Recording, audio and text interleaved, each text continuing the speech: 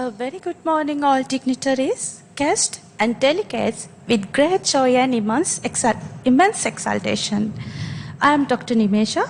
And I am Benazir Farah. The world is full of diamonds and gems, and we are having some of them here today to build this event. I feel privileged to extend my heartfelt welcome to all presented here with us to the Back to Basics 2022, the 7th Interventional Cardiology Fellows course organized by the Cardiology Unit, National Hospital Kandy, collaborated with Sri Lanka College of Cardiology. So, ladies and gentlemen, I request you all to stand in honor of the national anthem.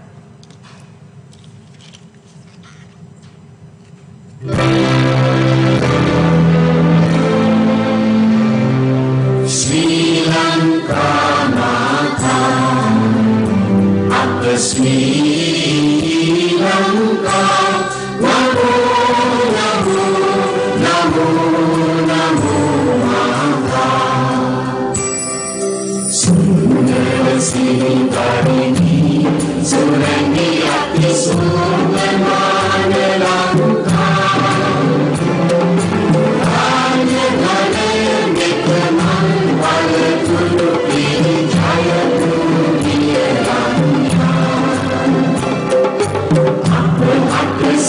Sini Santa Sadhana, Jivana Mahaka, Ilikanu Mena Akabhakti Puja, Namo Namo Mahaka, Atta Sri Lanka, Namo Namo Namo Namo Mahaka. Apabila Ubamaya Apasatya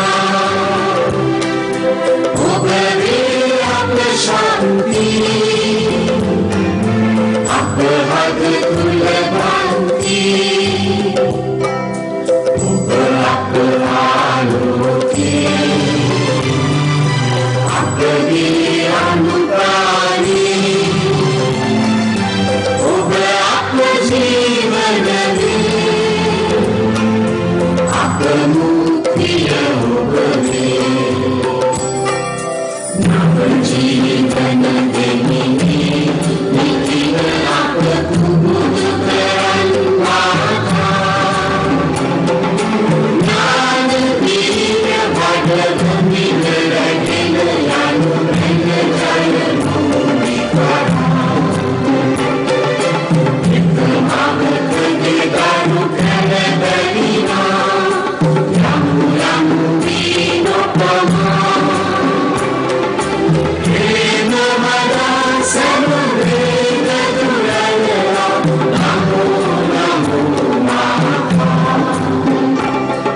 Sri Lanka, Namo, Namo, Namo, Namo, Mata.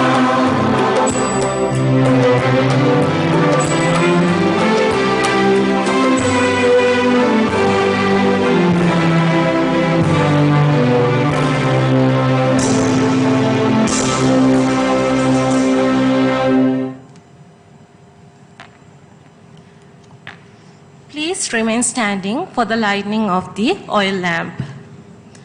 For the same, I would like to invite the President, Sri Lankan College of Cardiology, Dr. Nyanamurthy Mayradhan, the Head, Department of Cardiology, National Hospital Kandy, Dr. Subhashini Jayavikrama, the Director, National Hospital Kandy, Dr. Anura Jayasekara, and the event coordinators, Dr. Ajit Kularatna and Dr. Priyantha Kannangara.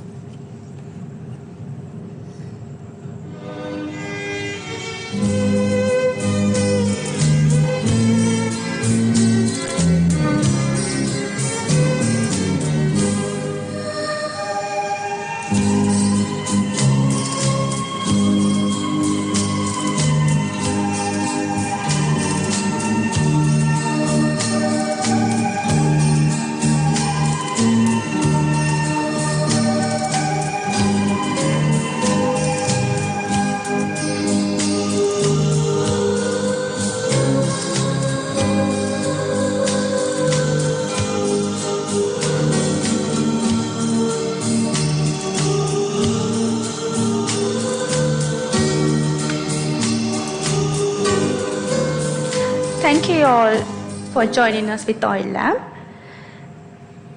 Next, I would like to invite the head of the Department of Cardiology, National Hospital Kandy, Dr. Subhashini Jayavikrama, to deliver the welcome address.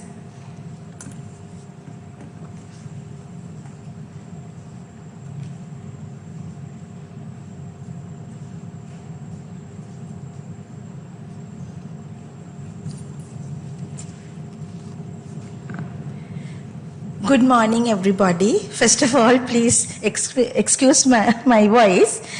I wish to welcome all of y'all. Dr. Anuradha Jayasekara, Director, National Hospital Kandy. Dr. Jnanamurthy Mayuradhan, as we all fondly call him Mayura, who is the President of the Sri Lanka College of Cardiology. All my fellow consultant cardiologists from all over Sri Lanka, and our most precious treasure that we have, the senior registrars and the medical officers in cardiology. I warmly welcome all of you to the 7th Back to Basics program, which is organized by the National Cardiology Unit, National Hospital Kandy, in collaboration with the Sri Lanka College of Cardiology. This is the 7th event of Back to Basics, which started as a brainchild of Jnanamurthy Mayuradhan in 2015, and every year we have been having this function event. Actually, it's mainly targeting the senior registrars in cardiology and the medical officers who are working in cardiology units to improve their knowledge. So my main message is whatever knowledge we have should be built up on a firm foundation of basic knowledge. Otherwise, it's not going to be a proper knowledge. So with that aim in mind only, we all in 2015, all of us got together and decided to start this Back to Basic program, because we strongly believe whatever the knowledge, advanced knowledge that you acquire during your life, you have to build it on a firm, solid foundation of basic knowledge. So this year we'll be having the Back to Basics session on interventional cardiology. So without any delay, I would like to warmly welcome all of you again to our lovely city of Kandy and to the Back to Basics 7th event, and I wish all of you will have a wonderful academic experience and you will all enjoy this event. Thank you very much.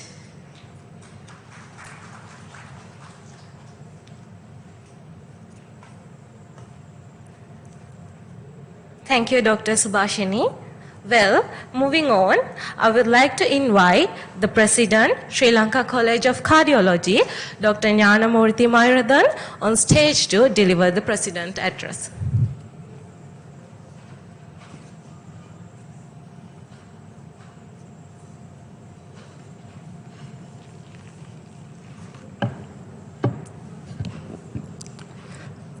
Director, National Hospital Kandy, Dr. Anuradha Jayasekara. Event coordinators, Dr. Ajit Kularatna and Dr. Priyanta Kannankara. Consultant cardiologists, senior registrars, medical officers, allied medical professionals, ladies and gentlemen. Very good morning to you all. As mentioned by our senior consultant cardiologist, Dr. Subhashini Jayavikrama, basic principles and concepts are fundamentals in medicine. In the field of cardiology also, understanding basic principle will result us in practicing scientific medicine. If you come to interventional cardiology, interventional cardiology, the techniques can be learned within few days. But if you don't follow the basic principles, we will end up in problems, complications. So basic principles should always be understood. Recognizing this, the importance of these basic concepts, we formulated the Kandy Cardiology Unit, formulated the Back to Basic program since 2015. Sri Lanka College of Cardiology ever since has pledged its full support. Sri Lanka College of Cardiology, since 2015, has contributed in the way of speakers and the moral support throughout the last 7-8 years. This year also, on behalf of Sri Lanka College of Cardiology, I pledge that we will give our first cooperation to the Basic Program 2022. Organizing this type of program in this difficult era is not that easy. My main congratulations to the Candy team and the event coordinators, those who have been working very hard these days, Dr. Ajit Koraratna and Dr. Priyantha Kannankara. Very big congratulations to you all.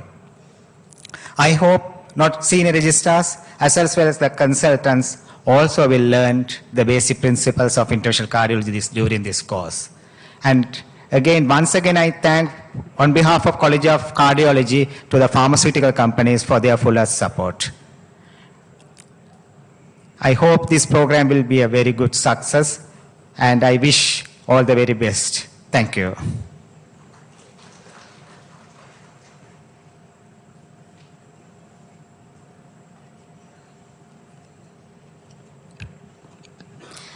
Thank you, Dr. Marudan. Next, I would like to invite the Director, National Hospital Kandy, Dr. Aruna Chayasekara, to deliver the Director Address.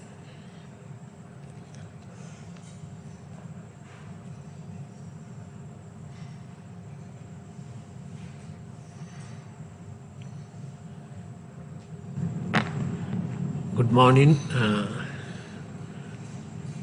all the consultants, cardiologists from our hospital and other hospitals, and senior registrars, medical officers, and all the invitees. First of all, I would like to thank the organizing committee for inviting me to this inauguration. It is a great pleasure me to participate in this event. So,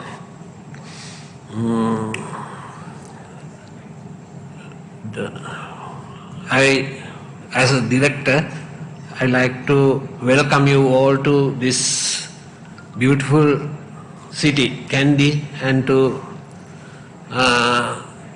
this program. Even this is back to basics. My knowledge on cardiology is very, very basic, limited to undergraduate level. So I am not the right person to talk about cardiology. So then I wish to have very successful training program. Have a nice day. Thank you.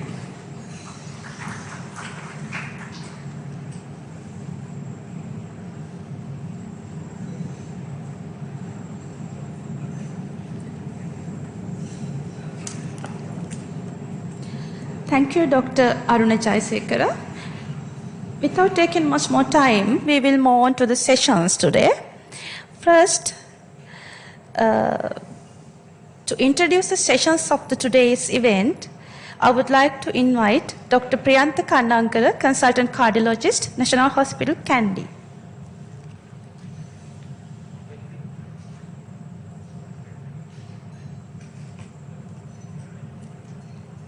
Good morning. Welcome, everybody. I'll give a brief introductions about today's course. So, as we all know, this is going to be fellow course. So, our main concentration is SRs, but we are given same concern for all the participants. And our objective is to uplift and update the knowledge among ourselves so that in the future we don't have any challenge. So we can ultimately give a very good care to our patients. So today event, so I would like to ask all our SRs to remain in this session and actively participate so that you can uplift and you can update your knowledge. So, today's session, there will be four sessions. Each session got 4 eminent speakers. Each speaker has 20 minutes. The time concern is very important. And after 20 minutes, so probably the screen will be shut. So after the end of each session, so after completing all 4 speakers, there will be a session for SRs for discussion. There will be 3 SRs coming to the discussion forum so that you can raise your questions, your concern, your queries. Don't keep your queries or questions, so raise all the questions, and also audience also can direct their question through SRs. So we are having 4 discussion forum after each and every session. So today events and tomorrow will be the same, and we have only 2 sessions. And I think all the participants, including SRs and consultant and MOs and others, will get maximum out of this event. Thank you very much.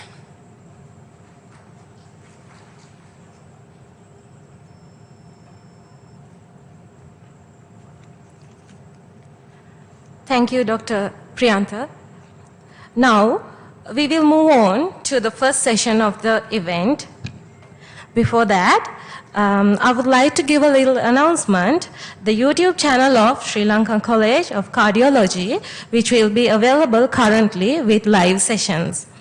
Well, I would like to invite the chairperson, Dr. Narada Kodituaku, Consultant Cardiology, District General Hospital, Vavuniya, to the stage.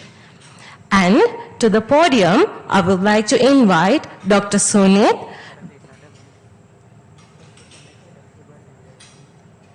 I would like to invite the chairperson, Dr. Subhashini, to the stage.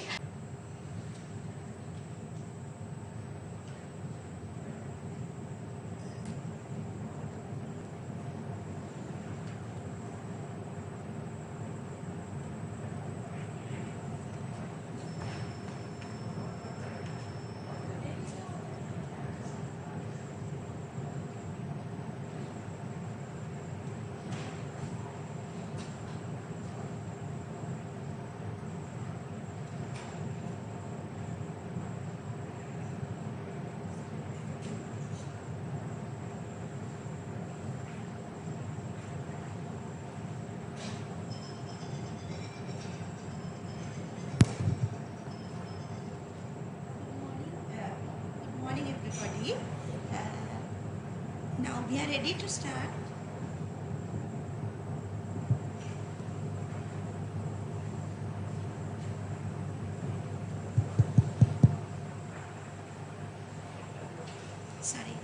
Good morning everybody. Now we are ready to start the first session of Back to Basics 7th event, and the first session will be on preparation for cardiac catheterization. So as we mentioned, we start from the basics. So there will be, as Priyantha mentioned, there will be 4 speakers. I would like to introduce the first speaker, Dr. Shanika Karunaratne, consultant cardiologist, teaching hospital, Polonnaruwa. He'll be speaking to us on basic principles, tips and tricks of coronary angiography. Dr. Shanika Karunaratne, consultant cardiologist, will be speaking to us on preparation for cardiac catheterization. I would like to invite you to the podium, Shanika. And Shanika, I must say, Shanika was my first senior registrar at the National Hospital, Kandy. Welcome, Shanika. Over to you.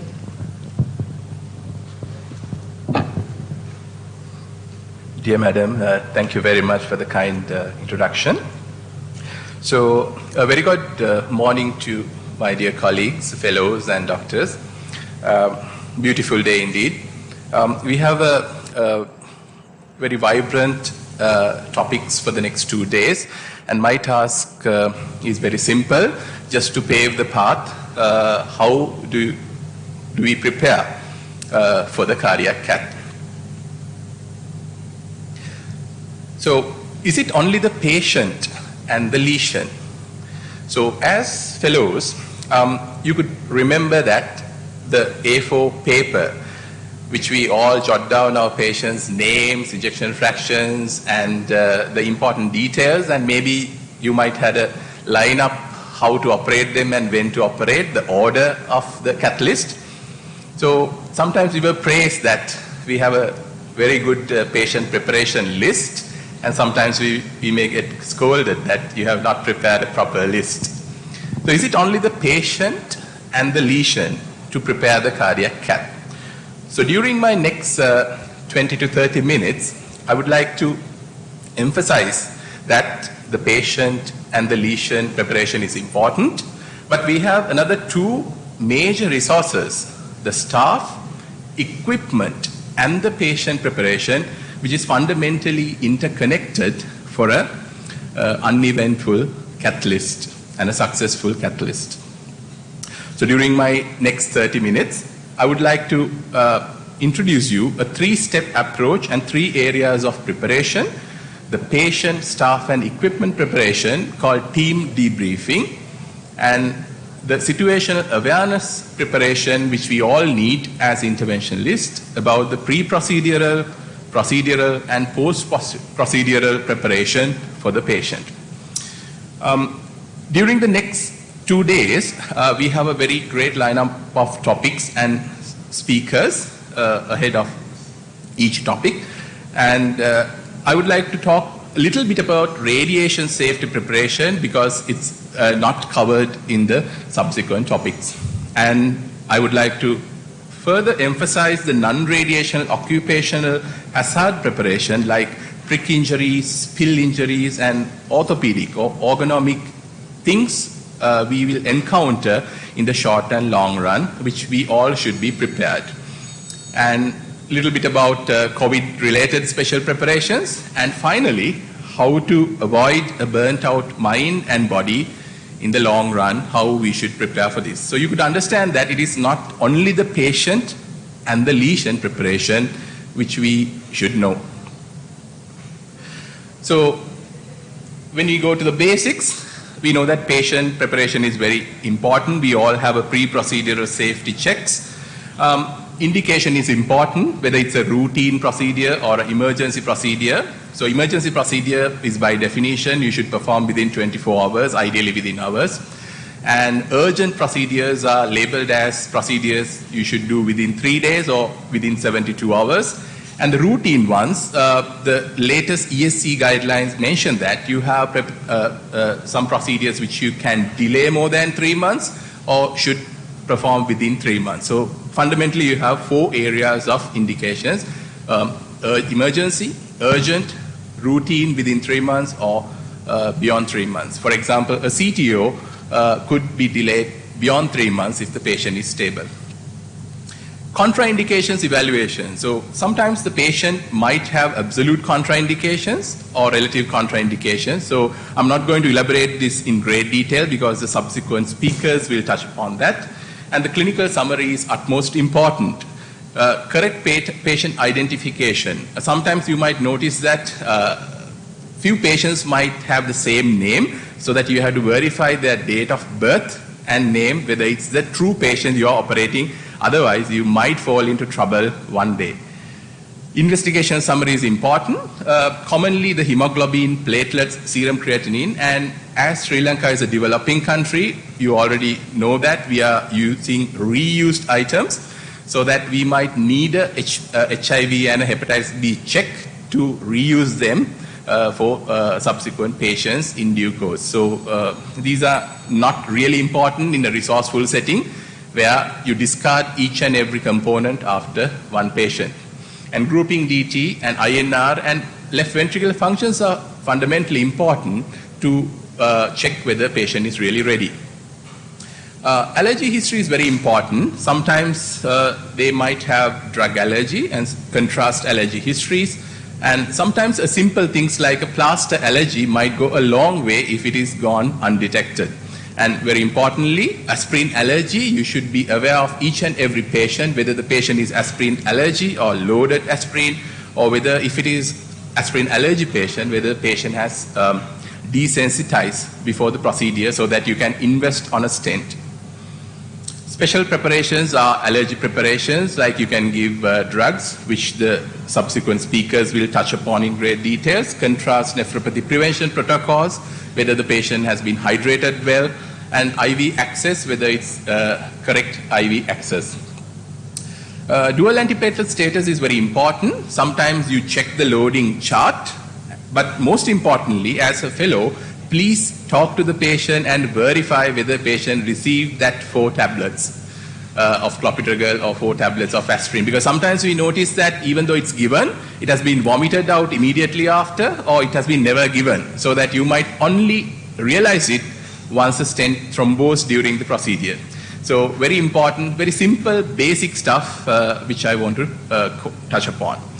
Vascular access site preparation is important, and if you have time, please do the modified Allen test just to make sure that if something happened to the radial artery, the ulnar circulation gives the collaterals to the hand. Very important, simple step, but if catastrophe happens, sometimes you might realize that the patient might not have a distal flow due to absence of the palmar arches.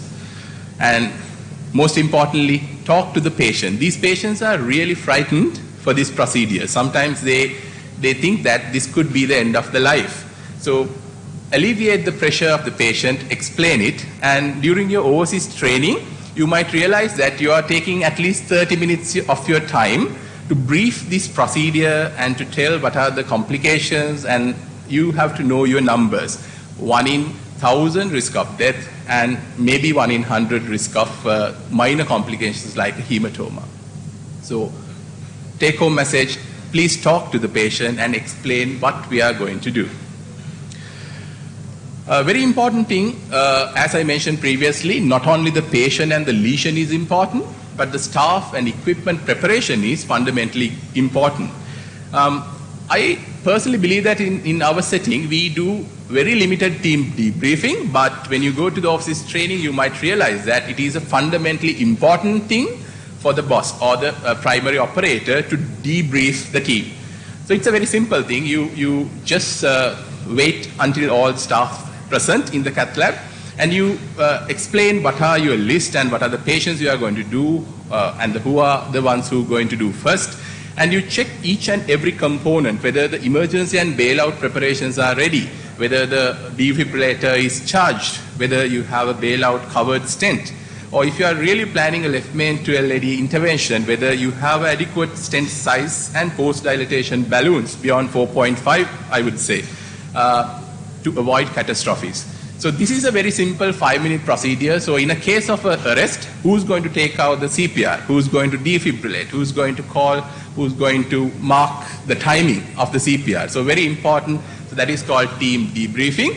And in our training in overseas countries, they really want this to happen. So it's your duty to learn how to do a team debriefing, as I mentioned. So procedure start to end is a smooth thing to happen.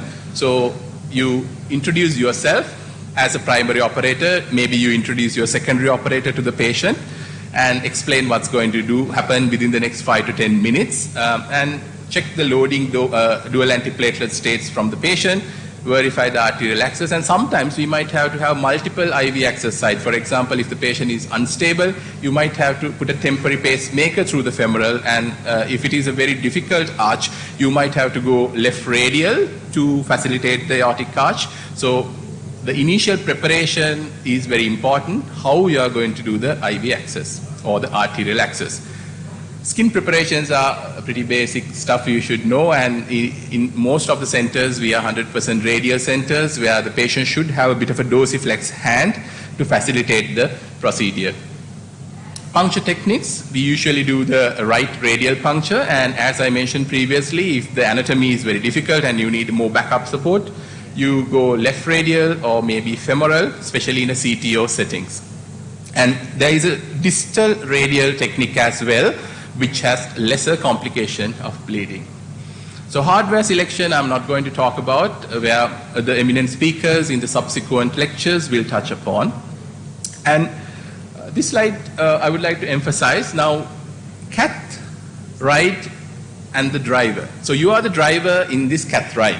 So I will explain 7 things you should take home. So if you could remember these 7 things, it is the pretty basic stuff I would like to highlight. Strictly no air bubbles to the systemic circulation. So remember, especially in the left system interventions, a small air bubble or clot could cause a devastating effect. So always have your checklist, aspirate for air bubbles and check and recheck whether you are introducing something harmful. Second rule is nothing to push or pull against resistance. So everything should be smooth in an intravascular access.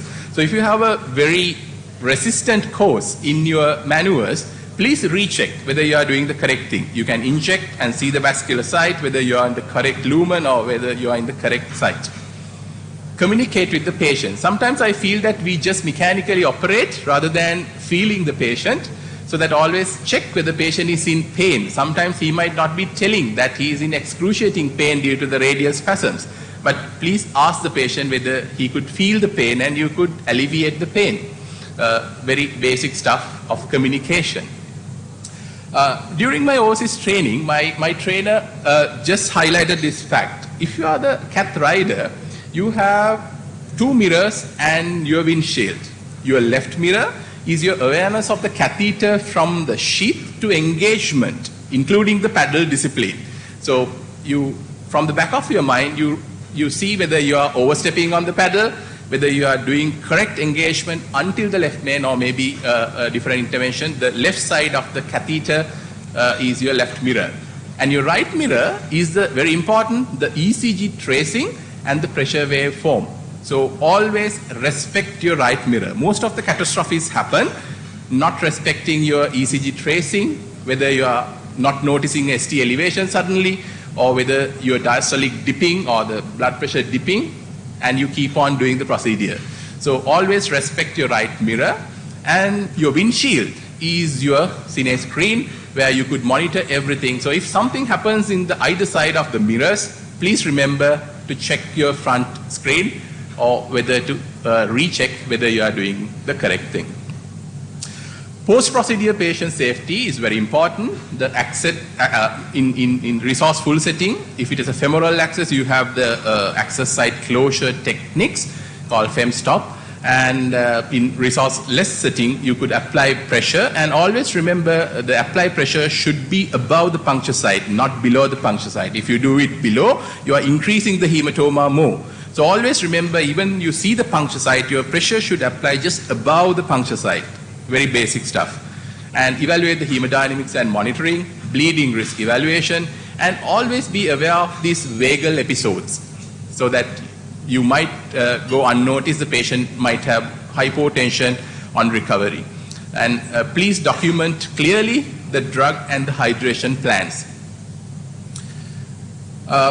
As the radiation safety preparation is not really touched upon in the subsequent lectures, I would highlight a bit more on this area. I was told that I could take more 10 minutes of my time, and thank you for that.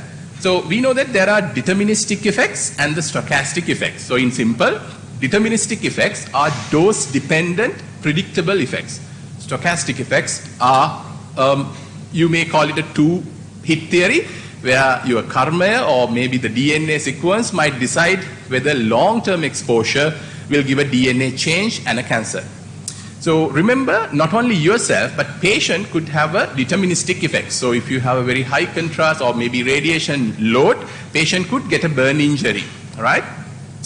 So the operator might get a few deterministic effects. And remember, the most sensitive organs for the radiation in eye is cataract, that is the lens and the cornea, and then the second one is thyroid. So always remember your eye protection and the thyroid protection. So if you see, there are 8 studies with meta-analysis done on more than 1,000 interventional cardiologists. The posterior lens opacities are very common. So be vigilant about the cataract risk. So sometimes we feel very relaxed about it and we don't feel it. So in the subsequent slide, I will explain what is the dose per year the eye could handle.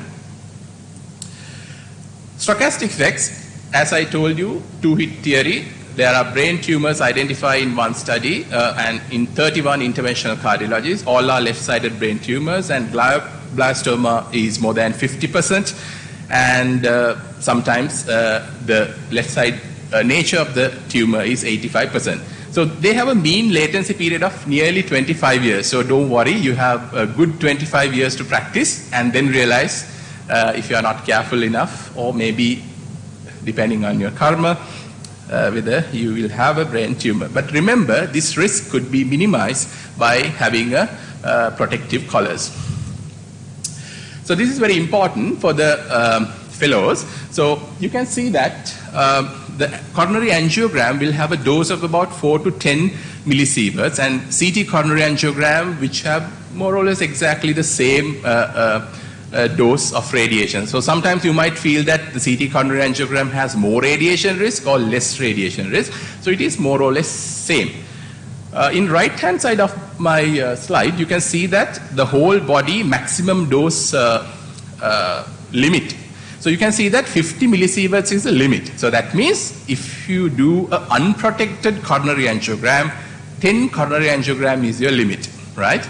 So if you do it unprotected, after one catalyst, your quota is over, right? In Sri Lankan setting. But remember, this could be 100% cut off if you wearing your protective gears. So remember whether your protective gears are really protecting yourself. Sometimes we feel that the lead apron is broken, and sometimes you are not wraparound in a double wraparound manner where you are only covering half of the radiation dose, and your eye protection is important, right? So this is a rough idea why you should protect yourself with the adequate garments. Radiation safety preparation has been questioned in some of the exams, including European exit exam. So please pay attention to this.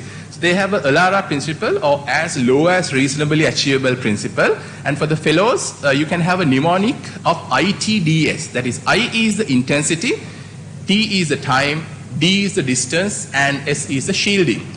So when you have a high intensity source, you are more exposed to the radiation. If you are spending more time, it's more radiation. If you have a distance closer to the source, you have more radiation. If you don't have the shielding, you will have more radiation. So this has been questioned in some of the exams, and you could read the question. I'm not going to read it, but the principle is the inverse square law, probably you know in your physics, where if the source has 100% energy, and if you are only 1 meter away, your radiation exposure is 100%. And if you are 2 meters away, it is square rooted so that your exposure is only 25%.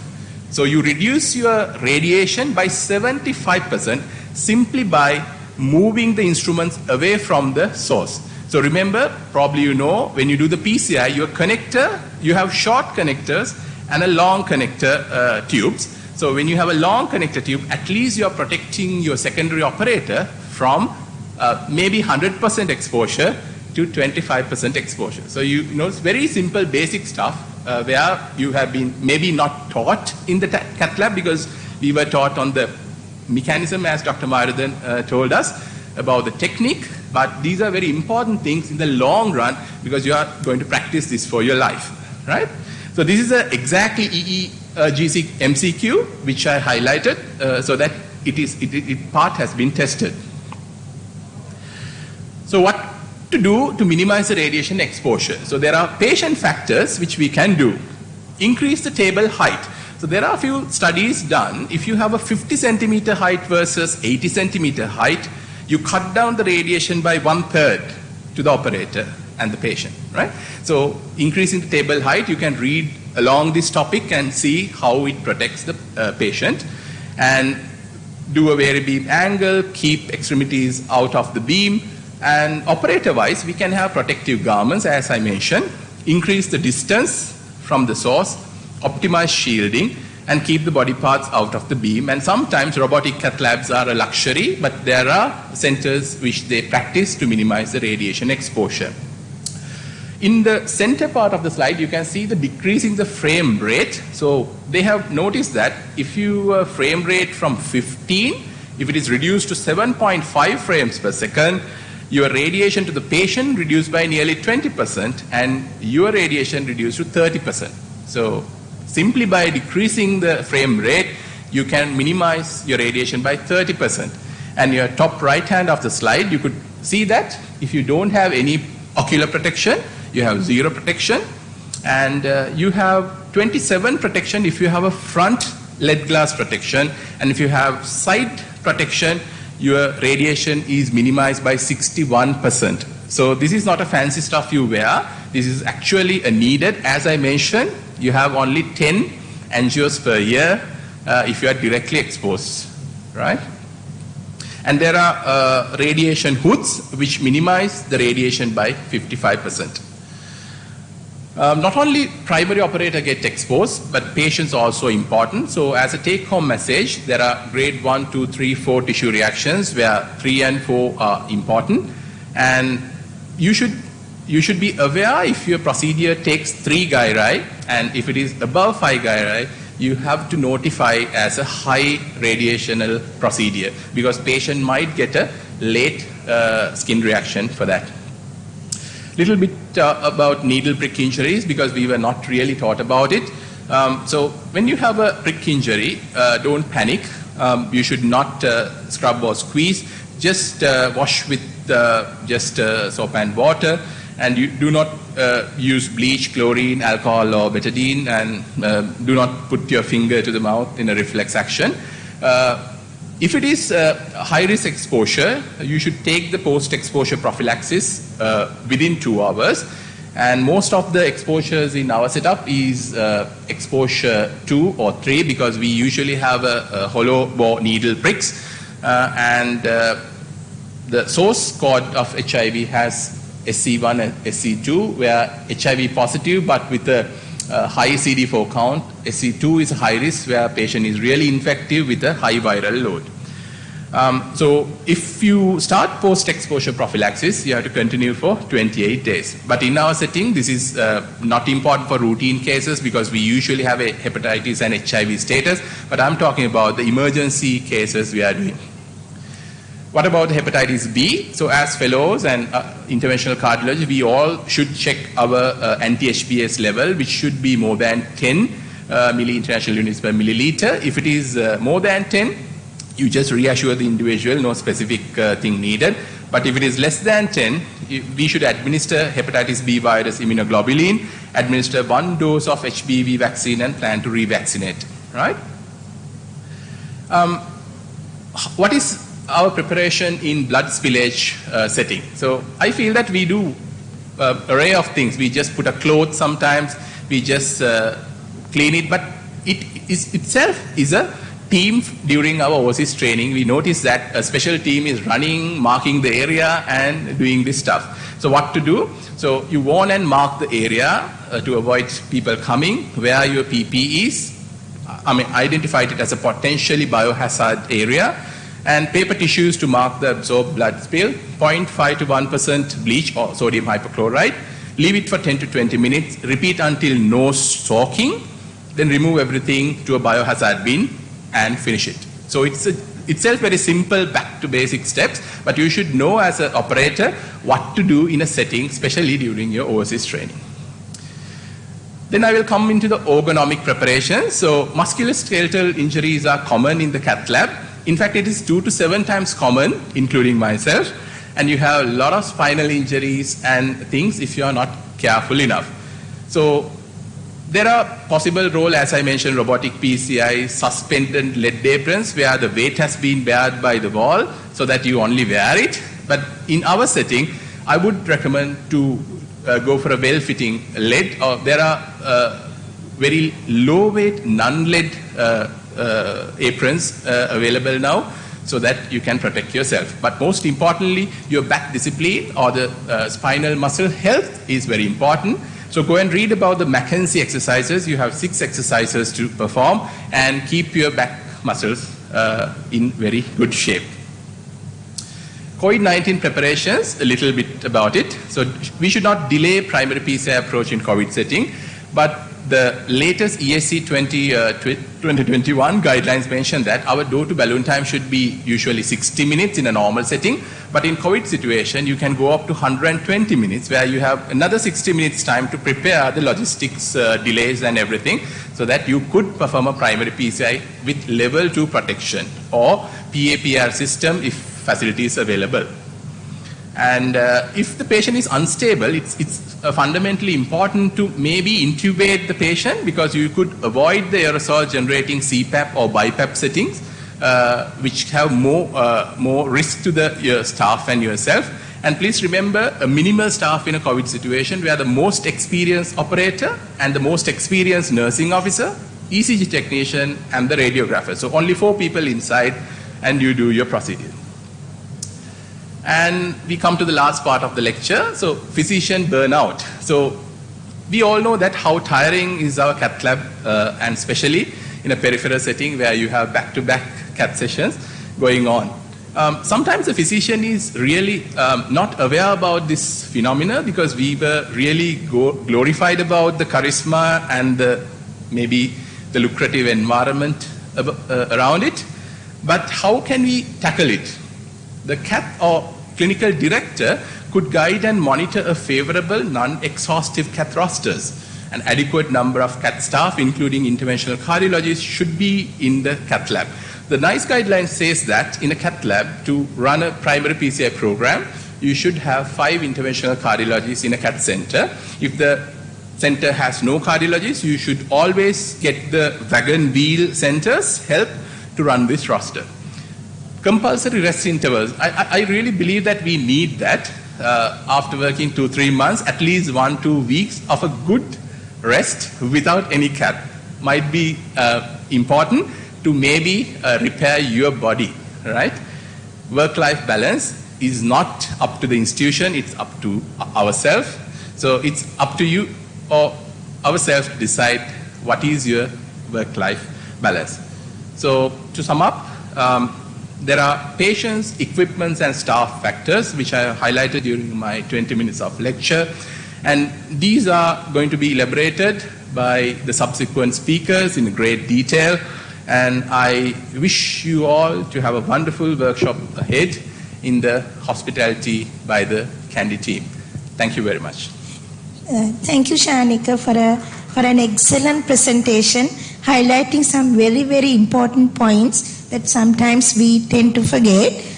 We will be having a discussion forum at the end of the session. So without any further delay, I would like to introduce the second speaker, Dr. Chaminda Pushpakumara, consultant cardiologist, teaching hospital Coronary. He will be speaking to us on basic principles, tips and tricks of coronary angiography. Over to you, Chaminda.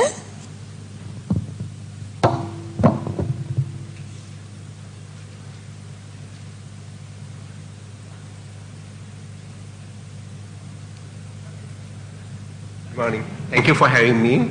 Thank you for the organizing committee for accepting me as a presenter. So basic principles, tips and tricks of the coronary angiogram. And the coronary angiogram is not a kind of instance, it's a process. So the pre-preparation, intra-preparation and post-procedure best practices are equally important for a very successful angiogram. So your pre-procedure best practices begin with once you meet your patient. It may be from the outpatient or it may be from your cath lab itself. So you should talk to the patient, get the adequate history and prepare with the investigation, and informed consent is very important, and should discuss about the sedation and the allergies and so on. And you should know your anatomy. So So thorough with your cardiac anatomy, thorough with your vascular access anatomy, and know your cardiac hemodynamics and the cardiac cycle. And know the anomalies, know the coronary anatomy, and know how to correlate with the syntax code. And know your strengths and the weakness in your cath lab. Know where you are working and how your colleagues are, how helpful they are, and know whether there is any bailout procedures available, for instance, whether a vascular surgeon is available in your center or not. And what are the intra-procedure best practices? So review the procedure status before the procedure beginning, and make sure the patient is adequately fasted, and know the non-invasive hemodynamic situation and the defibrillator, whether the defibrillator is ready or not, and plan for the vascular access. And this is very important, the timeout procedure. It's universally done in the cath lab that minimize so many complications and the problems. In timeout procedure, all the operators and the cardiographers, radiographers, and the nurses involved in the procedure go to the patient and discuss with the patient and make sure the identification is okay and patient has any allergies, and then you discuss with the other members of the team how you are going to do the procedure. These are the equipment you are taking for the procedure. That's very helpful for a smooth procedure going to perform afterwards. So conscious sedation is encouraged. Midazolam and fentanyl are the preferred choice, but make sure you have reversal agents in your cath lab. And you should know your the sheath and the color coding, and so that's very important in an emergency. You can pick and choose appropriate sheath just looking at the color code. And know your guide, know your catheter, and know what is French size. And that's very important to know what's the French size when you do the angiogram and vessel sizing, and when you estimate the stent sizes in relation to the catheter. Know your guide, know your catheter's terminology, what is primary curve, secondary curve, and the tertiary curve, and what do you mean, we should be able to say what do you mean by L2, L3, and so on.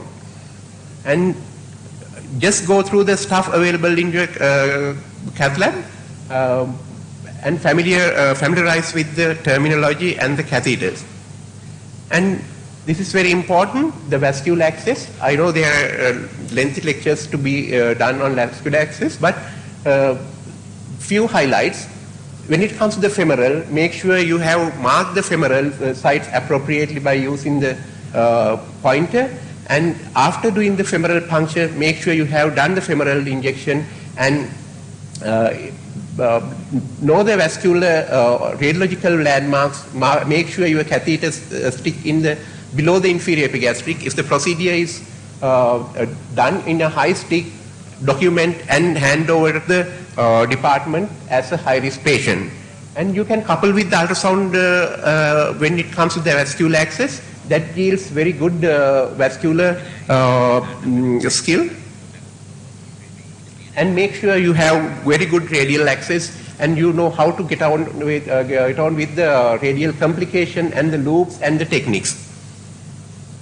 And there are few steps when it comes to the performing coronary angiogram. There are basically 8 steps.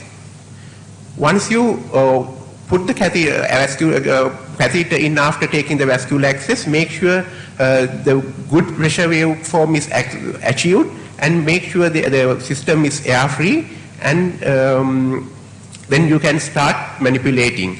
And know the normal pressure waveform, ventricularized pressure form, and the damped pressure waveform, and the causes for each and every difficult situation, and how to troubleshoot it. Before you do the engagement, just do the test contrast injection with few milliliters, and falsify the coronary ostia and make sure there is no ostial stenosis. And this is recommended thing is to give intracoronary nitroglycerin, but we are not routinely doing the intracoronary nitroglycerin injection. But if you feel like there is any ostial spasm, it's always worth to give intracoronary nitroglycerin. and optimally position the patient, image receptor and the shield. So this is the best practice. Please keep the table as high as possible and image intensifier as close to the patient, and that can minimize the radiation to a greater extent. So please make sure your ECG is okay. Without seeing the proper ECG and the pressure wave, don't start the angiogram. And then you perform the sinoangiogram. And it's very important, it's heaps better, the operator and the radiographer would be the same person. I have very same experience when I doing the panning and the injection. If I am doing both, I'm very comfortable. But in our case, the radiographer is mostly taking the pictures where we directing him to say to take which pictures. But make sure whether the radiographer and you are on the same page. And when you are injecting, it's very important to keep the manifold in about 45 degrees angle to prevent air embolism. And it is very important to know how to inject for the angiogram. So it's not simply just injecting continuously. You slowly build up and make into a plateau and give a bit of extra inject and then allow it to come down. And panning should be best avoided. Make sure your radiographer is positioned the film in the appropriate frame. After performing the injection, again you assess the pressure and the ECG. If you notice if there is any contrast staining inside the coronary, don't inject, wait until the contrast is being cleared. Otherwise, that can cause the arrhythmias and the ventricular fibrillation. So now we'll come to the angiographic interpretation. So the standard nomenclature, you should know what is anterior, posterior, oblique, what is left lateral, left anterior oblique, and so on. And when you perform angiogram, make sure the catheter is adequately, nicely placed in coaxially. And the first, usually we are taking the RO caudal projection, where you can appreciate the left main, LAD, and the circumflex. And know your anatomy, and you should know the circumflex is posteriorly placed. When it comes to the circular course, it will give the bit of magnification. The circumflex you see may not be the actual size. In fact, it's been magnified. Then the cranial views.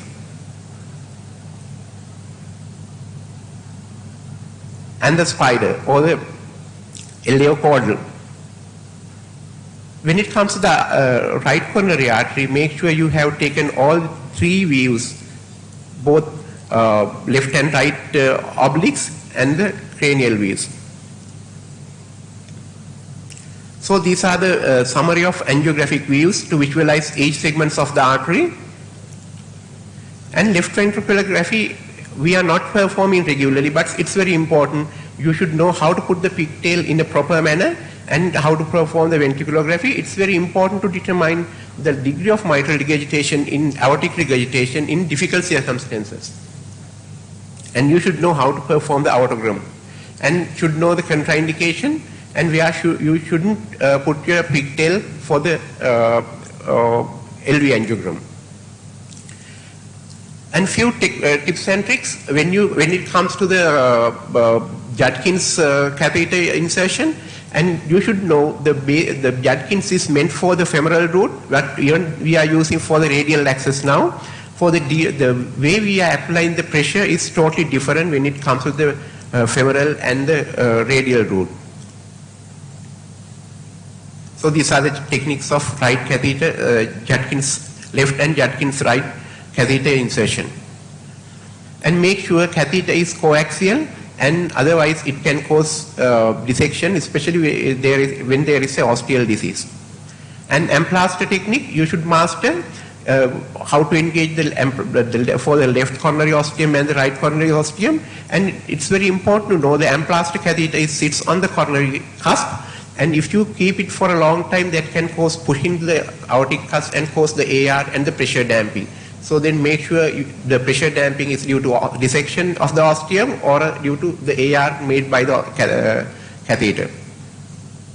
And depending on the right coronary ostium location and its variation, you have to use different catheters, and by practice you know which catheter is suitable for this one.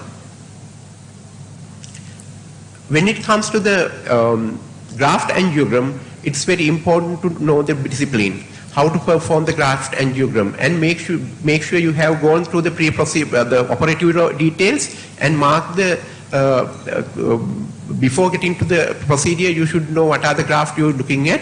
Usually start with after doing the native angiogram with the JR catheter, and then once you are at the LAO projection, you look for the right coronary graft, and then you move to the right projections and try to find the other venous graft. Common catheters are to find the venous graft are the JR catheter, multipurpose, and Emplaster and 3DRC. So these are the few tips for the graft finding.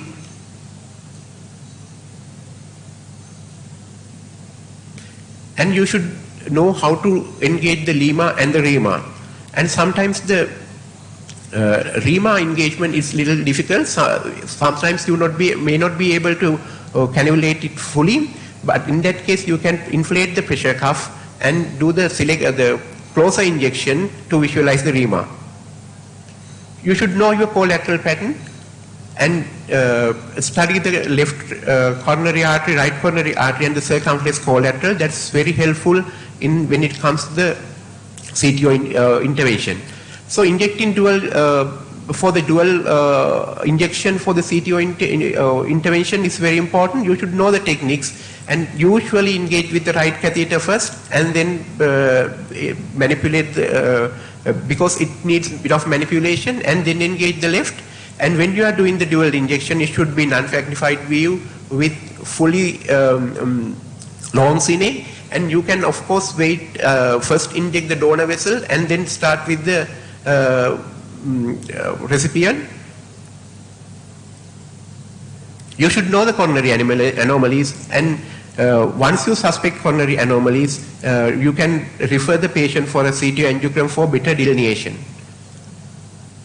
So it's very important to know the lesion classification when it comes to the coronary angiogram interpretation.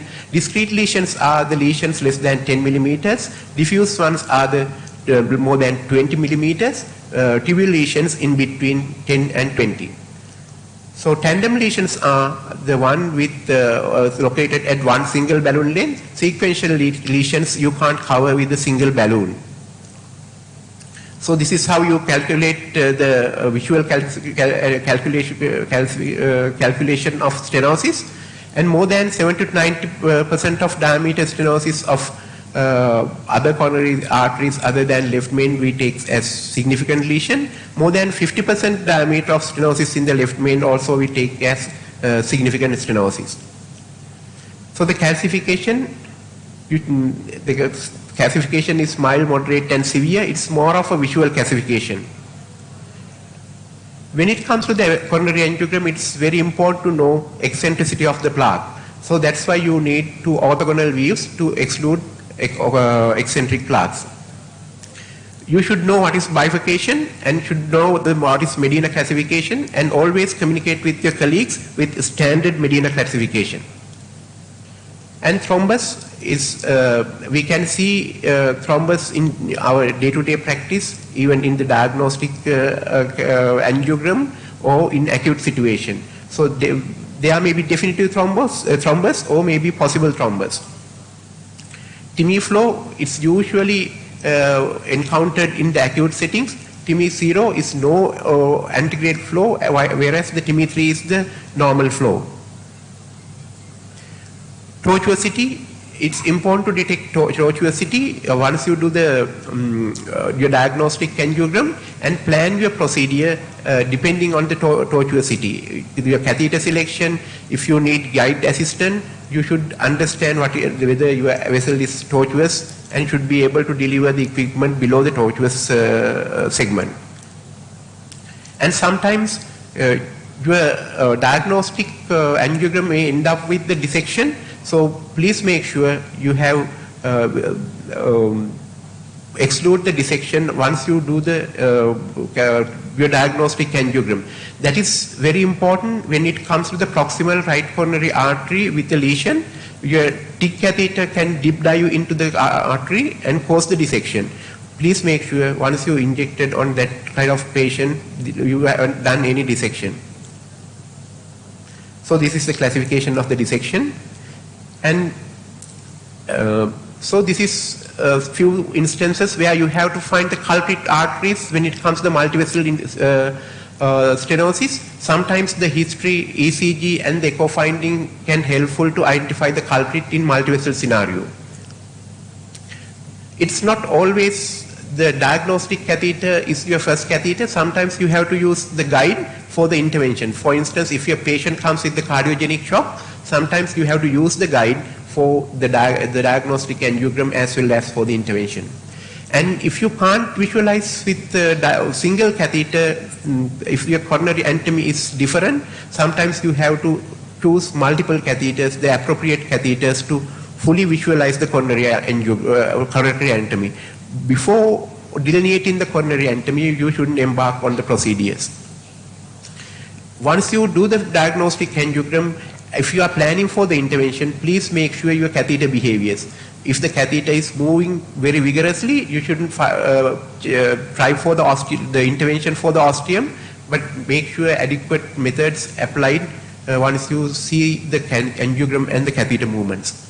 And few tips and tricks when it comes to the catheter is kinking at the aortic arch. If you are doing the radial procedure, don't pull the catheter it make a loops, and try to push towards the aortic root and try to do the maneuvers. And sometimes you have to go through the femorals and untwist the catheter. So it's not been over until you finish it fully. Once you do the diagnostic or the angiogram, you have to apply the best post-procedure practices. And you should, once you perform the procedures, you should communicate with the patient and inform the procedure findings, important positives and the negatives, and if there is any complication, please appropriately communicate with the patient. And reporting is important, and you should document the medication and the log settings, and try to mark it with the syntax score, and these are the components should include in your procedure reports. And patient's demographic information, who is the operator, and what's the procedure form, information, indications, and the access site, what are the equipment you use, and the drugs, and what's the contrast and how much use, what's the radiation exposure, and are there any complications and hemodynamic findings, and whether you have performed the left ventriculogram and the coronary angiogram findings. If you use OCT, IFR, and the FFR, you should mention about them. And then whether you have referred the patients to the referring physician or the follow-up physicians also should mention. Thank you.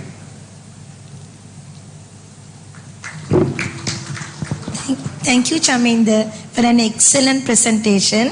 Those tips were really, really important for all of us. So thank you very much again, Chaminda, for that excellent presentation. Without further delay, we'll proceed to the next presentation. Next presentation will be delivered by Dr. Sundareshan, consultant cardiologist, teaching hospital Coronary.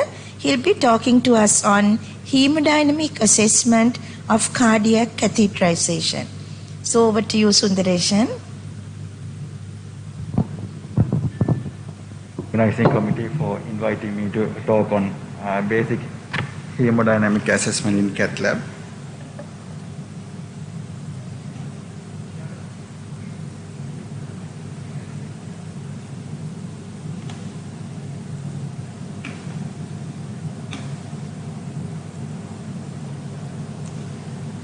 I'll start with this famous quote: "Look into any man's heart, you please. and you will always find in everyone at least one black spot which he has to keep concealed. Despite the exhortations of poets and pillars, the heart is, after all, a simple pump.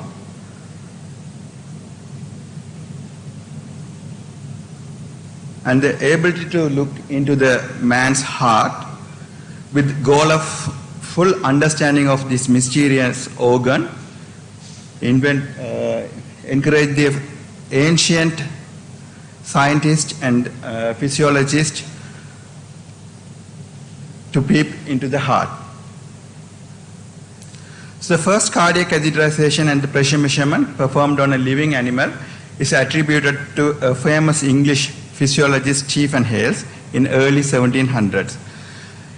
He, by accessing the internal jugular vein and the carotid artery of a horse, Hales performed his experiments using a brass pipe as a catheter with a connector that he has used a goose trachea to a long glass column of fluid. And he has observed the pressure in the white mare's beating heart raised to a column in the glass tube over 19 feet high. This was the first ever cardiac catheterization which was done in the medical field. Despite the several animal studies, they were not able to do the cardiac catheterization in humans because there was no the imaging facilities to document that. This was only happened after the invention of this X-ray by the famous scientist Roentgens. The first to describe or demonstrate the catheter could be advanced safely into the human heart was by a German surgeon, Werner Fossmann, who did the experiment on himself. And the indications for specific catheterization procedures are the right heart catheterization only performed when the clinician needs to know the cardiac output or to assess the right-sided cardiac chamber pressures. And if there is clinical suspicions of shunt, then a saturation run needs to be done in the right heart. And the retrograde left heart catheterizations are performed to assess the left ventricular pressure and the gradient, and the transeptal left heart catheterization is assessed to measure the direct LA pressure that is used in PTMC procedures. And the comprehensive hemodynamic assessment, normally it is performed to when we are doing the combined right and left heart catheterization, and the intracoronary pressure measurements are performed to assess the fractional flow reserve assessment. And the protocol for right heart cardiac catheterization is fairly simple. The venous access is obtained with, by internal jugular venous access or femoral venous access or brachial vein access. Typically, the Swan-Ganz catheter is placed in the right atrium. Then after that, the balloon is inflated. Then with the inflated balloon, the Swan-Ganz catheter is crossed through the tricuspid valve to reach right ventricle, and then the pulmonary artery to finally the wedge position. These are the components of a routine complete right and left heart catheterization. The operator positions the Swan-Ganz catheter in the pulmonary artery and the pigtail catheter into the aorta. And he records the pressure in both pulmonary artery and the aorta and measures the thermodilation method to assess the cardiac output. And the blood is sampled in pulmonary artery and the aorta to measure for the cardiac output and for the screen shunt. And then the pigtail is entered retrogradatively to the left ventricle by crossing the aortic valve.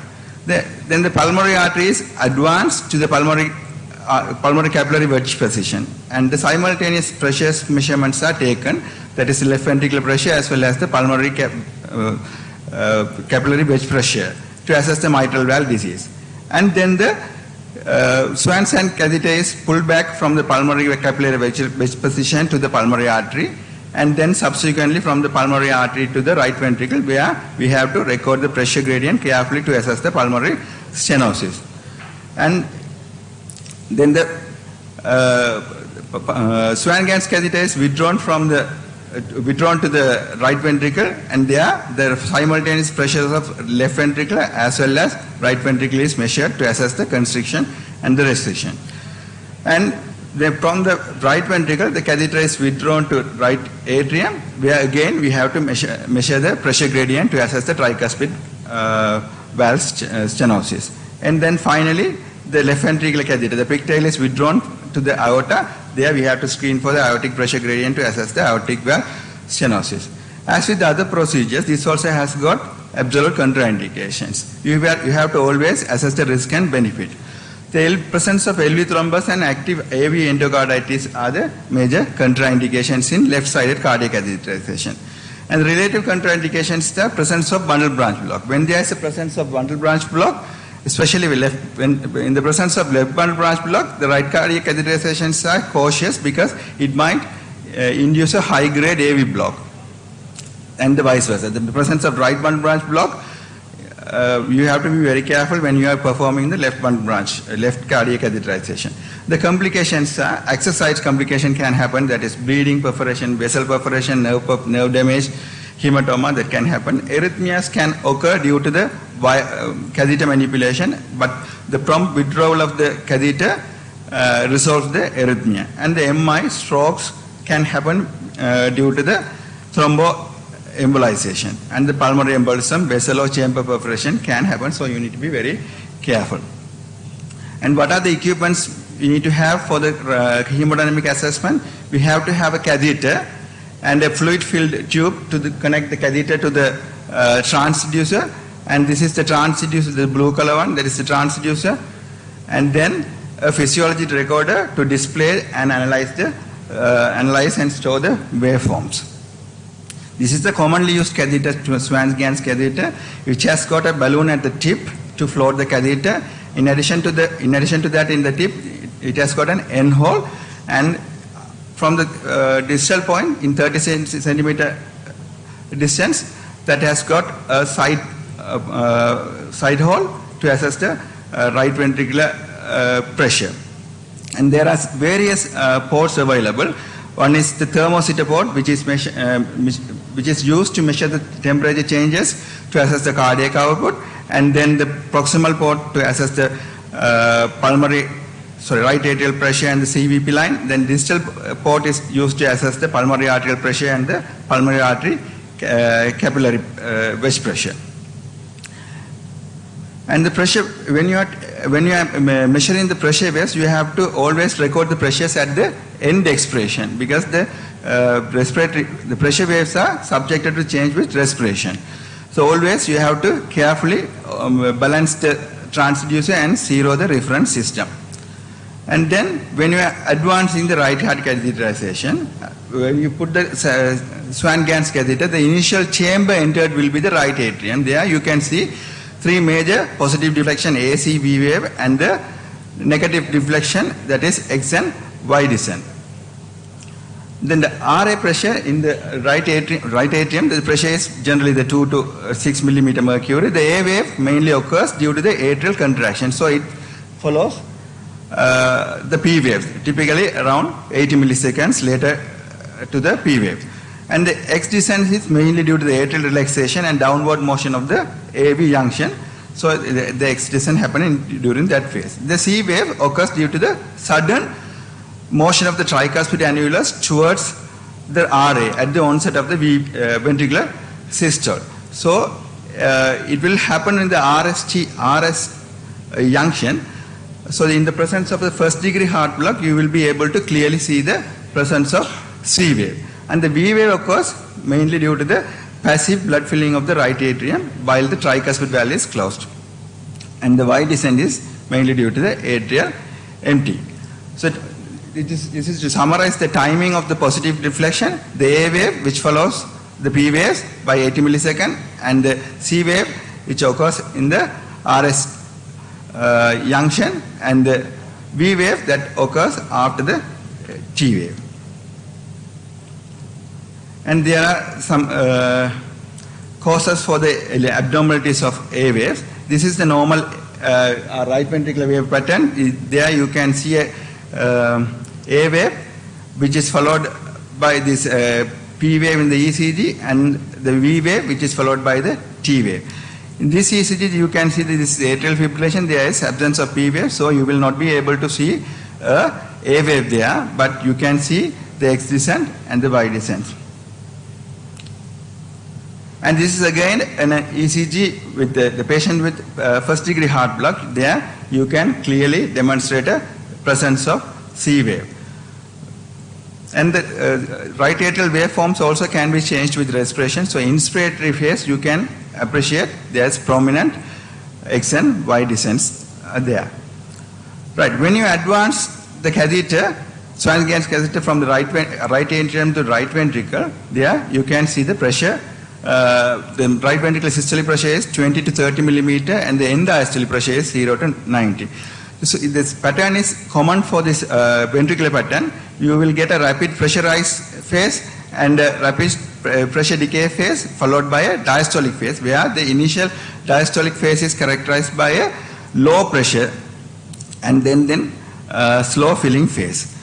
Generally, you don't see the A wave, presence of A wave. That is due to the atrial kick, because that pressure is absorbed by the right ventricle. But when there is presence of non-compliant right ventricle, you will be able to demonstrate a presence of A wave. So this is as I described earlier, this is the normal A wave pattern. You can see the upper limit. This is roughly about 25, and this is the abnormal right ventricle, that is non-compliant RV, where you can appreciate the right ventricular pressure is high and there is a prominent A wave.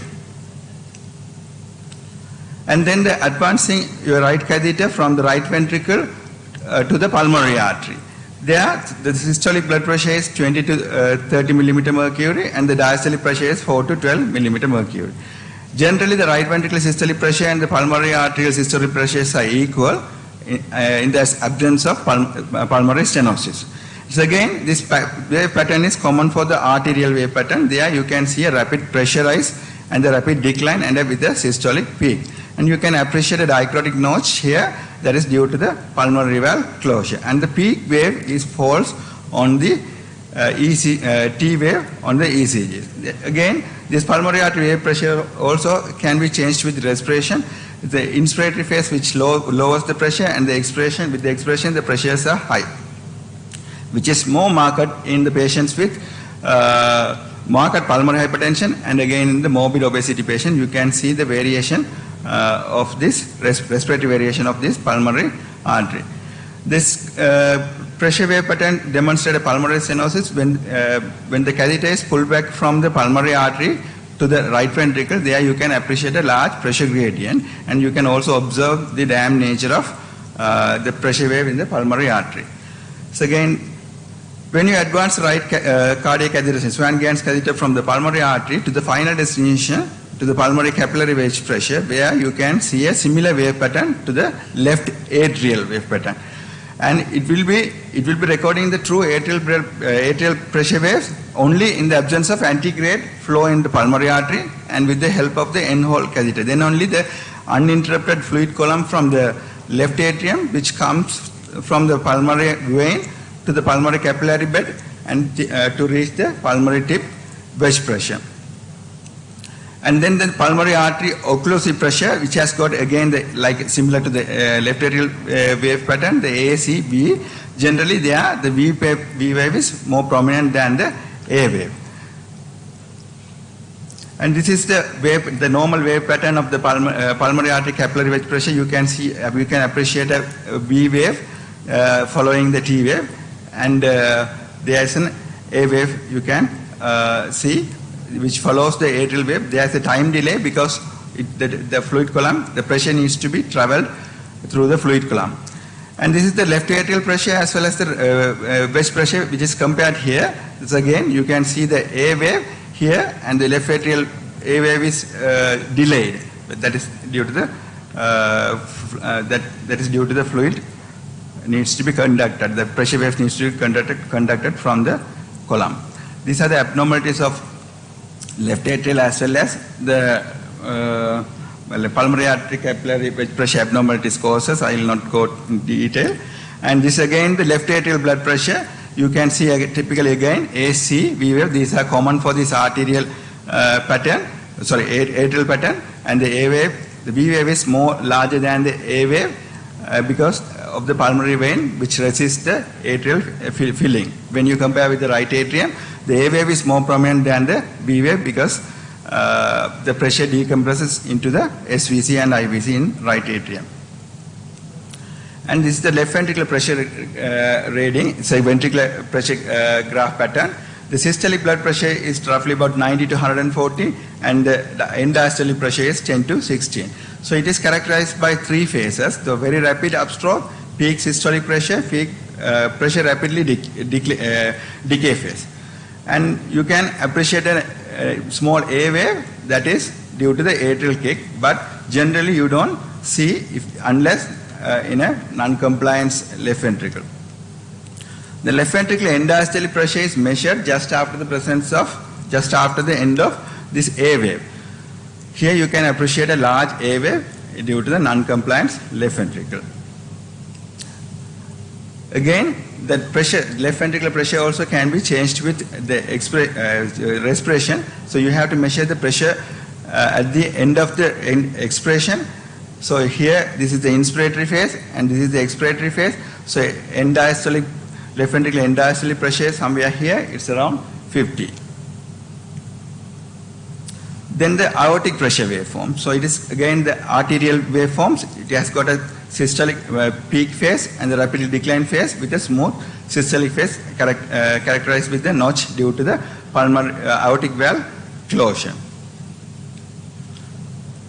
So hemodynamic pathologies are, this graph shows the presence of aortic stenosis, which reflects the pullback while continuously recording. So the pigtail is in the left ventricle, which is pulled back, and then you can see the pressure waves of the aorta. There's a pressure gradient which is due to the presence of aortic stenosis. You need to be very careful when you withdraw. It might cause pressure disturbance due to the artifacts or the arrhythmias. And when you combine the pressure waveforms, this is the first one image demonstrates the left ventricular pressure waveforms with the pulmonary capillary wedge pressure. When you see there's an end diastole, there should not be any gradient. It both needs to be equal. This again shows the combined left ventricular as well as left atrial pressure waveform. There you can see this is the T wave. So this is the V wave. You can see a prominent V wave that is mainly due to the presence of mitral regurgitation. Because the pressure gradient, there is no pressure gradient, so there is no mitral stenosis. These three images shows the presence of gradients in the end diastolic phase that shows mitral stenosis. And again, you can see a slow decline phase of Y descent that is due to the slow emptying of left atrium in the presence of mitral stenosis. These images are taken in the when the patient has undergone my PTMC. This is the first one before the procedure, so you can appreciate a pressure gradient there. And then after the procedure, the pressure gradient is declined, but unfortunately the patient has got a prominent V wave, just falls on the T wave, so the patient has got severe MR following the procedure. That's due to the complication. And then the common source of error in the hemodynamic assessment, you have to properly zero the properly do the zero level and balance the transducer. You need to look for air bubble, clots and kinks in the system and correct the loose connection. If the transducer is defective, you have to replace that. And there are artifacts which can interfere with the interpretation. Those are overshoot or ring artifact, overdamping, or whip artifact, or hybrid waveform. These two images which shows the overshoot or ring artifact, that is due to the presence of small bubbles. You can see a tip there which falsely give a higher value and give a gradient from this is the right ventricular waveform pattern. This pressure is high than when you compare with the pulmonary artery, but it is due to the presence of air bubble causing ring artifact. And this is a damp artifact in the aorta. You can see there is no notch in the aortic wave pattern. When you see that you have to always think about the bubble or any presence of clot there. So after vigorous flushing and removal of an offending air bubble, the pressure wave pattern has come back to normal. This is again the whip artifact. This is the pulmonary arterial wave pattern that is difficult to interpret. That is mainly due to the loop of this catheter. When you correct the loop, then you can get a clear waveform pattern. In view of time things, I'll skip this one. Then the cardiac output, that is measured in the two methods, that is thermodilation and the Fick method. I'll go through the thermodilation method. The bolus of liquid that is mainly the saline at a fixed temperature, which is injected, and through the proximal port into the right atrium. The cold temperature mixes with the saline and it lowers the blood temperature and then finally it reaches the blood temperature reaches to the normal body temperature. So this temperature change is recorded with the transiter probe, and which again over time it generates a curve. This is the normal wave pattern. When the presence of a low cardiac output, the pressure, the temperature comes back to normal level after a long term. Depending on this graph, you can calculate a cardiac output. And in summary, these are the right heart pressure tracings. You can go through this one. This is the right-sided cardiac chamber pressure readings with the blood pressure, mean and systolic blood pressures. This is the left-sided cardiac chambers pressure gradings are there. And thank you. Thank you very much, Sundareshan, for a very comprehensive, excellent presentation on a very difficult topic, I think. This is something that we tend to sort of, we may not be concentrating much on the hemodynamics. I think we have to do concentrate more on the hemodynamics. You made it very simple. And a special thank you for the quote that you started off with. That's very true, and I think we need a special discussion, maybe after the sessions are over. Thank you, Sundareshan. Okay. So next, and that will be the last presentation of this session, Dr. Dinush Dharmavardhana will be speaking to a consultant cardiologist, General Hospital Matale. Dr. Dinush will be speaking to us on antiplatelet and anticoagulation in PCI. So Dinush, over to you.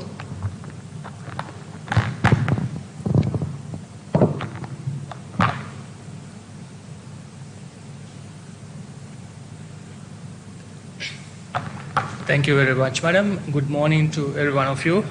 I think you are back to normal after listening to a lot of kicks, waves and pressures and all. We'll discuss something a bit more easier. So the topic is antithrombotic therapy in coronary artery disease. This is actually following PCI. But when you consider PCI or acute coronary syndrome, the differences are minimal. So you can extrapolate these data for acute coronary syndrome as well. So today's objectives are such. So we'll see how the dual antiplatelet treatment came into practice, when it was first started, and the best combination available out of the combinations that we use, and the optimum duration, which is a very contentious subject most of the time, and whether we can de-escalate in some of the patients with high bleeding risk. And are there any monotherapy options other than aspirin? Because aspirin used to be the baseline treatment when it comes to monotherapy. Is there anything new that we can be guided by? And also, when you have to use oral anticoagulants with antiplatelets, how are we going to set about doing that? So those are the objectives of my presentation today. So this is just a picture showing how it all starts in acute coronary syndrome. Even after a stent placement, stent is a foreign material, so it can induce thrombogenesis. And platelets are the main initial activating factor which causes the platelet plug. So when after that happens, there's a multitude of complicated thrombotic processes causing the thrombus to be stabilized, and then the vessel goes into spasm, and then the downstream blood flow will get cut off. So the role of platelet, I don't know whether you can see, I'm sure all of you may have seen something similar to this. We have several agents to target to inhibit the platelet, which is a cell without a nucleus. So all these receptors, once blocked, if they're permanently blocked, the activity can be permanently inhibited. But there are some agents which competitively bind to the receptor, so their action can be reversible. For example, ticagrelor and cangrelor. But prasugrel, clopidogrel, and aspirin, they inhibit the platelets irreversibly.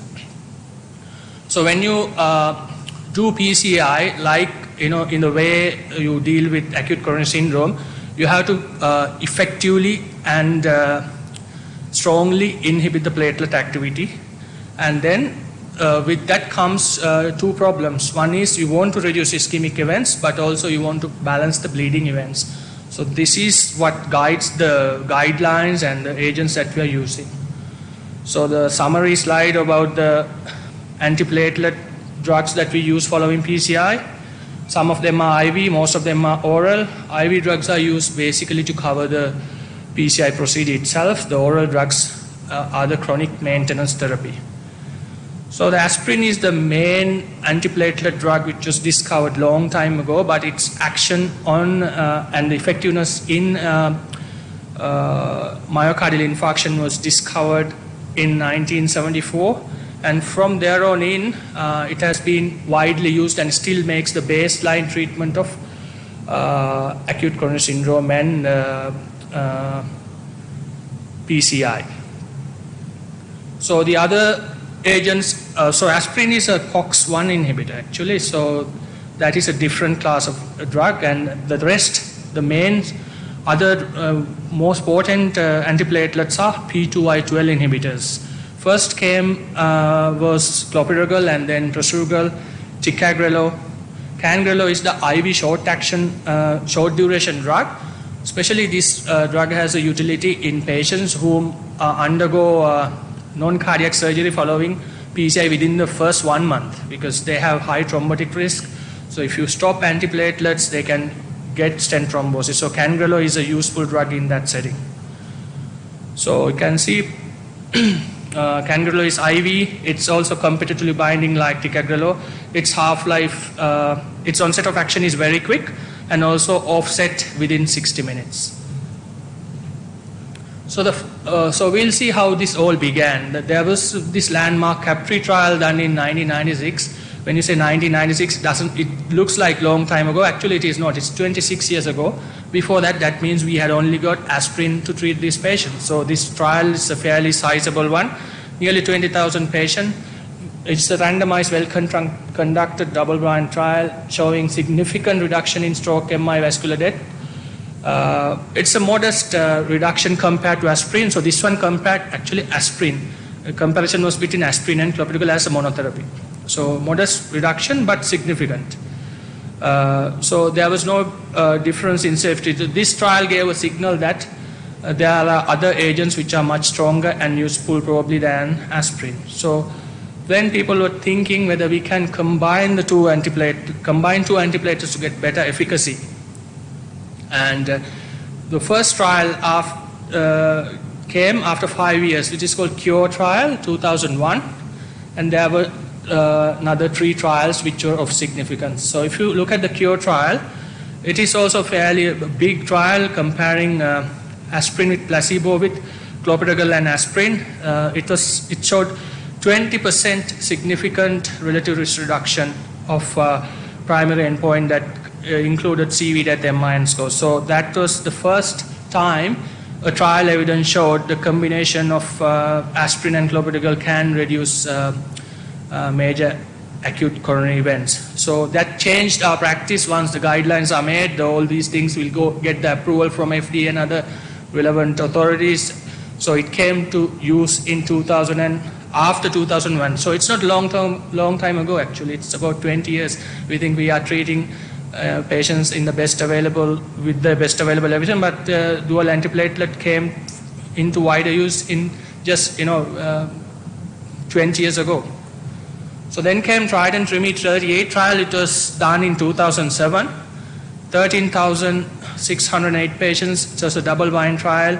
All of these patients underwent PCI and significantly reduced ischemic events, including stent thrombosis, this trial. So it was particularly useful in patients who undergo PCI. more major bleeding, but overall mortality was not different. So this trial shows you that in patients with, say, if, for example, a young patient having an MI who probably has very low bleeding risk, probably this will be a useful drug. So that's what these trials show. These trial evidence should be used with the judicious mind of the physician. So we can use, different drugs for different patient populations. So although bleeding risk it goes high in low bleeding risk patients, this could be a useful drug. So then came, after 2 years, Plato trial, which was again a fairly big trial, well conducted randomized double-blind trial comparing aspirin with ticagrelor. So this trial showed significant less death from vascular causes, MI and stroke. No increased overall major bleeding, but there was increased non-procedure related bleeding. But since my topic is on PCI and antiplatelet in PCI happened in like 64% of patients only in this trial, but it showed benefit of combining ticagrelor with aspirin compared to aspirin alone. So now it clearly establishes dual antiplatelet therapy is very useful. Clopidogrel, prasugrel and ticagrelor, they are all good, but when it comes to prasugrel, especially the bleeding risk can be a bit high. Then for everyone's surprise, now we expect prasugrel to cause more bleeding. We think out of the three drugs, clopidogrel, prasugrel and ticagrelor, we think that up to this trial, I think ticagrelor would be the best one because it doesn't cause much bleeding, it has good action. But then to everyone's surprise, ISA-REACT-5 trial, which came in 2019, showed something different. But this is a relatively small trial, which is an open label trial as well. 85% of the patients underwent PCI.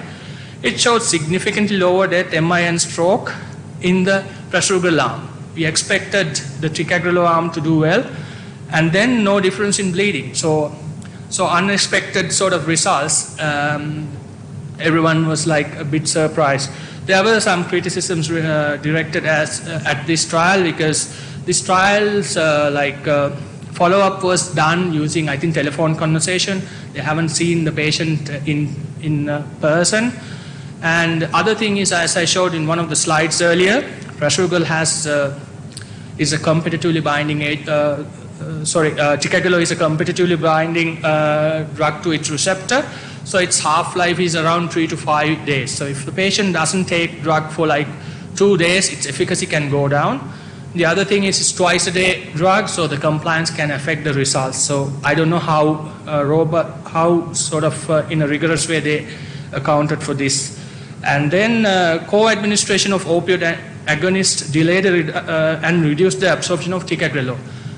In this study, I think about 60% of patients had received opioid agonists, so it may have reduced the ticagrelor absorption, which may cause increased events in the first few days of the procedure. So maintenance dose of aspirin above 100 milligram reduced the effectiveness of the ticagrelor. That is something that we have to remember. So ticagrelor. So now we discussed about the best combinations.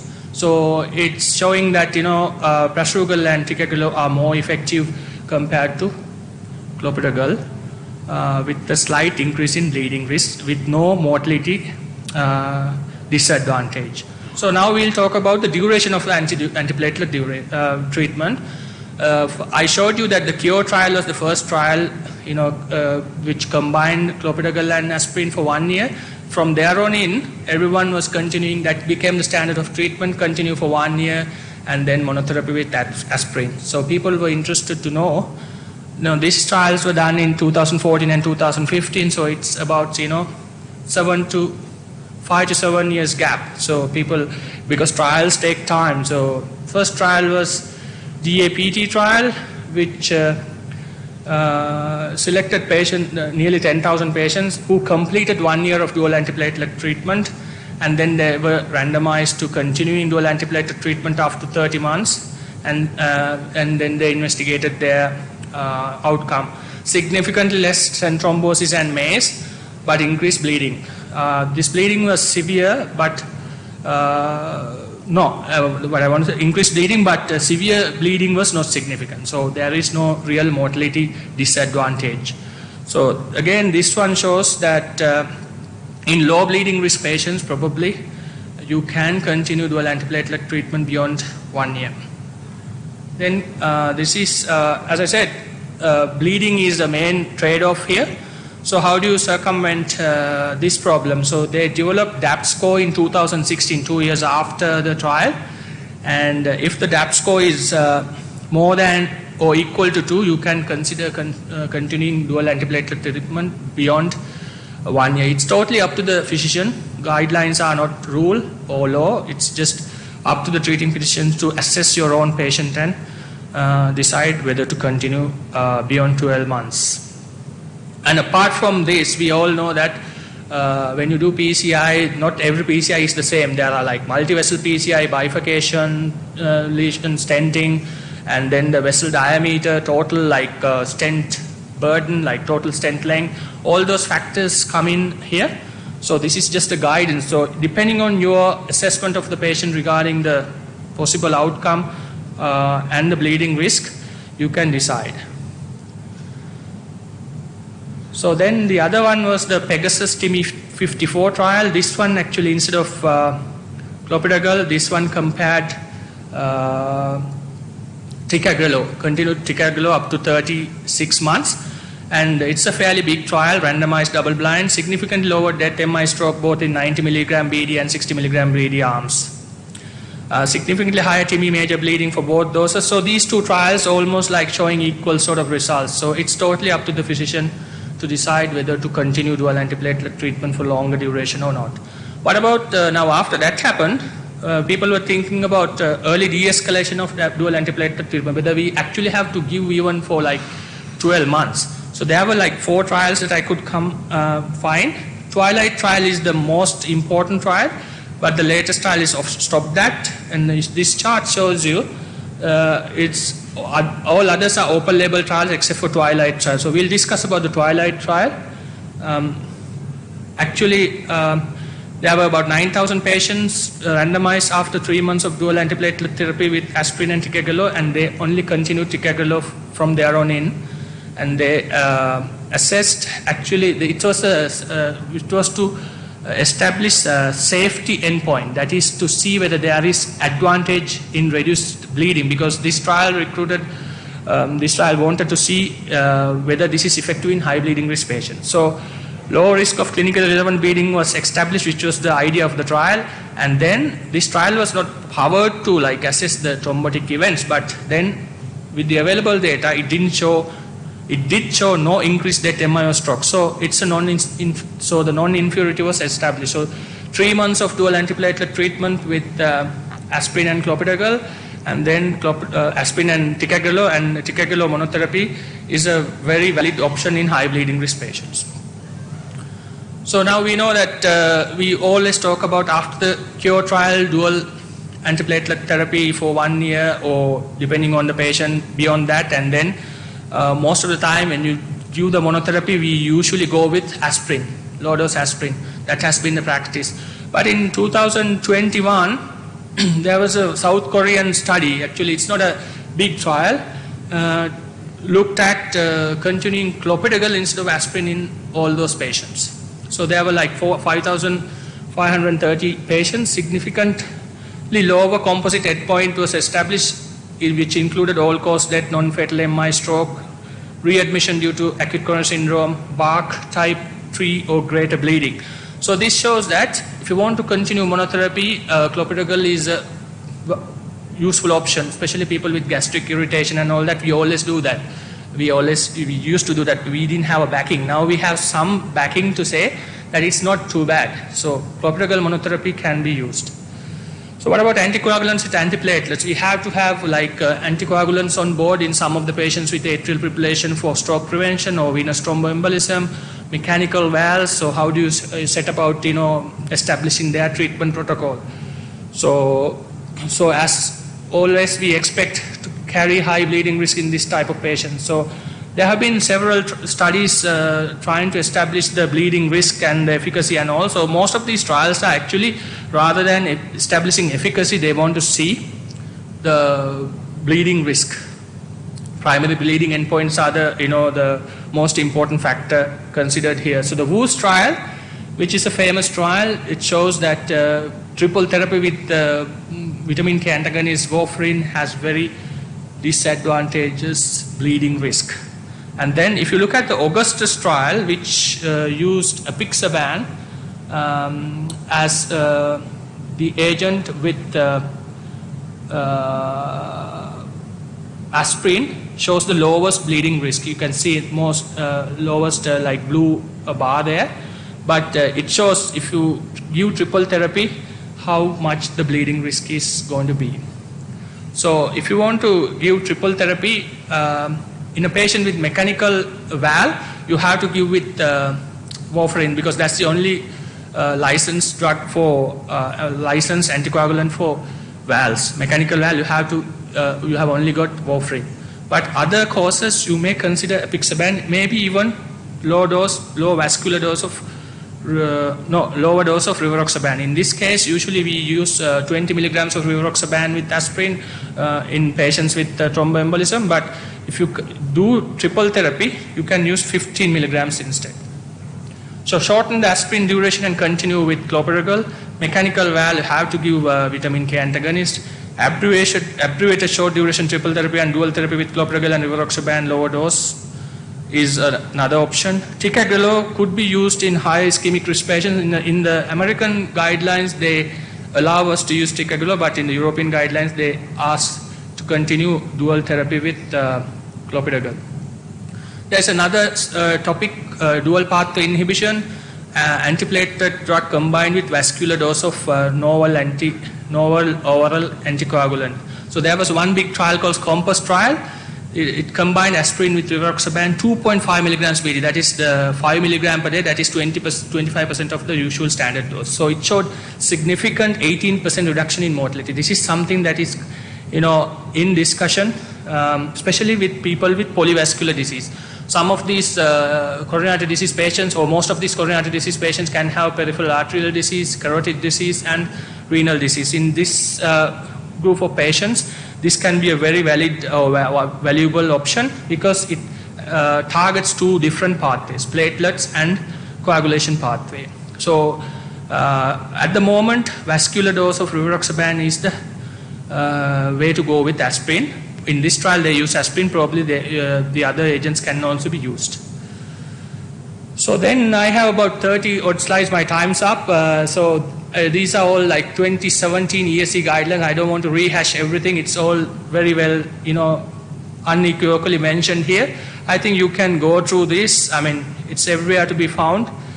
All these guidelines are based on the trials I mentioned to you. Those are the landmark trials which shape these guidelines over time.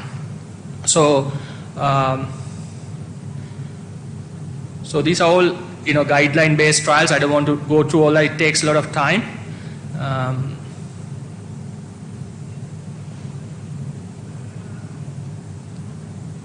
So unfavorable patient profile for combination oral anticoagulant and antiplatelet therapy is something you have to remember. High-risk features of stent-driven recurrent ischemic events that I already mentioned to you.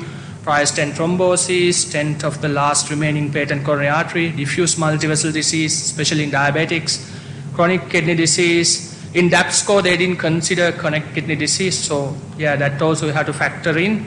At least 3 stents implanted, stent burden, and at least 3 lesions treated, bifurcation with 2 stents implanted, total stent length more than 60, and so on. So these factors tell you that you may be expecting more thrombotic events or acute events, so you may consider longer duration of dual antiplatelet treatment. So this is the last slide I'm going to show you. So aspirin, effective and low dose is best, because some higher doses can affect the action of the other drugs.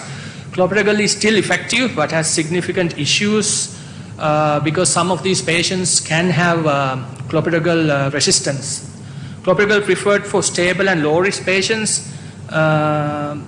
presbyocular and tracheal are superior to clopidogrel for ACS and STEMI patients. Cangrelor improves outcome in patients not pre-treated with a P2 I12 inhibitors because you can give it during the procedure. So the most important message out of this presentation is to tell you that individualize the dual antiplatelet treatment, combination, duration, etc. to balance the risk and benefits. That will keep evolving, and we have to keep abreast with the latest knowledge available. I hope I made the 20 minutes useful for you. Thank you so much for your attention. Thank you, Dinush, for a wonderful presentation on a very, very important topic. Yes, of course, it was useful, very useful to all of us. So thank you very much again, Dinush, for an excellent presentation. So that's the last presentation for this session. Now it's time for the discussion. So now the session is open for discussion. So I would like to invite the speakers to the stage, and the discussion will be conducted by 3 of our senior registrars. So can the speakers come to the stage, please?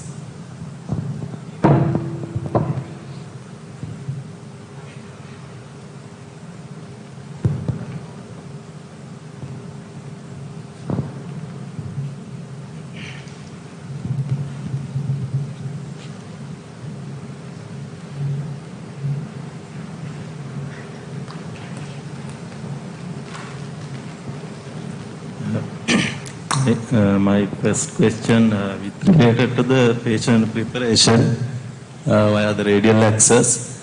So, commonly, it's a common problem to have radial spasms when we are using the radial access. So, to avoid that, we use antispasm drugs.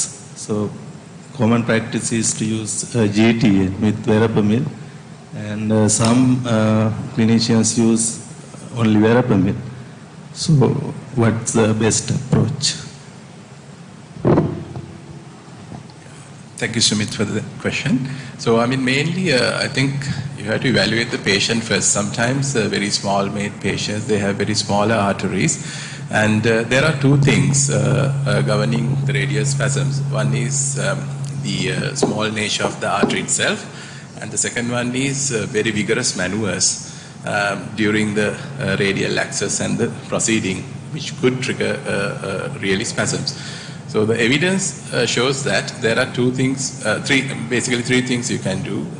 First thing is prepare the patient beforehand so that you can basically explain the procedure, alleviate the anxiety, and sometimes a bit of a low dose midazolam or fentanyl might help so that you make the patient very relaxed. The second thing is multiple punctures. So radial access ideally need a single puncture. So some prefer anterior puncture, or maybe some were trained to do a bit of a vacuum puncture so that you puncture the posterior wall and withdraw the needle. So multiple punctures always is a risk for radial spasms because it's a small artery. So those are the initial steps you can prevent it. As you mentioned, the drug-wise, yes, you can give verapamil, and sometimes even in a LV impairment state also, some are a bit reluctant to give verapamil if the LV functions are really down, but usually you can give sometimes, but if the blood pressure is low and if you are really concerned about the acute heart failure setting, you can switch to GTN. So the answer directly to the question is it's not entirely the medicine, but the initial preparation, puncture technique, and if you really want, you can give a combination of a GT and verapamil. And a bit of a take-home message is if the patient is in severe spasm, don't proceed. Give a bit of a time. You wait. If you can't even withdraw the catheter, don't try to push and pull. Just give some time, make the patient relax, give some GTN, and see how it goes. Sir, I would like to ask about distal radial access. You talked in your presentation, sir. What is your experience and how is it?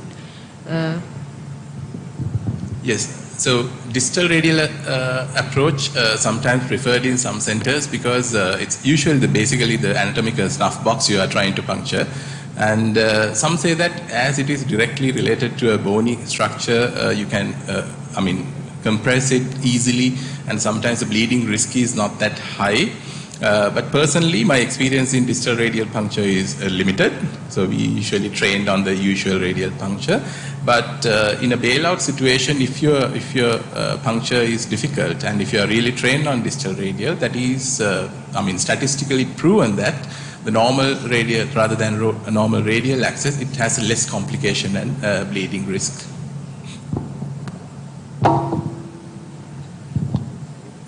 Yeah, first of all, I would like to thank all of the four presenters for taking time out of their busy schedules to educate us on the basics of interventional cardiology. So I would like to ask a more practical question, like, so you encounter the common scenario where you prepare your patient, put them in the cath lab, and then you see your pressure dampening upon engagement, or pressure crashing down on engagement. How would you like to approach this situation, sir? Very good question. So when you see a pressure damping, I think as I mentioned in that presentation, always respect your left mirror, right mirror, and your screen as a rider. So if from your engagement, or basically the sheath to engagement, the common scenario would be to have severe spasms, or maybe a clot, or maybe air bubble in the system if you are not really engaged the left main or the ostium of the vessel. So if you see a pressure damping, always withdraw from if you are already engaged and see how it behaves. And if still you see a pressure damping, it is the left mirror problem. So you always check whether your catheter, until your sheath, whether it's released. What you can do is you remove everything, aspirate, and see whether there's an air bubble. If that is normal, then remember there is a system connecting into a pressure sensor. So there could be a problem with that. So sometimes you have not calibrated the pressure sensors. So just make sure that the left mirror part is okay. Then if everything is stable, you can reconnect. Sometimes you see that these manifolds are reused, so that micro air bubbles are taking from these connecting arms, so that you could have a air bubble in the extreme cautious situation as well. So that is one take-home message. But if it is a true pressure damping, as Dr. Chaminda mentioned, it could be a catastrophic thing where you are either over-engaging into the wall, which is damping the pressure. That is not a true pressure damping. Once you manipulate, it should be normalized. But if the true pressure damping, that may be a problematic situation where you are not allowing it to backflash. So always see when you inject whether it's the contrast is backsplashing. If it is not backsplashing, that means a tight osteospasm might be the main reason for the pressure damping. Right? So those are the things I would like to highlight.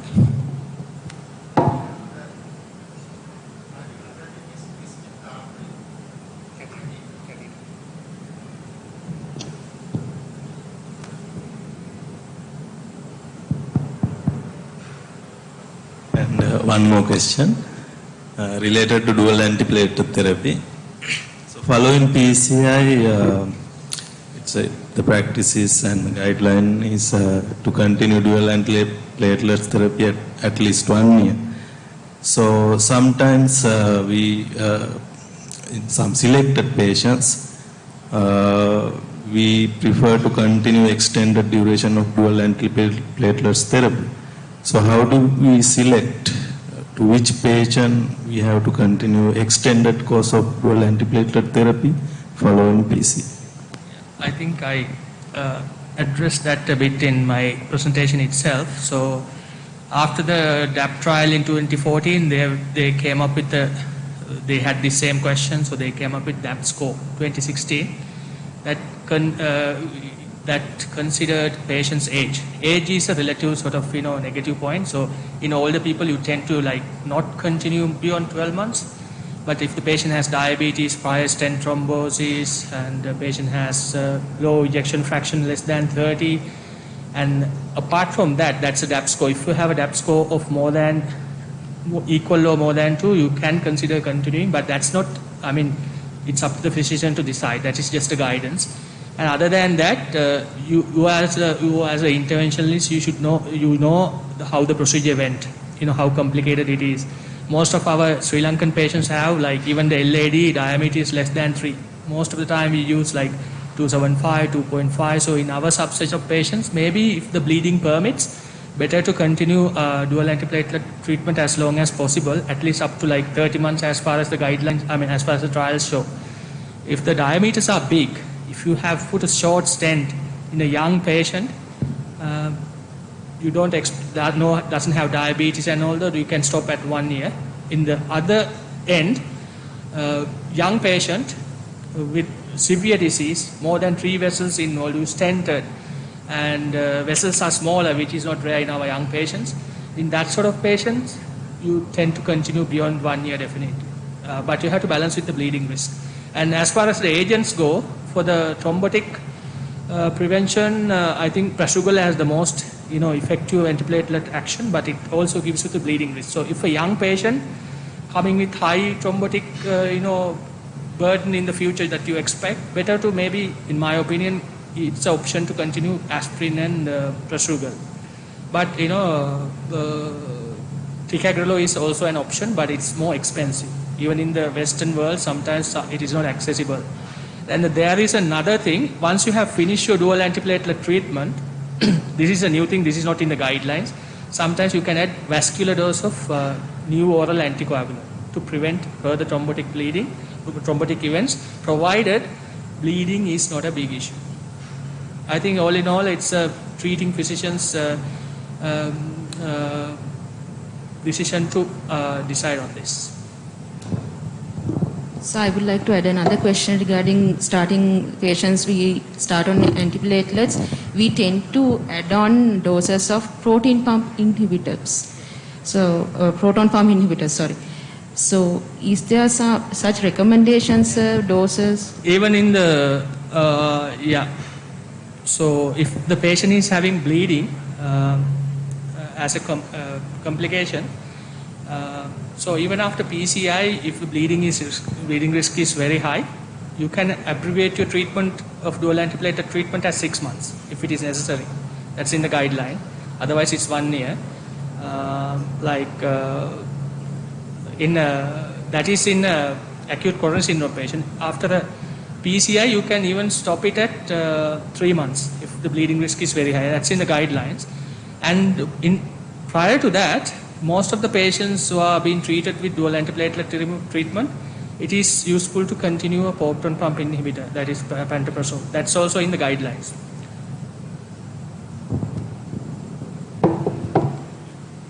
Yeah, I would like to know about inadvertent air injections. We commonly we try to, as much as possible, minimize air bubbles in the system.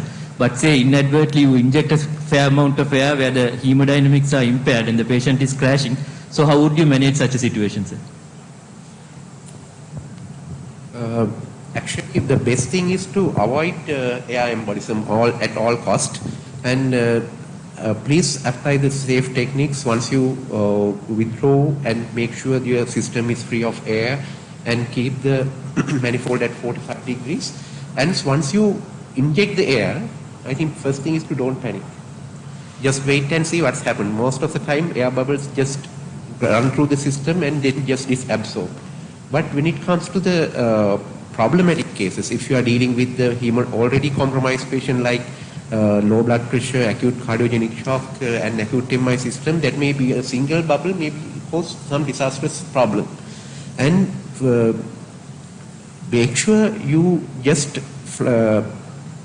not injecting any more air bubbles. Make sure the system is free of air bubbles, and then flush with the normal saline, and just flush. And sometimes you may encounter cardiac arrest situation with the air embolism, and just continue flushing, and sometimes you have to give the CPR at that situation. And continuous flushing is the way to go. And make sure you are not injecting the air bubbles, and if the usual thing is the person who inject the air bubble will get very panic at that situation and take over his position, and that's not the end of the world. and the primary operator has to take care of the situation and wait until the hemodynamics are coming out. The basic guidance: don't panic, flush it, and make sure you are not injecting further air. High flow oxygen and aspiration, would that help? We are not usually doing aspiration, but do you have any?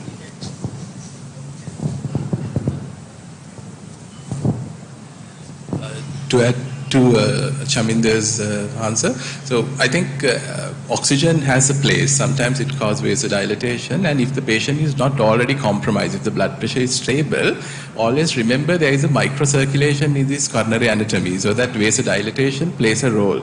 So you can give some GTN or even adenosine. I mean, as you are dealing with a no reflow phenomena, so it's like a drain block, right? So if you improve the microcirculation and vasodilate it, sometimes it goes flush and the hemodynamics improves. So bit of a tip and trick would be to consider some vasodilators, maybe GTN, verapamil, or in a worst case scenario, adenosine or nitroprusside, as you are dealing with a bit of a no reflow. And other thing is also to reduce the LVDP by just giving a bit of diuretics, and that also improves the microcirculation. Because the air embolism become a very trouble when there is raised LVDP. So measures taken to reduce LVDP is also helpful, giving diuretics, for instance.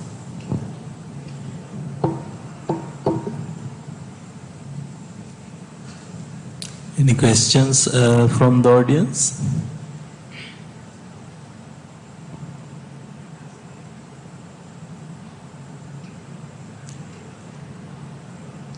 So I would like to ask another question. Now our usual approach via right radial, and if it fails, we go to the right femoral. So what about if we fail the right radial approach, what about going to left radial or right femoral?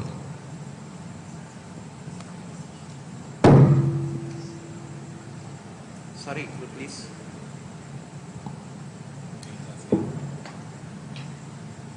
Right. So, fail right radial approach. And yes, of course, you can go to the left radial and or the femoral. But what I would like to stress, you shouldn't forget your femoral. Femoral is a very good vascular access, and especially if your patient is subjecting to bypass surgery, and you have to preserve the radial artery. And of course, if you think that the patient is very obese, high bleeding risk, you can try your left radial and master that technique as well, and master your femorals. And always don't do it blindly, and make sure you position or mark the femoral artery, that's the puncture site. Just keep in the forceps there and mark the inferior lip of the femoral head. And once you do the femoral puncture and get the picture of the femoral injection and see whether you have entered in the common femoral segment, and document whether you have done it anterior puncture or whether you had any mistakenly did the posterior puncture. And to answer your question, before once you fail the right radial, and of course you can try the left radial, but femoral is a very good route, and master it, don't forget, and practice it, and it's a very good bailout.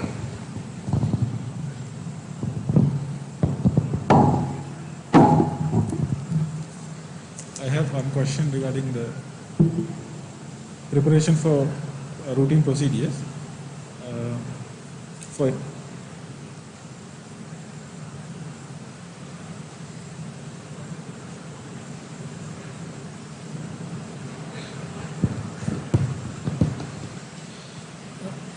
My question regarding the preparation for routine procedures, angiogram and PCI. What is the role of fasting in those patients? Because we are doing the emergency procedures without fasting, but when we have the routine list, we usually have 8 to 10 cases per day. Is important to keep all the patients fasting for those routine procedures? Yes, so the idea of having fasting is if a catastrophe happens and patient needs surgery, ideally you need some gastric emptying for safe intubation. That is number one. So usually you know that gastric emptying take about 1.5 hours for a normal person, so that most of us would like to have at least 4 hours of fasting in a case where a patient need emergency surgery for tubing.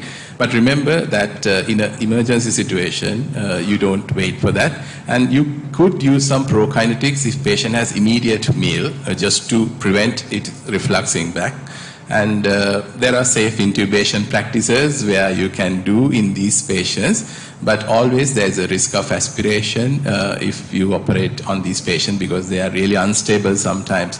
So good practice would be if patient, if you know the timing of the last meal and it is within 1 hour, always you can do evaluation or treatment with a prokinetic drug, and always have a standby airway team or the intensivist or the anesthetic team aware about it, so that you can electively intubate if the patient is deteriorating, or especially if the patient is really drowsy, which could increase the aspiration risk.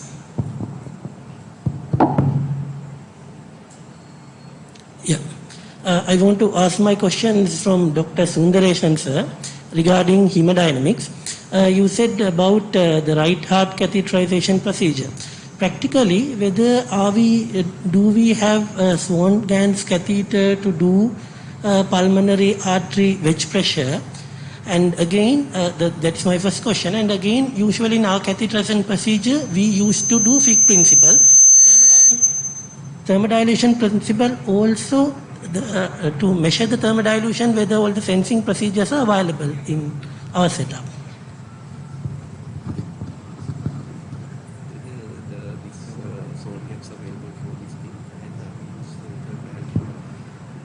Swan-Ganz catheter, of course, it's not available in our cath lab.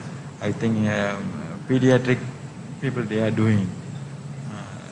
I think the minister will answer about the Swan-Ganz catheter. Have you got Swan-Ganz catheter? No. It's not available there. But there are various other catheters also can be used, like Berman catheter. But that also, I don't think that it will be available. Sir, which catheter you use when you?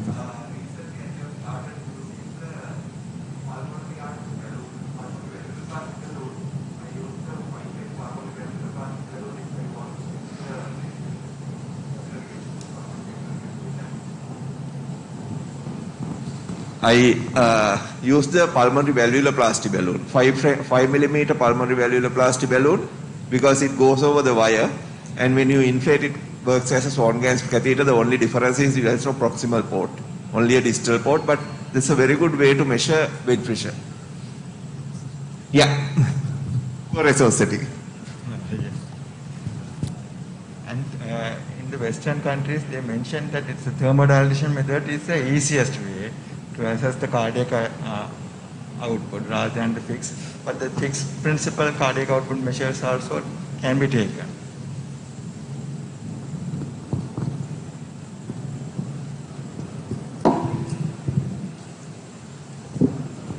We have time for one more question from the audience.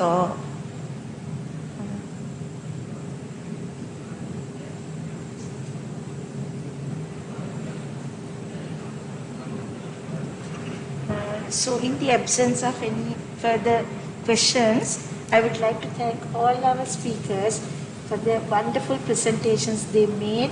It was very useful for all of us. So again, thank you Shanika, thank you Chaminder, Sundaresan and Dinush. Thank you very much. So this brings us to the end of this session, first session of the day, session A. So thank you for listening, and that was a very interesting session. Let's close the session as it is. Thank you.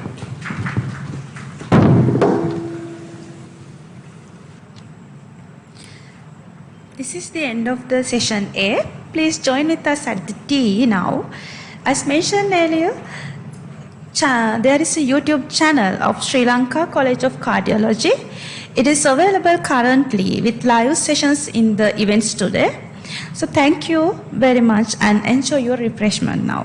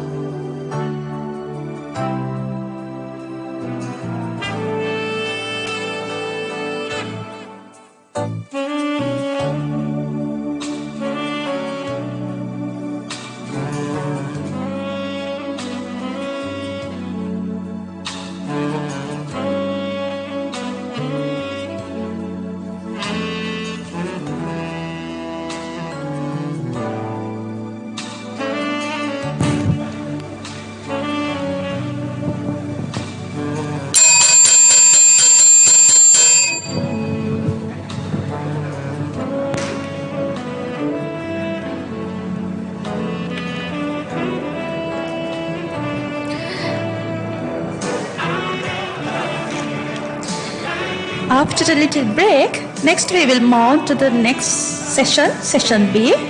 For that, I would like to invite the chairperson, Dr. Narada Kodituakku, consultant cardiologist, District General Hospital, Vavuniya, to this stage, and to the podium, I would like to invite Dr. Praneeth, Dr. Neranga, and Dr. Rasika.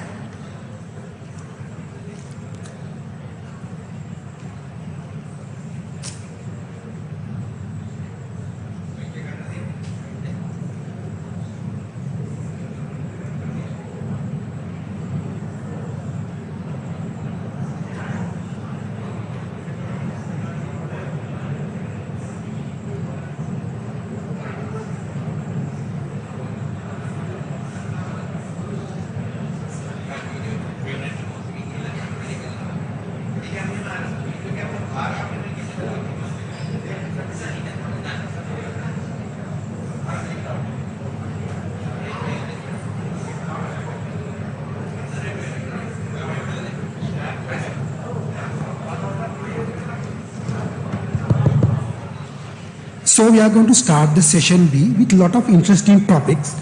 So I'd like to call Dr. Disna Amaratunga, consultant cardiologist, to talk on tips and tricks of vascular access for angiography and its complications. Over to you, doctor.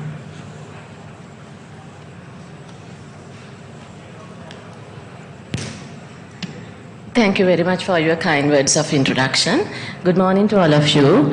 And today I'm going to discuss about tips and tricks of vascular access for angiography, coronary angiography and its complications. So essentially we all know there are two main access sites for coronary angiograms. Now in this, each access site has its own advantages as well as disadvantages. Now if we take femoral, we all know it's easy to perform, and also it will give us better quality pictures because of better engagement.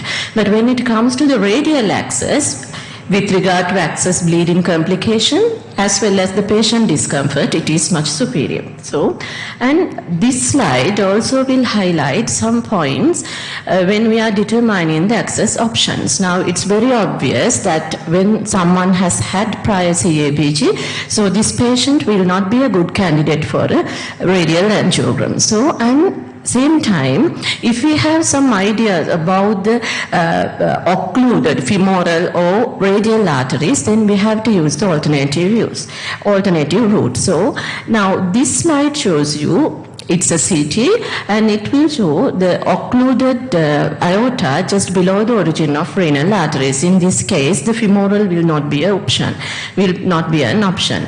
And now this video demonstrate that the obstruction of both internal iliac arteries either side.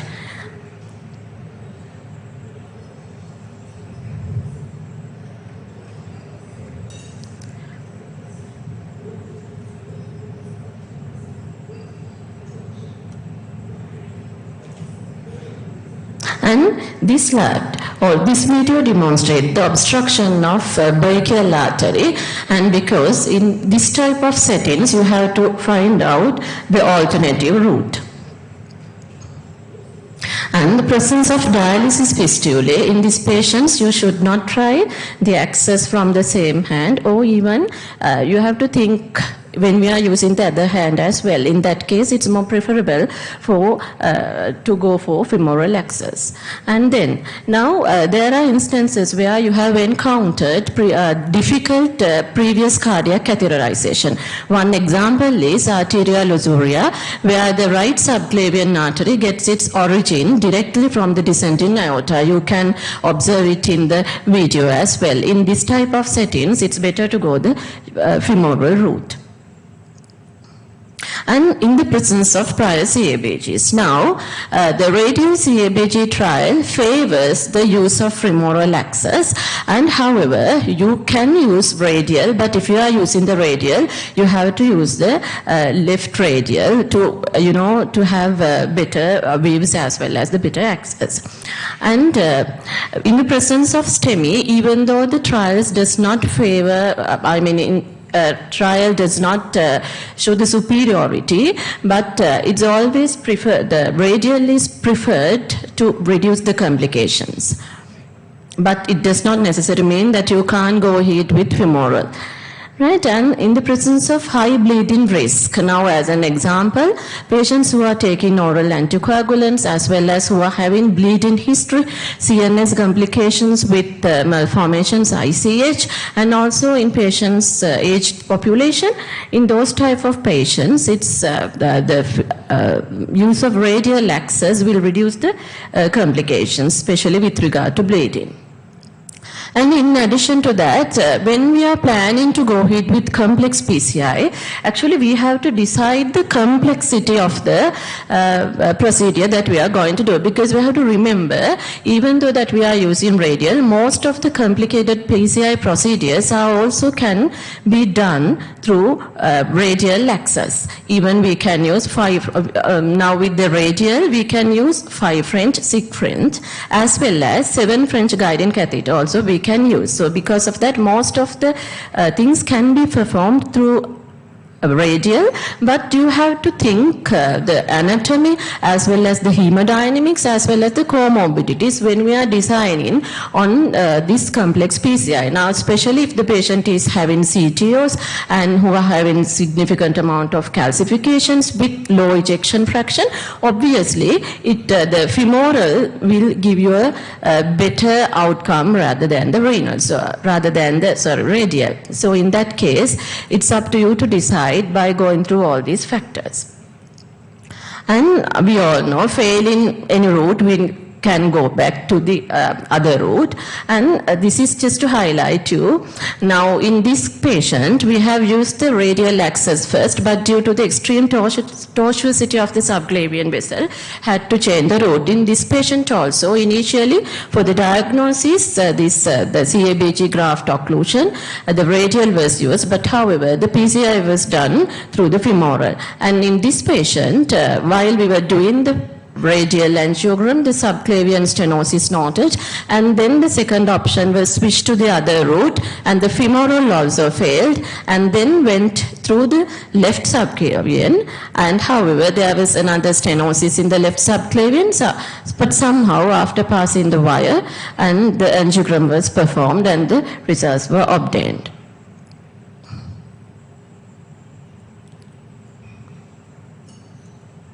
And then I'm not going to discuss about the anatomy of the femoral artery, but I just wanted to highlight the fact that you have to observe that the femoral artery is in close relationship with lower third of the femoral head, as well as the pubic bone is just behind the femoral artery. So this anatomy is very important for us when we are going to have a proper puncture. Now these are the steps described in most of the textbooks, but you know, we all follow these steps, but I would like to highlight the important steps that we are not following are the ultrasound guidance or the ultrasound guidance when we are doing the puncture, as well as the fluoroscopy of the femoral head when we are doing the puncture. In addition to that, the most important step that we are missing is the femoral angiography after doing the procedure, because we all know it is not in our routine and even we are not practicing it very well, but after the presentation we will realize how important this last step is.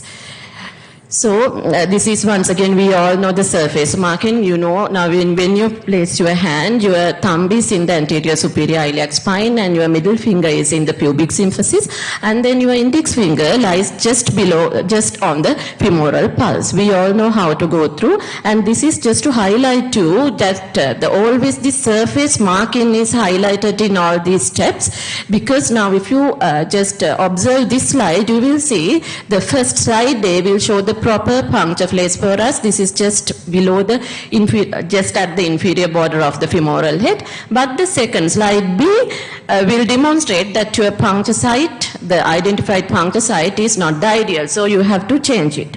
So this is the importance of, assessing the fluoroscope in the puncture site. So this is once again, this one thing that I have to highlight here, even though that we are not using this ultrasound guided or the fluoroscopic guidance, one important thing is that when we are doing the femoral puncture, we have to do the puncture just above the bifurcation. So the ultrasound scan guidance will help us to find out this. And in addition to that, the calcifications of the femoral artery also identified before going ahead with the procedure, and then we can have the alternative. This is just to show you that the conventional 18 gauge needle that we are using, and also minimally invasive access, this is an old one that we are using. But this 21 gauge access, it is highly recommended to use it when we are using the fluoroscopy only. Because of the slender approach of this wire, it has the tendency of going into the side branches frequently. So if you are not using the fluoroscopy, it's not wise to use this,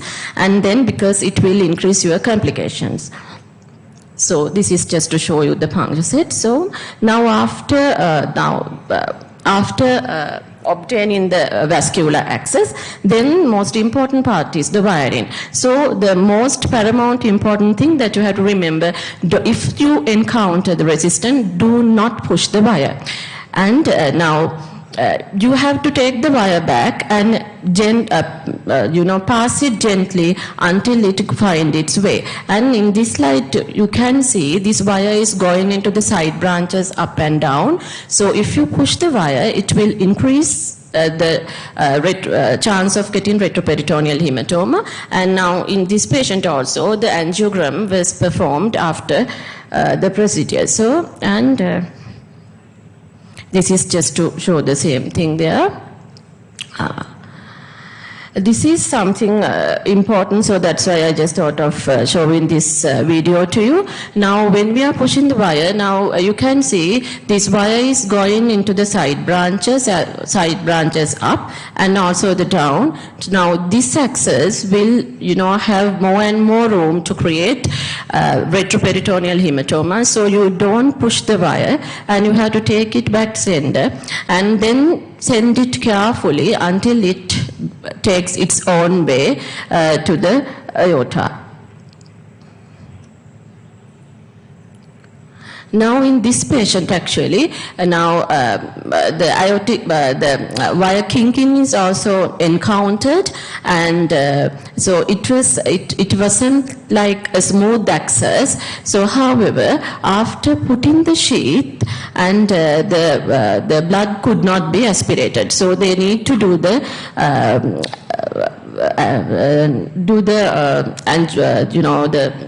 they need to push the dye to find out what's going on. So then actually, just by going through the picture, the guide wire advance in the anticipated course, and the fluoroscope, now this, the guide wire entry position was good. So altogether actually it was it seems to be a very good entry. But because the sheath could not be aspirated, the angiogram was performed, femoral angiogram was performed, and found to have the dissection. So, and that once again highlight the importance of doing the femoral angiogram after getting the entry. This is just to show you, in the presence of endovascular devices, it's always, if you have to go through the femoral route, you always have to do it under fluoroscopic guidance.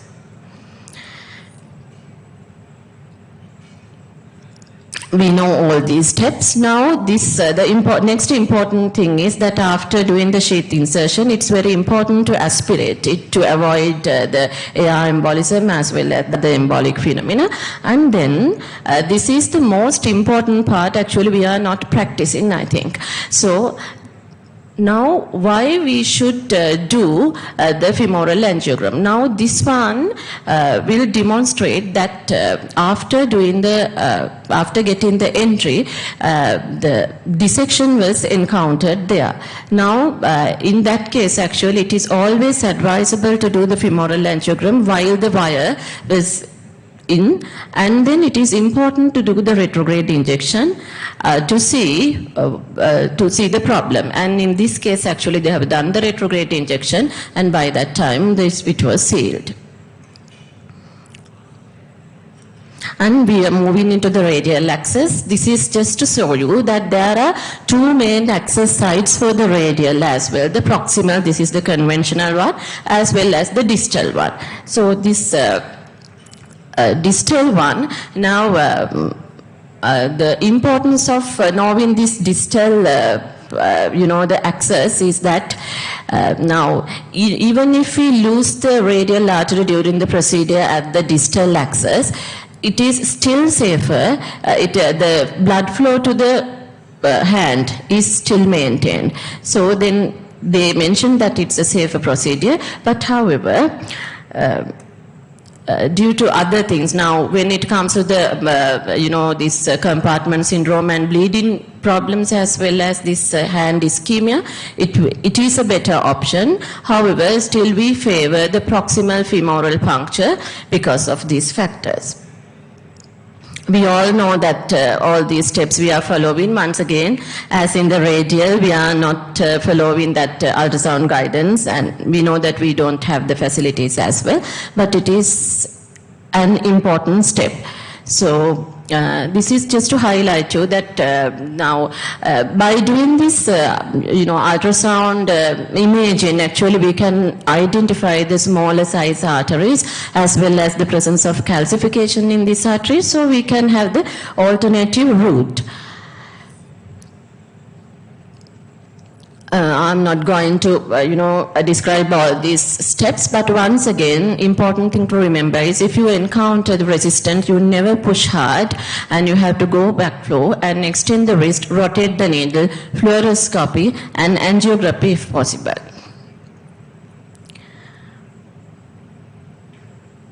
And the other important thing in the radial access is we have to use the vasodilator as well as the required amount of heparin. So we'll now move into the complications, and actually we'll first discuss the femoral access complications because of the time factor. I'm not going to describe all these things, but the most important thing here is the lower extremity ischemia. So the lower extremity ischemia can be due to the acute limb ischemia due to occlusion, or it could be due to the cholesterol embolization. Now, if it is acute limb ischemia, you will have the pain, pallor, paresthesia, paralysis, and the most important thing is the loss of pulse or the weak pulse. But when it comes to the cholesterol embolization, your pulse will be intact, but instead you will have the libido reticularis as well as the Bluetooth syndrome. So this is the results of cholesterol embolization. So then the lower extremity ischemia, the main causes the dissection, thrombosis, distal embolization, and vascular device complications. And now this lower extremity ischemia, actually acute limb ischemia, now we have to always perform the contralateral femoral access angiography if possible. And if it is within the iliac vessels, if it is possible, it's always better to go for the endovascular stenting. But rarely surgery will also be needed. But if by any chance, if that is in the femoral segment, stenting is not a good option because the stent will be subjected to a lot of stress. This will ultimately cause the stent fracture. Because of that, it is advisable to go for the surgical correction. And this is now actually after obtaining the access. This is actually ultrasound guided access they have obtained, and finally they have realized that the sheath could not be aspirated, and they have realized that the access site is different. So in this case, you will realize that there is a dissection in the iliac vessels.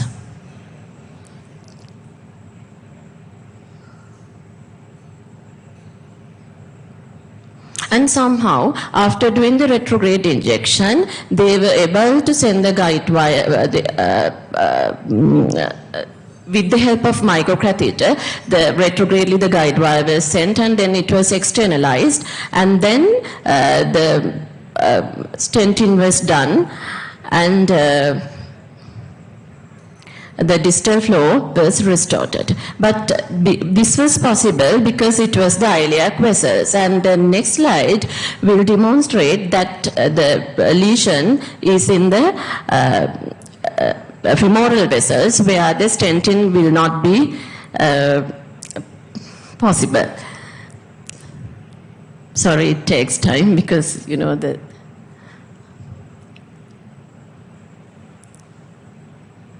so this is the expanding of the stent in the previous case, and then antegrade 4 is restored.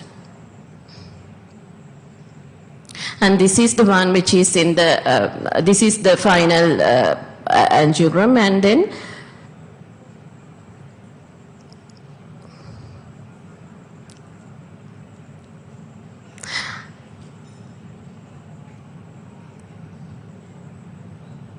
right, now this one is the one which is with the femoral lesion, and in this patient actually they have taken a different way to find out the cause for that. It was heavily calcified vessel with the dissection, so it is not the site for the stenting, so the surgical option was offered. The radial access complications, actually the time is very limited, so I will just go through the important things. So we all know that the radial artery spasm, so it is actually to reduce the spasm, what we are using is the pain control as well as the analgesia. And sometimes we can use the hydrophilic coating long radial sheaths as well. And using these antispasmodic or vasodilators also helpful in this situation. And so the most important thing I think in here that I would like to highlight is that the dissection of the coronary, of the radial artery. Now, when the guide catheter is in the close relationship with the radial artery tip, you know, the dissections can occur in the radial artery. In order to prevent that, now we all know that there are conservative management because we know that the catheter itself can usually shield the dissection, seal the dissection, and sometimes we use the external compression as well, or if it is not feasible, we would go for the surgery. But if we encounter this sort of problem, you know, it is always advisable to rather than pushing your guide catheter in, to go with the balloon assisted tracking. Now, this is the first picture demonstrate the things that I have described, and this is the PTCA wire in, and then you have used even the PTCA balloon, and you can inflate the balloon and then send the catheter. So then this will reduce the complication. So the radial artery perforation, actually this of course something we should avoid, but once again that sometimes this catheter itself can cause closure of this radial perforation, and even we can use the external compression, and sometimes the surgical repair is needed. And the hematoma formation is also one complication, we all know that, and then the arteriovenous fistulae. So the creation of arteriovenous fistulae, the incidence will be low if you use the fluoroscopy guide of either this ultrasound guide puncturing. And then the renal artery pseudoaneurysm formation, and we all know that the proximal radial artery puncture can cause the compartment syndrome following hematoma formation.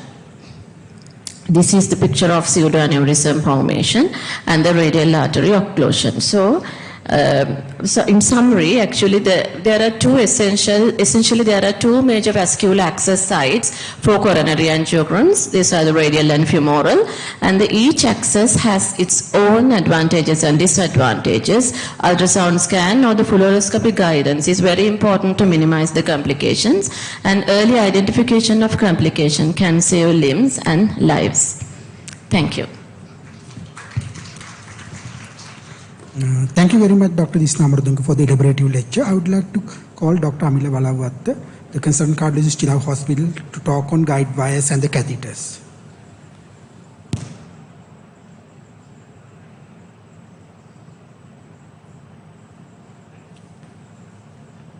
Thank you, Narada, for the kind introduction. So I'll be talking about guide catheters as well as guide wires. So basically we will start with talking about guides. So guide is a conduit which is used to inject contrast, and also it provides a passage for us to advance wires as well as devices. So it provides us means of continuously measuring blood pressure at the same time as well, and a good guide should provide adequate support. So let's start with talking about the guide. So you have a tip of a guiding catheter and a shaft. So generally a guide catheter has a thinner wall compared to a diagnostic, so that the internal lumen is relatively larger. So with the wall being thinner, it is reinforced in 3 layers with a middle stainless steel braid which will give you more strength, more torque for the guide. So if you compare a diagnostic catheter and a guide catheter, you can see for the same French size, the guide has a larger internal lumen.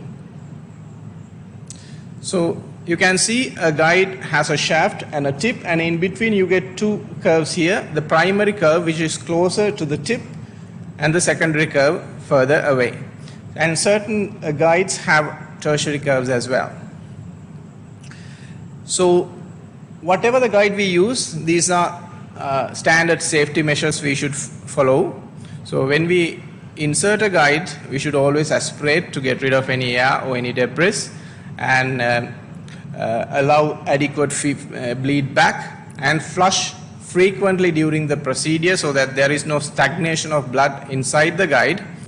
And also when we are, especially when we are advanced, withdrawing the devices, measure, look at the tip, follow the tip to prevent any inadvertent, deep seating of the guides, and also check the blood pressures continuously so that we could prevent damping of blood pressures. So what is the support of a guide?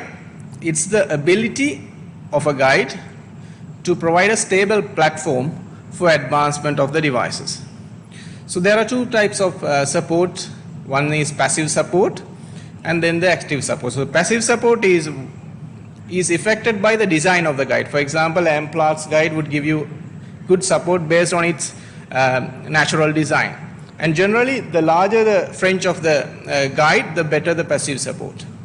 The active support is what you get by active manipulation. For example, deep throating or deep seating the guide, and also by manipulating the guide so that you get support from either the aortic wall or from the aortic cusps. So if you look at these 2, you can see the JR catheter offers no support with no contacts with the aorta, whereas the hockey sticks get support from the aortic sinus. And you can see the EBU catheter nicely seated in the aortic root, getting adequate support. So talking about getting support from the aortic root, we talk of this angle theta between the catheter and the aortic wall. So when the angle is smaller, the support is poor. When the angle approaches 90 degrees, where the catheter gets support from the aortic root, exactly opposite from the ostium, you get good coaxial alignment, plus you get the maximum support. So the catheter sizes, these are 5 French, 6, 7 and 8. So 6 French is our standard size, which is about 2 millimeters.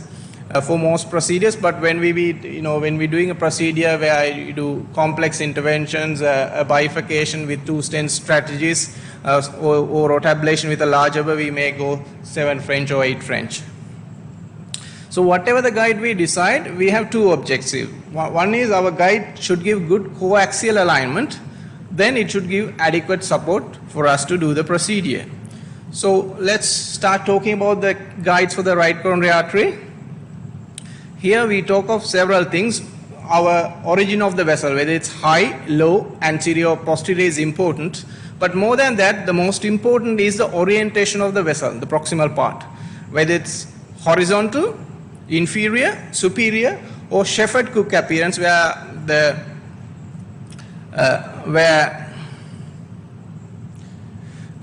artery takes a 180-degree turn back.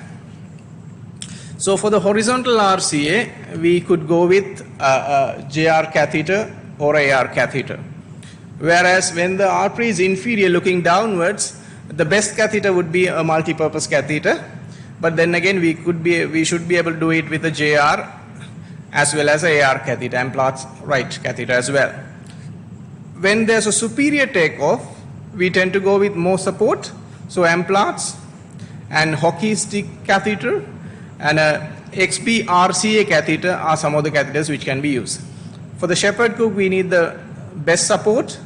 There again, we could use the AL catheter or catheters which hook up, like the Champ, L-Gamal, Voderite, XP-RCA are some of the catheters which can be used. So here you can see a Shepherd Cook deformity RCA which need the best support. So some of the catheters which can be used here. The Arani catheter, you can see it's S-shaped with support from both sides of the aortic wall here as well as from here. And then you got your Amplatz, and then you got the catheters which hook up like that, the hockey sticks, EL Gamal or the Champ catheter here, all have the same kind of a hooked up appearance where you can use for a superior takeoff. So Voderite is another catheter. You can see that it gets support from the opposite aortic wall. So these catheters better suited for more support. So you can see these are the best catheter for the most support, even better than the Amplatz, the XP-RCA, more like Amplatz, but it has another curve which gets support from this wall as well as from that wall. So anomalous origin right coronary. So if you have an anterior ectopic origin RCA, you can use a AL or a hockey stick catheter to stick to the, get easy access to the RCA. When the origin is abnormally high, you can use AL, or if it's very high, the artery taking a, the right coronary taking a very steep downwards course, you can take a multi-purpose catheter. Talking about anomalous origin from the left sinus, we could use a JL catheter or a AL2 catheter. You can see here is a AL engaging the aberrant origin from the left cusp. So here generally we could use a little larger size catheter. For example, you can use AL2 for the aberrant origin as well as a JL4 or even sometimes 5. For the left coronary artery, when we deciding the guides, we should always take into consideration the aortic root width. You can see here, if you call JL3, that is the distance between the secondary curve and then the primary curve, that is 3 centimeters. So to match the aortic root, you can upgrade the guide size. So these are some of the guides which are used in ascending order of support, starting from your Judkins left, Ikari left, Kimni, extra backup, and the Voda catheter as well as the Amplatz catheter. So limitation of a Judkin is the point of contact is only one point. Whereas if you go for EBU, you can see a broader base, more contact with the aorta as well as a more coaxial alignment with the vessel origin. So Amplatz catheters, the best support. You can see it gets support from the opposite aortic sinus and gives you good passive support as well. So different sizes of Amplatz catheters you could appreciate.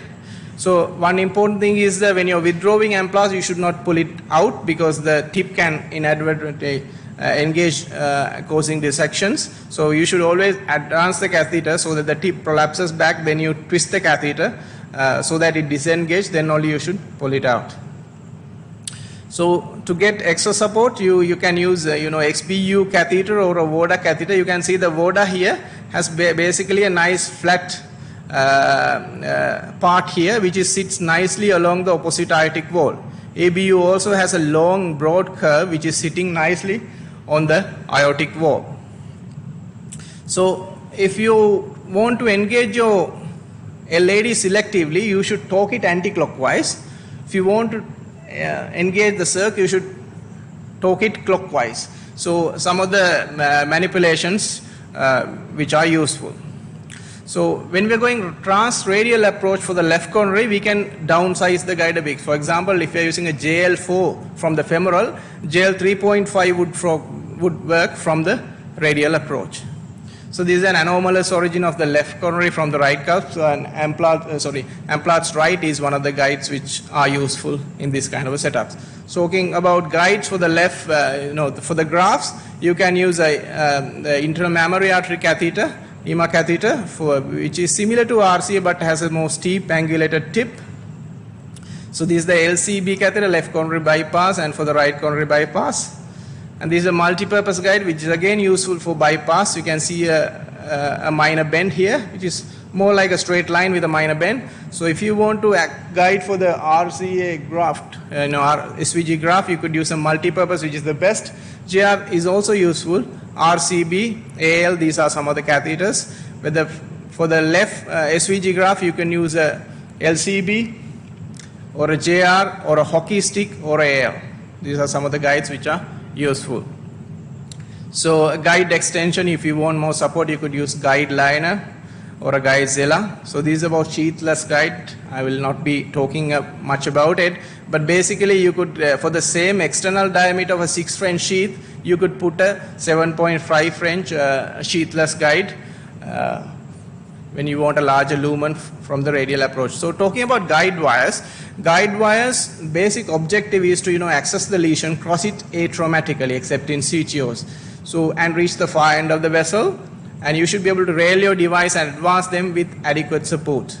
So components of a wire has a core and a covering here around the core and a tip.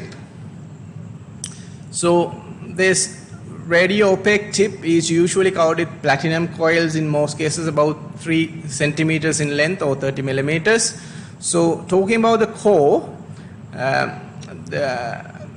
it is the most important part to give good support for the wire and for the torque.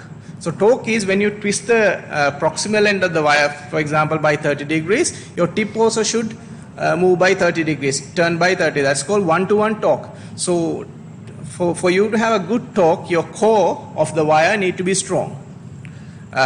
So when the wire core is more slender, it's more flexible, but would give you less torque. So and also the material of the core is important. When the material is stainless steel, the wire is more rigid and stiff. So the bending ability is less. So it's less trackable. That means you can't track the curvy vessel, but it would give you good support. The wire is more strength. You can push it, you could torque it well, you could shape it, but it's not very trackable. Whereas if the core is nitinol, it's more flexible, kink resistance. However, the torque is poor because when it's more softer, the torque ability will be compromised. So outer covering of the wire is around the core. There are coverings which will give you, means of having the same kind of diameter throughout the wire. The core tend to taper towards the tip where the covering gets more. So most of the wires are PTFE coated, and that is not the hydrophilic coating, it's a hydrophobic coating, but sometimes you get a bit of cover on top of this, which is what will give you hydrophilic properties for the wire. So what is a tip load? Tip load is the amount of force which is required to bend the final 10 millimeters of the wire. And the penetration force would depend on the tip load, but also on the surface area of the tip. When the surface area is small, the penetration force is more. For example, if you say take the Miracle 12 and the Conquest Pro 12, the same tip load, but the Conquest Pro 12 will give you more narrower tip, so the penetration force is more. Talking about the tip of a wire, we talk of two designs. One thing is core to tip design, other thing is the shaping ribbon design. When the core to tip design is there, the torqueability is better. The torque is transmitted better to the tip. Whereas shaping ribbon, there's another segment which is attached to the tip close by. The shaping of the wire tip is easier, but the torque would be compromised. So every wire doesn't have coils in the tip. Some wires have even polymer cover at the tip. So tip tapering, some wires have a taper tip like this, some have the same diameter to the tip. So talking about the hydrophilic coating, so PTFE and silicone are basically hydrophobic coatings, but certain wires have hydrophilic coatings on top where it's covered with a material which upon contact with water swells to form a slippery gel-like surface. So these are some of the hydrophilic wires in the ascending order of tip load. You can see soft wires like Fielder, Sion Blue, Run Through, Choice Floppy, etc.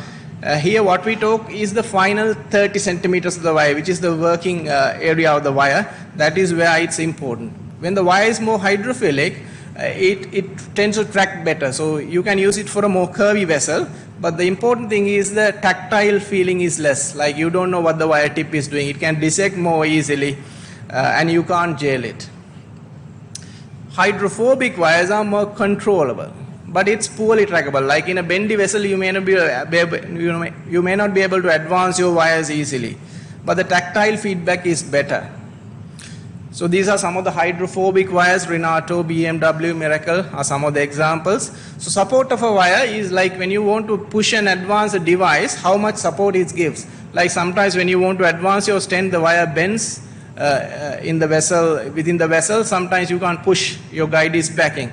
So when you have a more support wire with a more stronger core, you could rail the devices and advance better. So you can see in the ascending order of priority, floppy, extra floppy, Grand Slam, Iron Man, these wires from the tip, you can see when the wire is more support, the support gets steeply increased very close to the tip. So these are the pictures of those wires. You can see the core extends right to the tip, and the diameter of the core is quite broad, even very close to the tip. But the tip can be softer. For example, if you take Grand Slam wire, the tip is softer, but the core extends quite close to the tip and has a broader diameter. So it gives good support, but the tip is actually softer. So these are some of the wire properties. The torque control, which I have already mentioned you. So if your wire is inside a coronary, you're trying to twist it, but it's not turning. One thing, your tip may be in a dissection. Other possibility is your wire doesn't have enough torque. So you should have a list of wires in your cath lab you're familiar with, which have a good torque. So when your wire is not reaching that desired purpose, you should know which wire you should shift for. So trackability is the ability of a wire to follow the wire tip around bends and curves. So if you got a curved circumflex artery or OM branch where you're failing to wire, it's not taking bends, what you should do is get a more soft wire. Maybe the core need to be nitinol, or it may need to be a hydrophilic wire, so it tracks better. So you should have a list of more trackable wires. When your current wire is not doing well with regard to a trackability, you should know which wire you should shift for. So you should be having your own set of wires. This is for more torque control, this is for more trackability, and this is for better tactile feedback. Tactile feedback is what the is the sensation of the proximal end of a guide wire that the physician feels that tells us what the distal end is doing. So support is again, I have already talked, it goes in close relationship with the torque. So shaping the tip, you can see it's a 1 millimeter tip for CTOs, and more 2 to 3 millimeters away from the tip you could do it for normal routine cases. So basically the secondary curve is to reach the lesion, and the primary curve is to cross the lesion. That's how you do. This is how you should do it for a CTO. So I'm not going to talk a lot about CTO wires. So CTO wires, you want to track, there are certain ways you could do it. You could do microchannel tracking, where you should go for hydrophilic wires, something like a fielder. But when you want to use more force, you could use for Pilot and Conquest Pro. And hydrophobic wires, where we want to do dissection and re-entry, sometimes you could use more stiffer wires. So dock extension is where we, normally a wire is about 180 centimeters in length, but when we want more, for example, if you want to advance a fine cross or a microcatheter, you could do dock extension of the wire, like in this picture. And I am finishing my lecture on time. Thank you.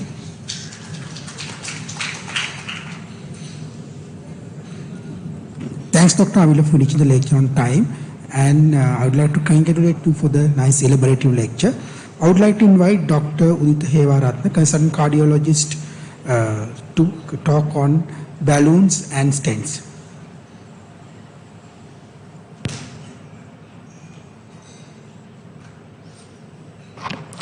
Good afternoon. First of all, I'd like to thank the organizers to organizing this excellent session and inviting me for giving this lecture. Today I'm going to talk about the balloon and stents. I don't have any disclosures. So this is the outline of my lecture. First I'm going to talk about the balloons and then move to the stents. So coronary balloons. First we will talk about some definitions. So the nominal pressure is the pressure at which balloon reaches its stated diameter. And the rated burst pressure is the pressure at which 99% of the balloon will not burst. And the working range is range between the nominal pressure and RBP. And the tip profile or lesion entry profile is the diameter of the most distal part of the balloon catheter. And the crossing profile is the diameter of the folded balloon as its package.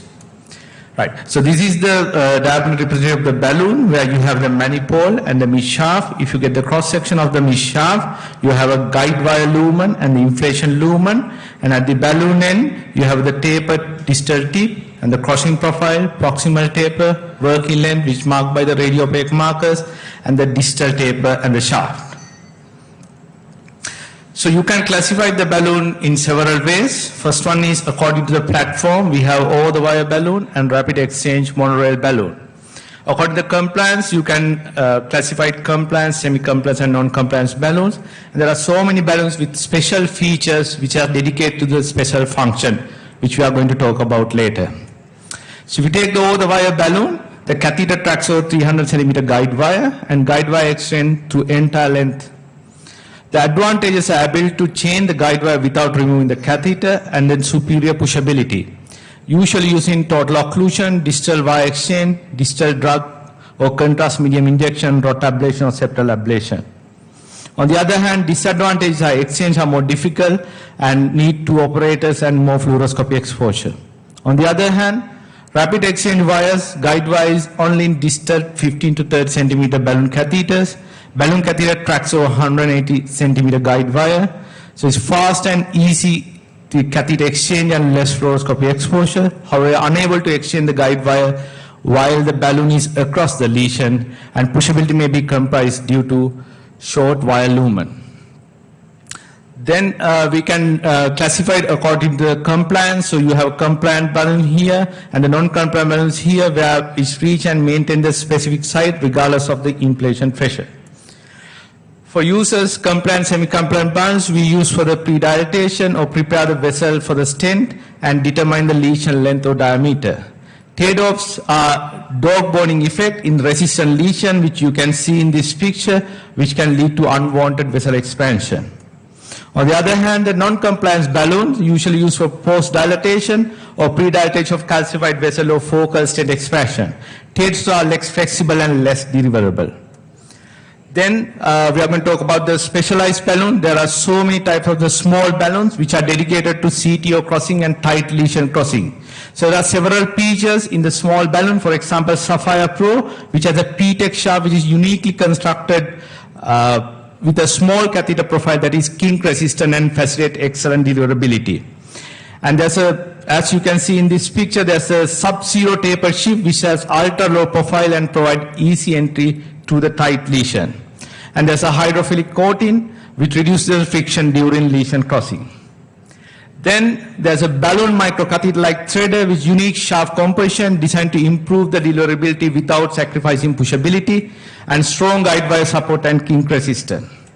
Then I have a sky tip balloon-like glider which helps to cross the side branch, especially through a main vessel, stented main vessel.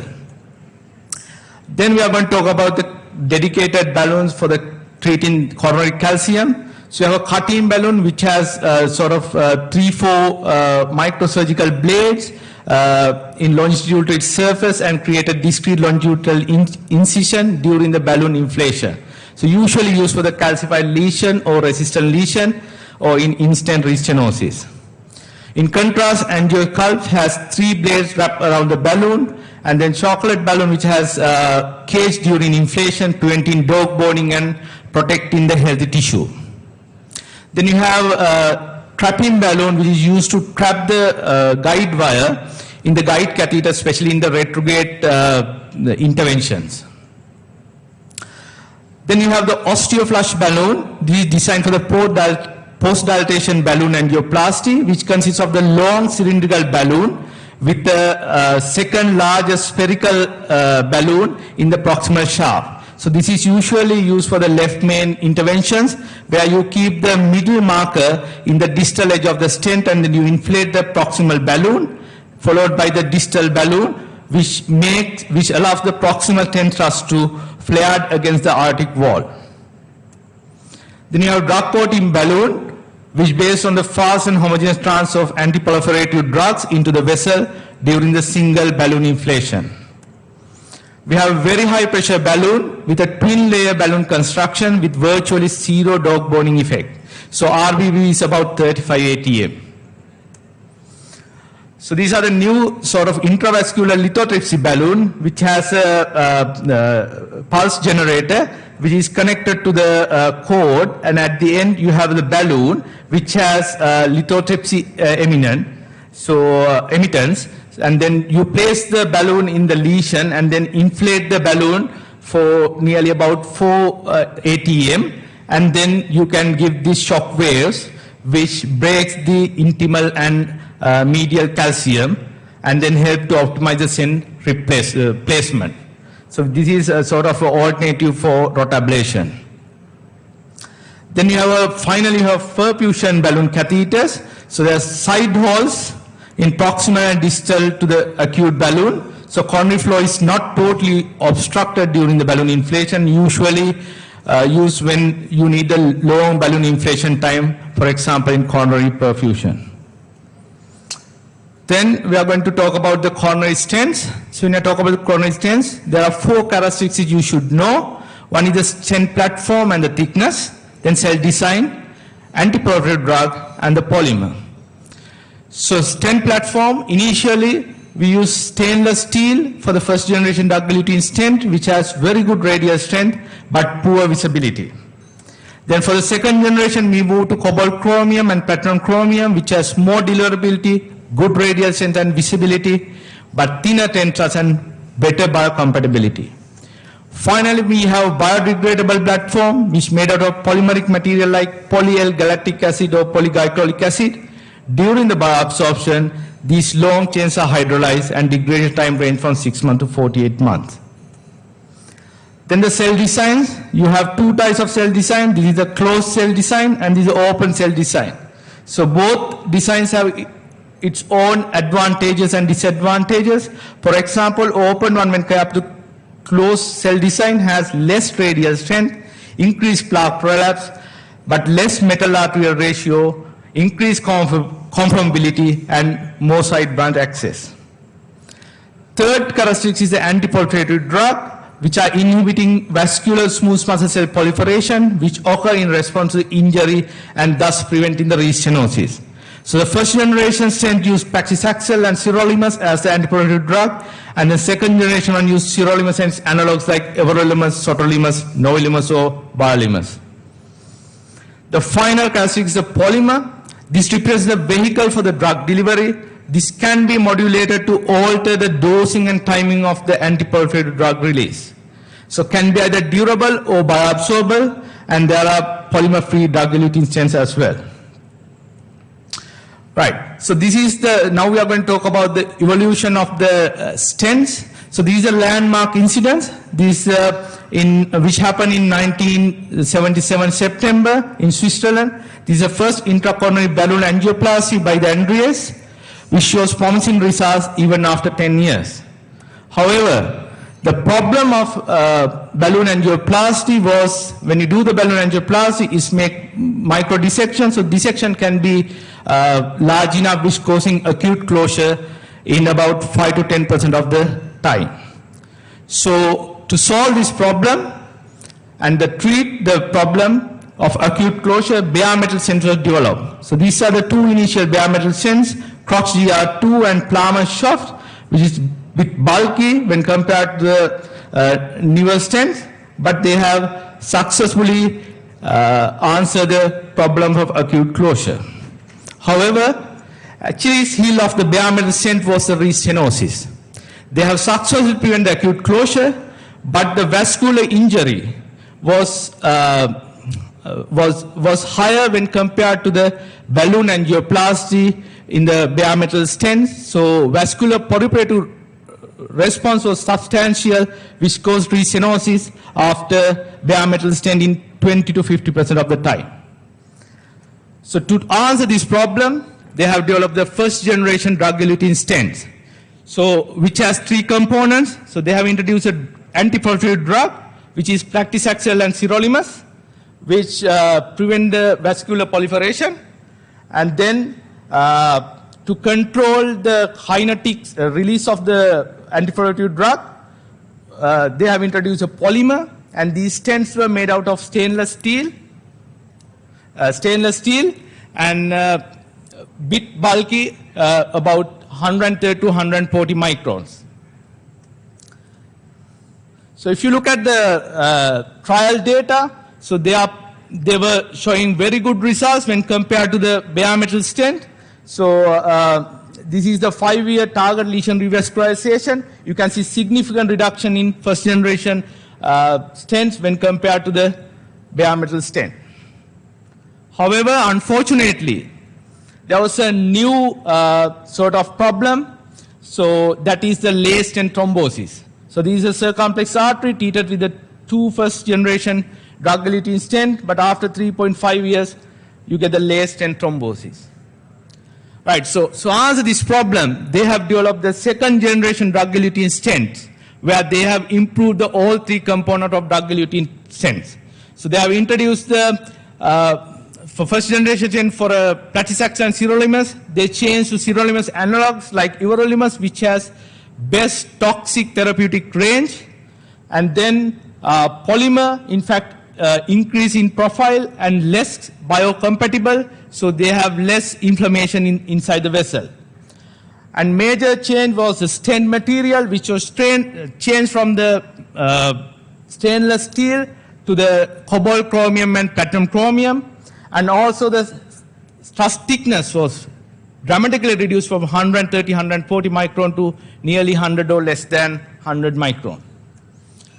So when you look at the results, you can see the significant reduction in Mace rate in the second generation stent when compared to the first generation stent, nearly 36% reduction of Mace rate, which is mainly due to stent thrombosis, which has 70% reduction, significant 70% reduction, and then due to ischemic target lesion revascularization reduction, which is about 40%. Right. So if you look at the evaluation of the metallic drug-eluting stent, so initially use the paclitaxel and sirolimus, and then we move to sirolimus analogs. Polymers improve in the profile and reduce thickness, and major change was changed from durable polymer to biodegradable polymer. In the material platform, we have changed from the stainless steel to platinum chromium and cobalt chromium, and in fact the truss thickness was reduced from 130, 140 to less than 100, and in fact 16 or 0. However, after second generation, people thought, why we do need better stents? So the reasons are to further eliminate early and late stent thrombosis and restenosis, to reduce the dependency of the long-term DAP, to improve the lifelong prognosis of drug-eluting stent. So to answer this question, they have find out several strategies. First one, they thought maybe the problem is in the stent truss, so we'll make it stent truss thinner. Or maybe the problem is a polymer, so we'll develop bioabsorbable polymer that will absorb in some time. Or maybe eliminate the polymer at all. Or maybe the problem in the stent, so we eliminate the stent at all.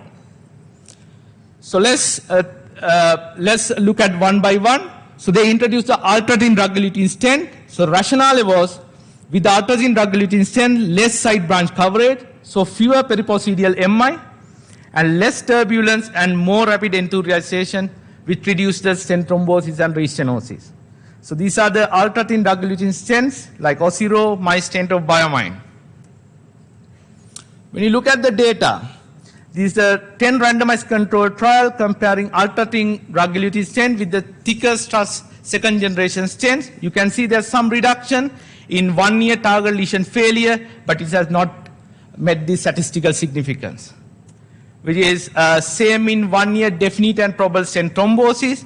There's a reduction in alternating drug-eluting stent, but not statistically significant. When you look at the head-to-head trials like Barnick's randomized controlled trial, which compare the Osiro versus Onyx, at the 1 year target lesion failure, there was no absolute difference. So thin truss stents, more or less same as the second generation drug-eluting stents, no significant difference in the outcome. Then the second strategy was the bioabsorbable polymer. So the rationale was bare metal stent remain after polymer reabsorption, so maybe fewer late and very late stent thrombosis and possible less restenosis. And then avoid inflammation caused by the polymer. So these are the examples like Synergy, Ultimaster, or Osiro. When it's come to the real data, this is the EVOLVE-2 trial which compares the Synergy versus Promus Element Plus at the 5-year, absolutely no difference between target lesion failure and not even in the stent thrombosis. If you look at the randomized control trial meta-analysis, this is the 16 randomized control trial, nearly 20,000 patients, comparing bioabsorbable polymer versus second generation durable polymer, and there's no absolute difference between cardiac death, MI, target vascular revascularization, or stent thrombosis. So bioabsorbable polymer, not inferior, but no significant great outcomes. Then they thought, okay, shall we remove the polymer at all? So they developed the polymer-free drug-eluting stent. So once drug-eluted, only the bare metal is left. So advantages, no adverse polymer reaction, more rapid healing, and shorter DAP duration. So potential disadvantages are difficult to control the drug release and elution rate, and some polymers are thromboresistant, so may promote healing. So for example, biofreedom are these drug-coated stents. If you look at the randomized controlled trial, this is the trial which compare the biofreedom versus Osiro in in 1 year. If you look at the primary endpoint, target lesion failure, there's no significant difference. Neither in cardiac death or stent thrombosis, nor in the target lesion myocardial infarction. In fact, it has shown the significant lower incidence in Osiro stent target lesion revascularization when compared to the biofreedom stent. And all these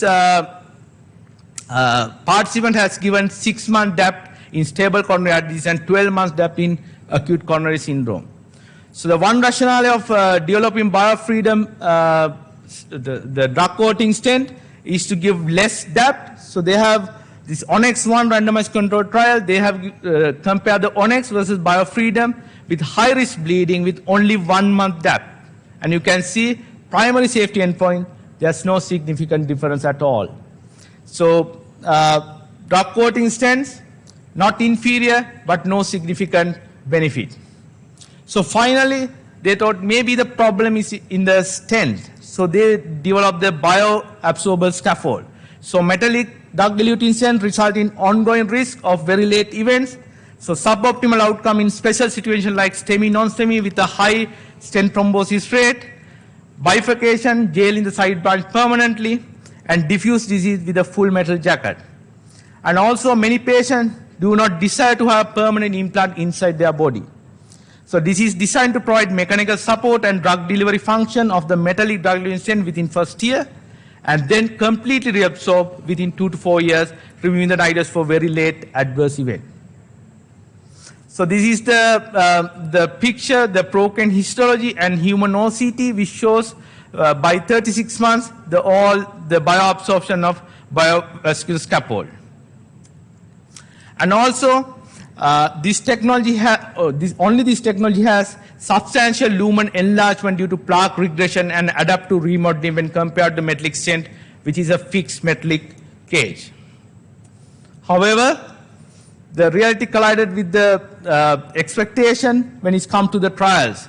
So this is the ABSORB trial 5-year outcome, which shows biovascular scaffold has significantly increased target lesion vascular failure when compared to the second generation drug-eluting stent, which is same in the device thrombosis. It has shown significant high device thrombosis. That makes they have removed from the market. However, if you carefully analyze the data, the problem is in initial 36 months. So this is the device thrombosis. So when you compare it with the second generation drug-eluting stent, the problem is in the initial 3 years. After 3 years, when the stent are dissolved, absorbed, the stent thrombosis rates are less when compared to the drug-eluting stents. And this is a cubic spine analysis which show after the 42 months, it has a benefit over the drug-eluting stent. So there are ongoing trials with the second generation biovascular scaffold with thinner stent thickness. Hopefully they will come into market with good results.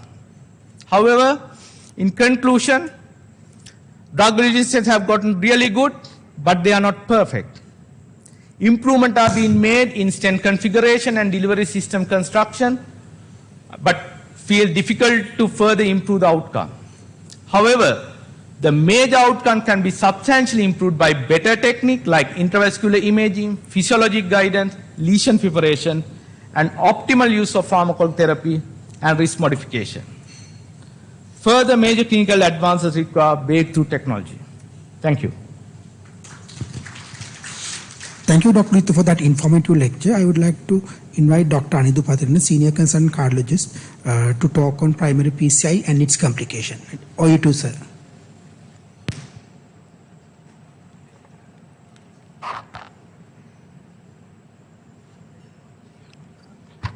Good afternoon. First of all, let me thank the organizing committee for having organized this excellent academic event and inviting me to talk on primary PCI.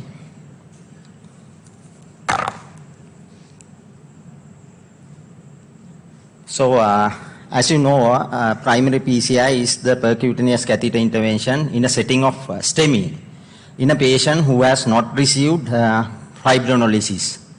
And it is by far the best available strategy of having immediate reperfusion in a patient who is having a STEMI where one of the epicardial coronary arteries is totally occluded with a thrombus. And it is an extremely rewarding procedure because patients who are on the verge of death putting onto the table can be revived within minutes after successful PCI. But it is also highly demanding for the operator because he is supposed to work as fast as possible to meet the time targets, and also in high-risk patients, and also high-risk situation of highly thrombotic milieu inside the coronary arteries, and sometimes under suboptimal conditions of working out of hours with minimum supporting staff. But still, the operator is supposed to deliver the best outcome for the patient. So, as I said, there are several modes and strategies of acute reperfusion therapy, and primary PCI has been shown to be superior in terms of achieving patency of the vessels, as well as that will be translated into short-term benefits of, especially overall, it will prevent premature death. And it is the preferred method of treatment, provided that it can be delivered timely and by an experienced team. Working in high volume center, also interventionists should be experienced enough, and the center should be organized enough to deliver the care within the stipulated period of time, and they should provide round-the-clock service. And acute reperfusion therapy is a time-sensitive exercise, and the mode of reperfusion does not matter. What matters mostly is to deliver, achieve the reperfusion as soon as possible. Therefore, fibrinolytic therapy, as you know, it's the availability is high and it can be delivered faster. So, whereas primary PCI would need more complex setting, therefore, if we have to assess when you get patient diagnosed with a STEMI, whether the anticipated delay that would you need to deliver a wire across the obstructed coronary artery, that is the wire crossing. So anticipated delay is more than 2 hours. It is better to give the patient fibrinolytic therapy. And in case of a PCI patient present in your PCI center and being diagnosed with the ECG there, the time target is even shorter. That is within 1 hour it has to be crossed. It can be shorter if the patient is transported directly to cath lab bypassing the emergency department. So STEMI is a common lethal condition in the community. Therefore, the healthcare system in a region or a country has a duty to offer primary PCI, which is the most effective treatment for this condition, to many eligible patients as possible. So for that, pre-hospital management is very important, where the STEMI is diagnosed in the field. For that, I think to achieve that end, in Sri Lanka, we have Sri Lanka SLCC started a joint venture with Suez area of providing them with the fleet of over 300 ambulances with ECGs, but a dollar crisis stood in between and we could not accomplish that. In not only the diagnosis in the field, if the patient can't be transported to a PCI capable center within a reasonable period of time, the thrombolytic therapy can be administered in the field by trained paramedics. That would be the second step even for Sri Lanka. And for that, we have to have a well-established regional network with documented protocols, and that has been done already by then Sri Lanka Heart Association together with the STEMI Forum of Sri Lanka. Those documents are available. So when it comes to the managing the patients, individual patients, it's always going with the best available evidence. Evidence is summarized in the guidelines, and this is the latest guideline by American societies. So I'll be based on my talk, rest of my talk, mainly on this document.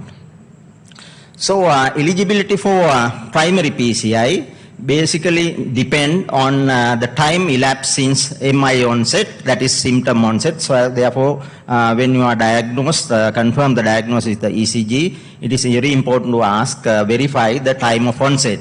So the strongest evidence of benefit, that is improval of survival, of postponing the death of the patient, if you intervene within 12 hours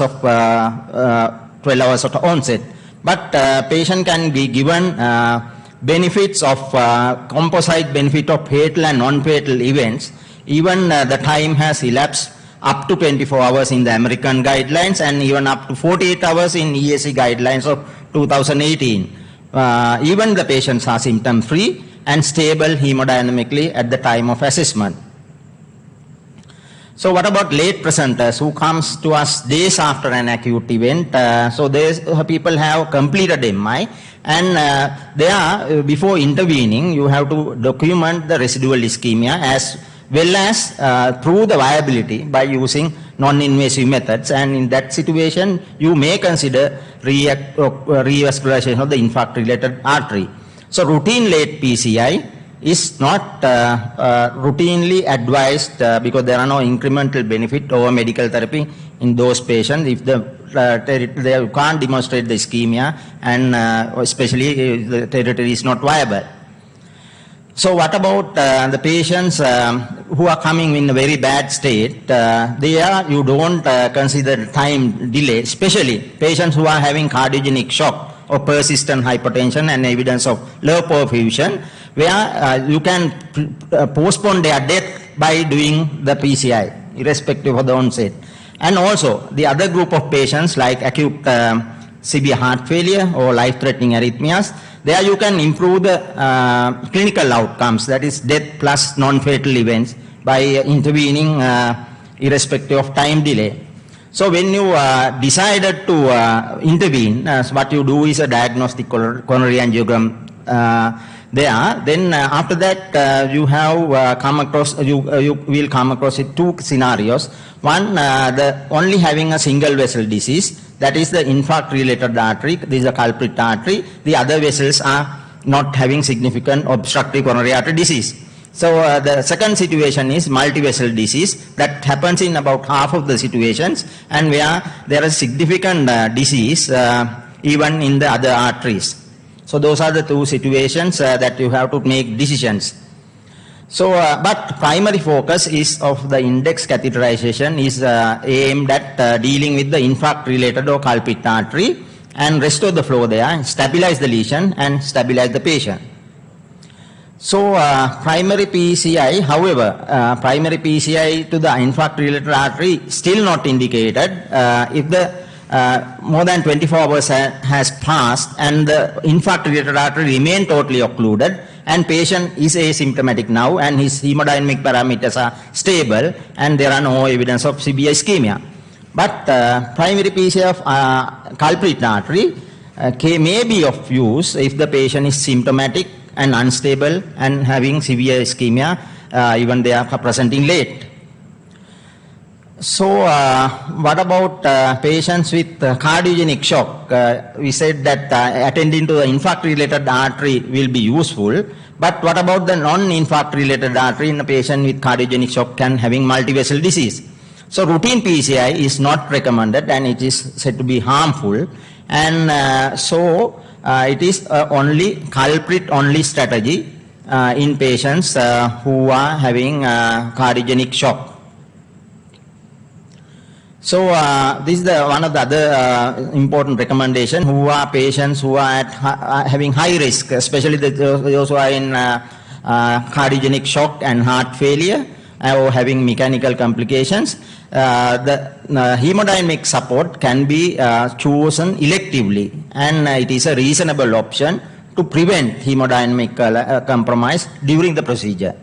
So it will be a good practice if the patient is bad to secure the access in the femoral artery using a small gauge sheath so that support can be, IABP support what we have can be instituted.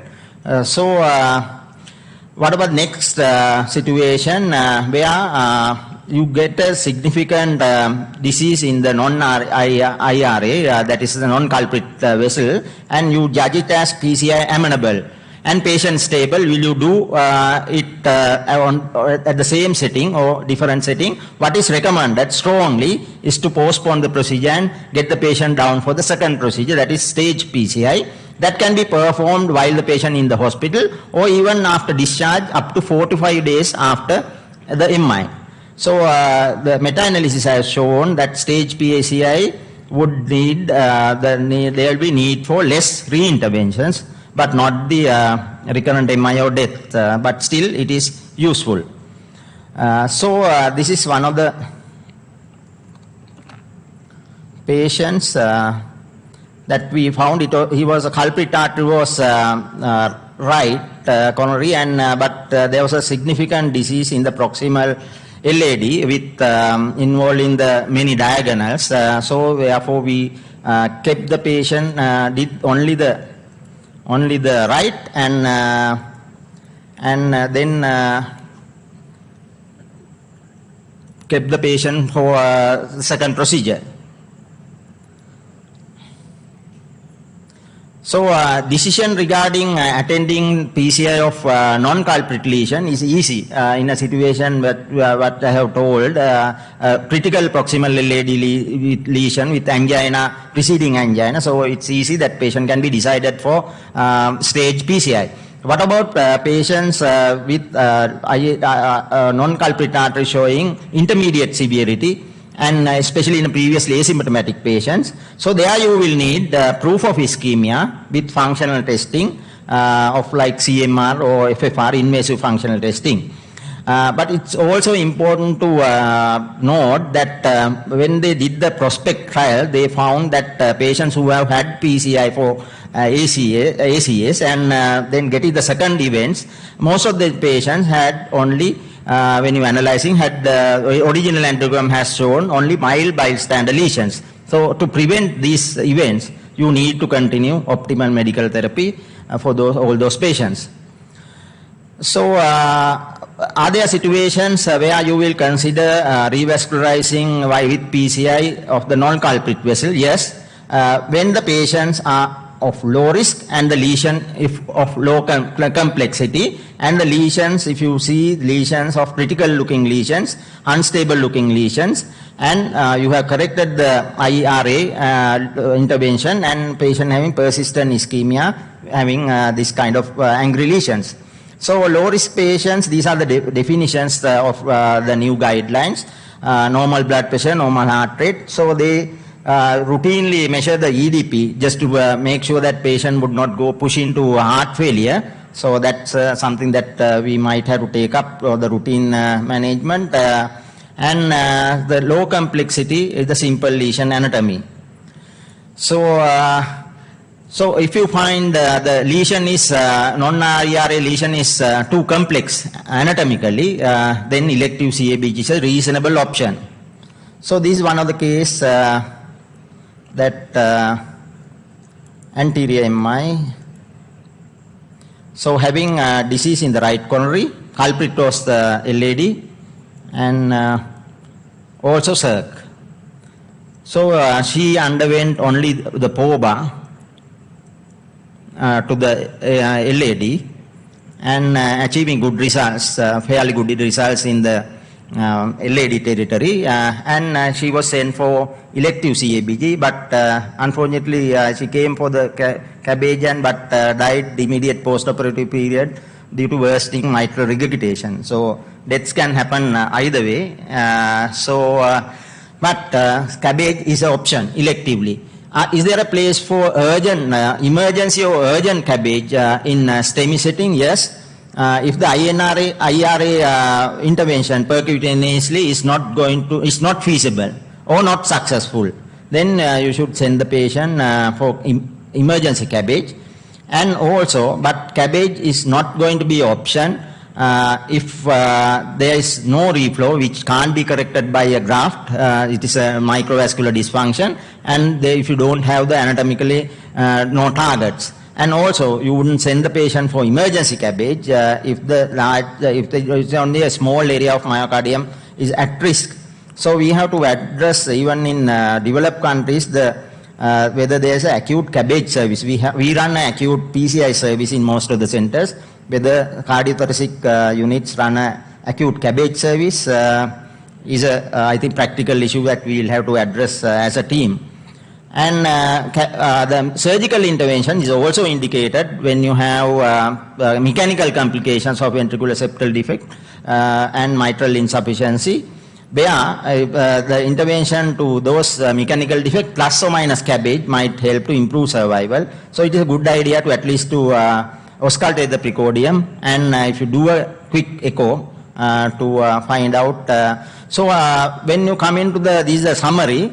It's non-IRA intervention is mostly differ except in stable patients, low risk and low complex patients, and heart team will have to come into play in two important situations where you decided not to do anything in non-culprit lesion is not supplying a large area. Where you will manage those patients medically, that is also important decisions. And other situation where you are going in high risk situation where the patient might either you have to decide between whether it's a PCI or cabbage. So heart team has, they will take into consideration these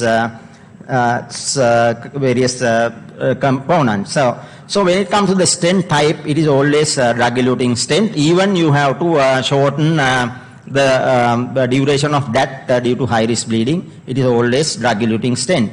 So what about direct stenting? It has not been addressed directly by the guidelines, but there are advantages and disadvantages directly stenting. And there is a situation of delayed stenting.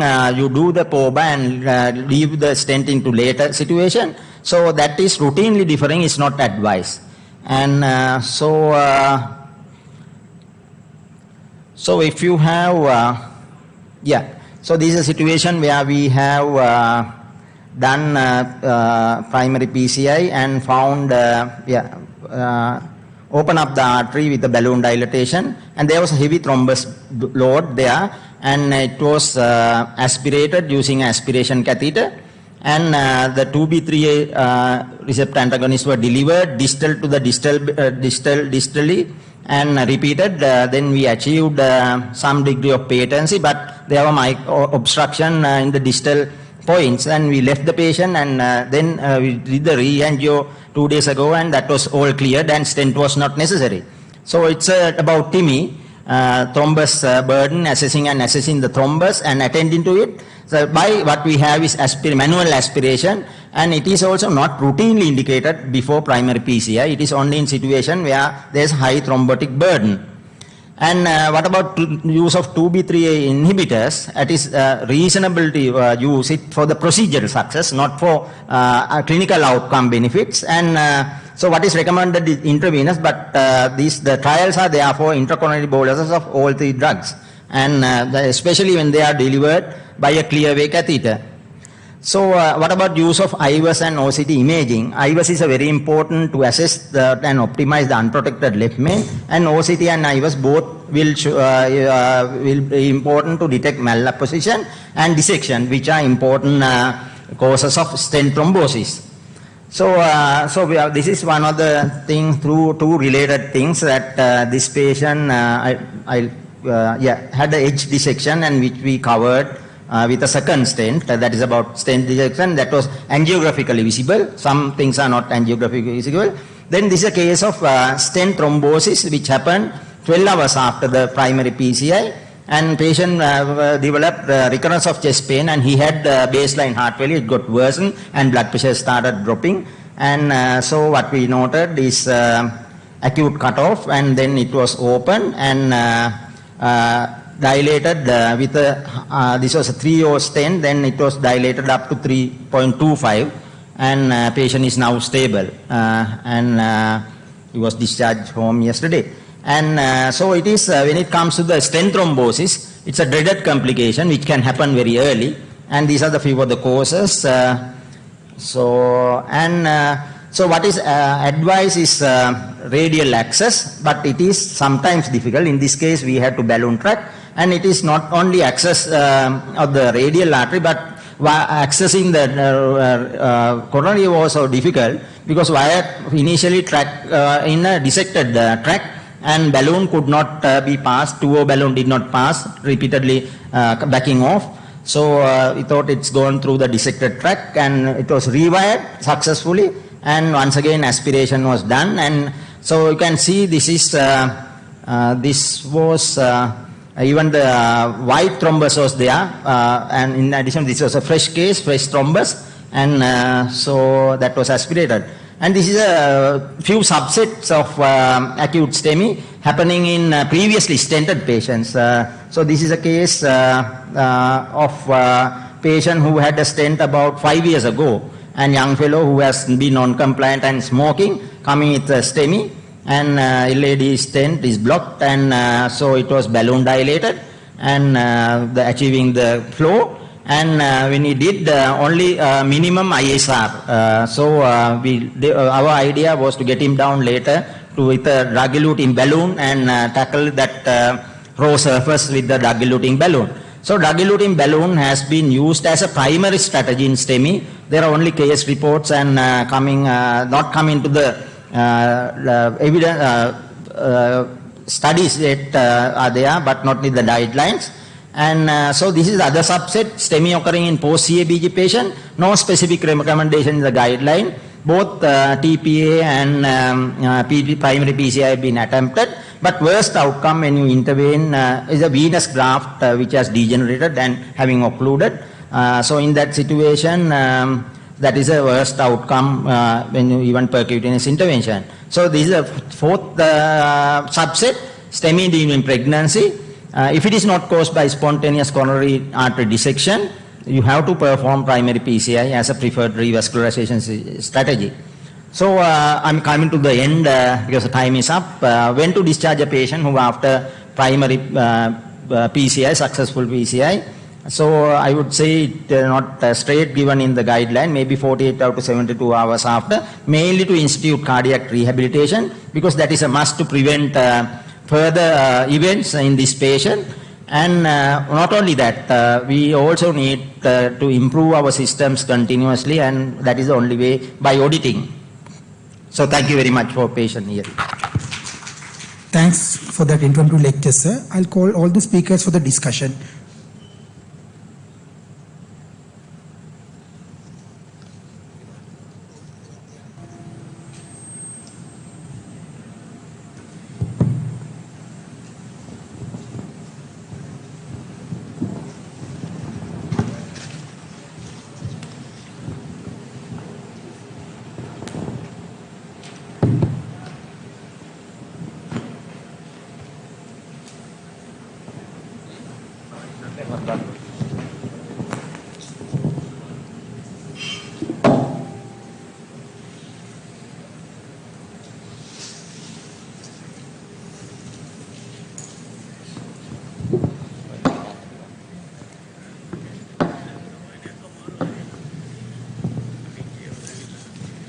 First of all, I like to thank all four consultants for their excellent presentations.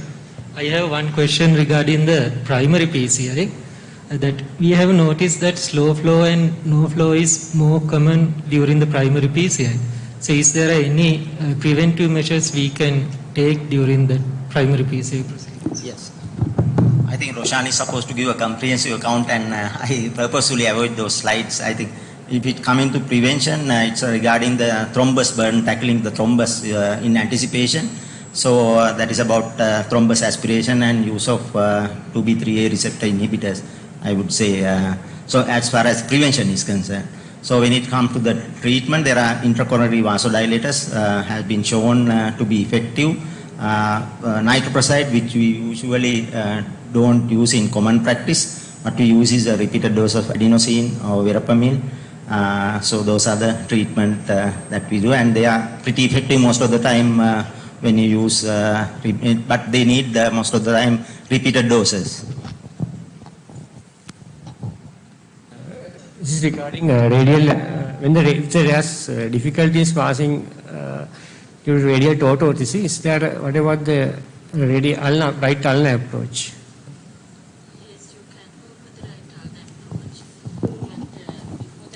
To assess the, burden of the ischemia, but it's always advisable to go for the, rather than going for the right ulnar approach, to go for the other vessels and then to come for the ulnar approach. That's what's it's prescribed.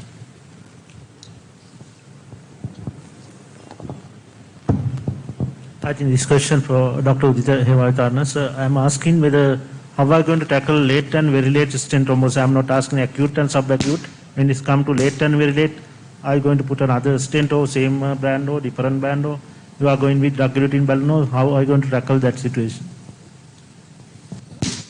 I think we have several options for late stent thrombosis. The main thing is actually, so we should think about what is the reason for the late stent thrombosis. It can be either malapposition or maybe the stent fracture. So you can do the intracoronary imaging and find out the reason. This is one thing, to find out the cause, and then you have to address that cause. For treatment wise, we have a drug-coating balloon which has shown some promising results, or else we can put the metallic stent on top of the restenosis stent. But the problem with that, then there's a heavy metal inside the vessel, so which can cause further restenosis. So I think the options are depend on the reason for the restenosis, and also I would say, as in my last slide mentioned, we should emphasize on correct pharmacological use, dual antiplatelets for the required duration, and also the risk factor modification after the stenting. If you don't do risk factor modification, then whatever you do, it will get restenosis.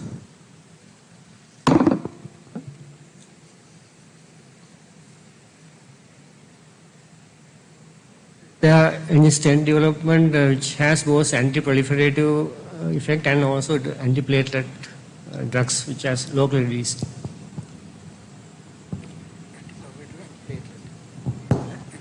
Antiplatelet and antiproliferative. There are any stents which have other than the antiproliferative like everolimus, which has releasing local antiplatelets which will prevent stent thrombosis.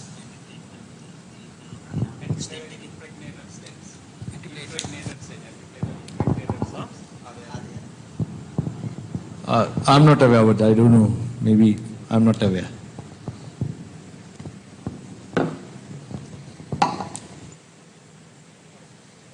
This question for Dr. But can I answer now? But if in theory, so why we are using antiproliferative drug is, now when you implant the stent, the reason for the restenosis is vascular proliferation, not the thrombus formation. This thrombus formation we can control with the antiplatelet drug, but the restenosis is due to vascular proliferation. That's why we have antiplatelet agent as drug-eluting stents, right? So if you coat it with the antiplatelet drug, it won't address the issue of proliferation, vascular proliferation.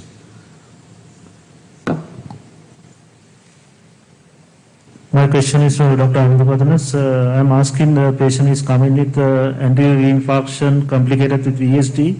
When you do the coronary angiogram, if you see the critical LA deletion, are you going to stent in that or you are going to send in CABG? If the patient is coming with if the patient is coming with anterior reinfarction complicated with VSD, when you do the angiogram, you come across acute LA deletion. In this scenario, you are going to do a PCI to LADO, refer to CABGO, conservative management. What's your approach? Because considering viability and all. Yeah, I think in that situation, best if it is hemodynamically significant VSD, ischemic VSD, it has to be assessed by the heart team, and I think it has to be postponed, not at the same time immediate angioplasty. Then think the stability and decide on the revascularization strategy. Whether even it's surgical, whether it's immediate or delayed, the surgeons always prefer for delayed sort of intervention rather than acute intervention because of the mortality risk. I would call the heart team without doing it immediately. I have another question regarding the catheters. Sometimes we notice that when we are engaging, especially the RCA, there's pressure damping. So is there a place for side hole catheters in these instances? Yeah, side hole catheter is useful, but there are few issues. The advantage, as you said, we could use it, to even, when there's pressure damping, you could use a side hole catheter so that the coronary flow is maintained, so that you could continue the procedure. But there are some disadvantages because without your knowledge, your catheter get deep-throated, you're unaware of it. So if there is damping happens due to osteal plaque disease, so there is a higher chance of dissection. The other disadvantage would be the use of contrast volume will be high. So those are the disadvantages. So if you're pressure damping, one other alternative way would be to use another wire in your aortic root to prevent the catheter deep throating in, so that you could keep it outside the ostium and you could complete the procedure. But side hole catheter is useful, but then you have to be very careful to prevent dissections.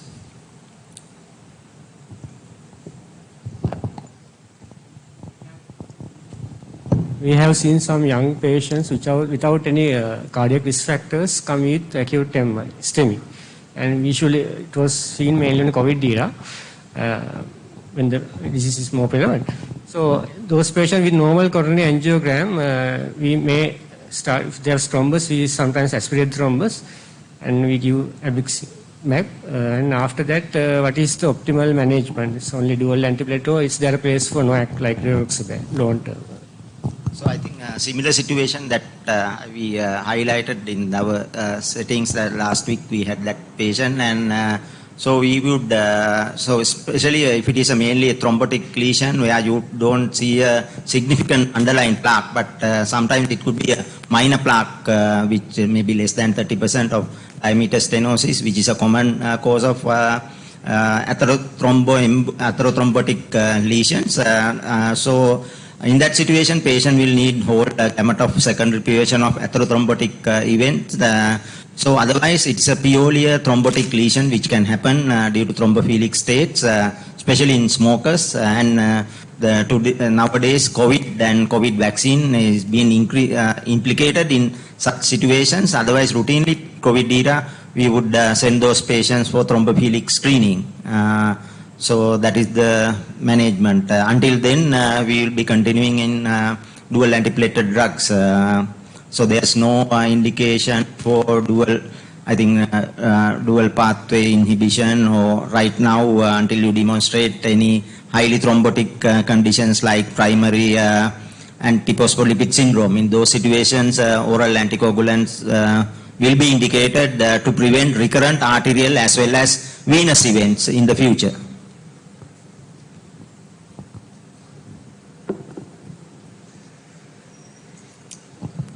With regard to the use of guides in selective situation, just want to highlight one particular scenario. Sometimes you encounter patient with short left mains where your catheter goes and selectively engages one of the coronaries. Like for example, you want to do a lesion in the LAD, your catheter goes and engages the circumflex artery. In that type of a scenario, I have actually learned from one of my fellow cardiologists. The technique he uses, he wires the circumflex so that the wire is in place. Then you back the guide a bit. When you push the wire a little bit further, you could easily back the guide. Then you do the anti-clock torquing and advance the guide so the guide gets confirmed in the aortic root directing towards the LAD. Then you pull back the wire and put it into the LAD. So that is one of the things which I learned actually after coming here. I didn't even see that being done even in overseas. That's useful and pretty safe as well, because the wire in place, when you do the manipulation, it won't dissect the artery unless you are doing it very rigorously. You could do it carefully, quite safely. One question to you, sir. In the hemodynamically unstable SCAD, would you hemodynamically unstable SCAD in pregnancy, would you go for a stenting or would you manage conservatively, sir? What is recommended if it is not spontaneous artery dissection, you have to proceed as of a non-pregnant patient. Same criteria. Sir, when we are using multiple drug-eluting stents in one vessel or multiple vessels at the same time, what kind of attention we should pay for the compatibility of the drugs? Like, actually, there's no the data to answer that questions, but usually if you are using two stents in a one vessel overlapping, that's what you're asking, right? Yeah. So then I think better to use same sort of same manufacturer stent rather than using different stent.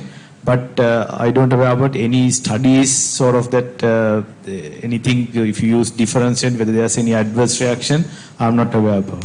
But better to use the same type of stents.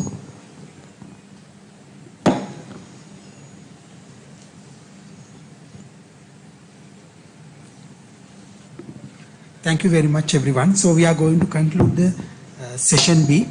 Thanks for keeping up with the time. Thank you very much.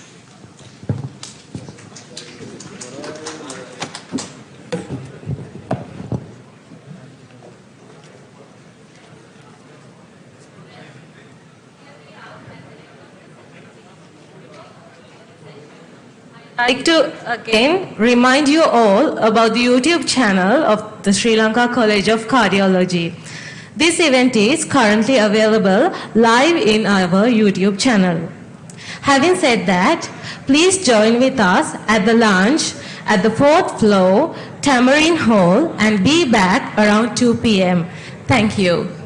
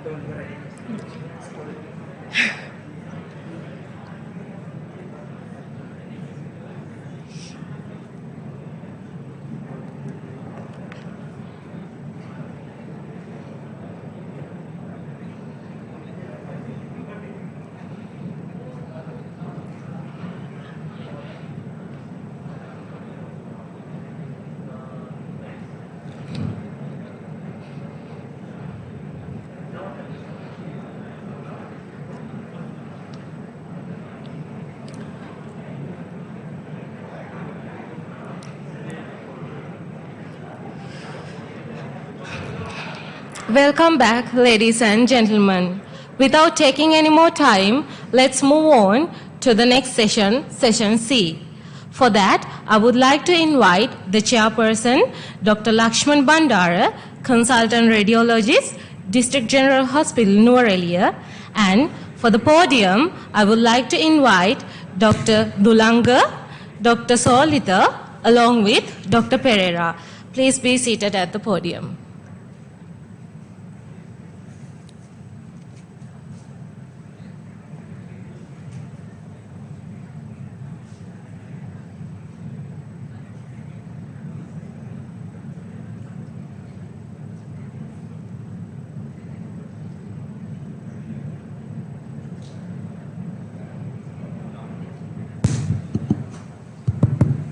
Good afternoon.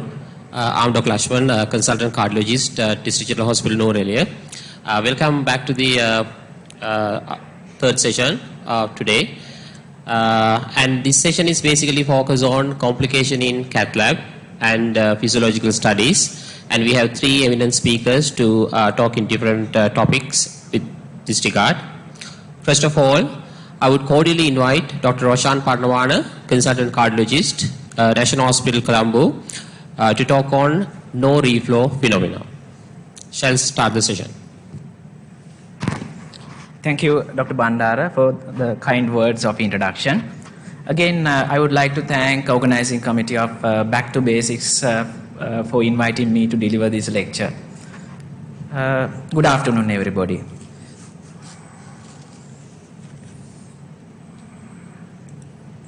So I'll be talking on no reflow under these subtopics in next 20 minutes. So as you all practice in interventionalist, your main goal is to restore the coronary patency in after your procedures. So restoration of patency does not translate into improved tissue perfusion, and especially in cases like primary PCI, you encounter a phenomenon called no reflow. So here,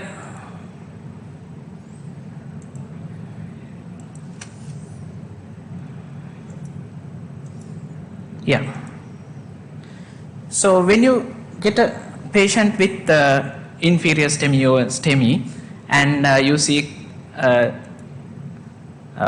block at this level, and you do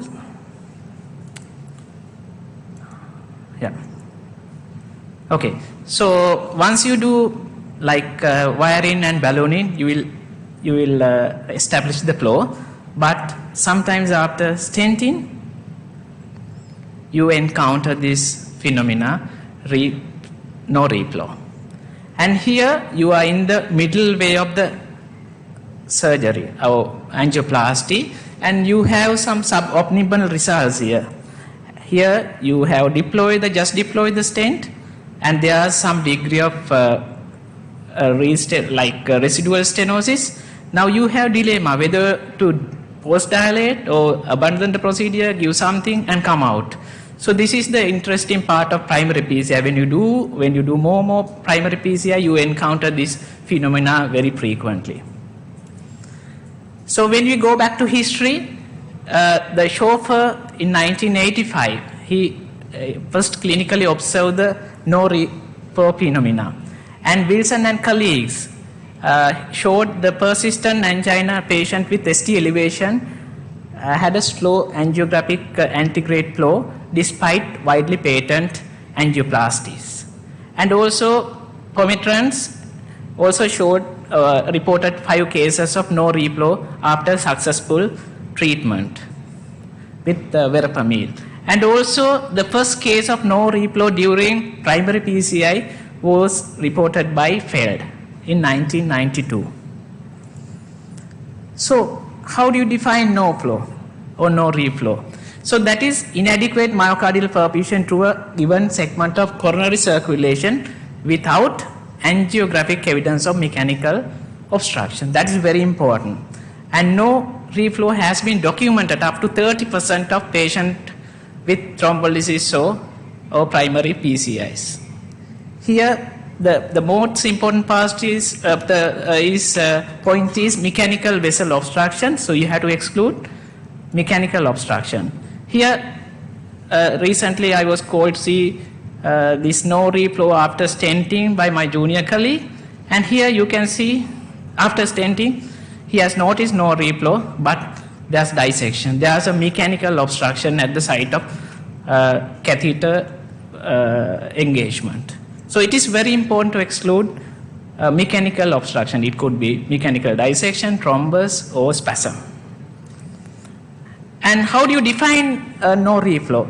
So if you see the presence of TIMI 2 or less flow in the absence of dissection, spasm, or stenosis, or thrombus in the cell, you diagnose no reflow. And trials have shown that the TIMI 2 or less flow is compared to TIMI 2 flow is worse. And even the TIMI 2 flow is no better than TIMI 1 or 2. That is also very important.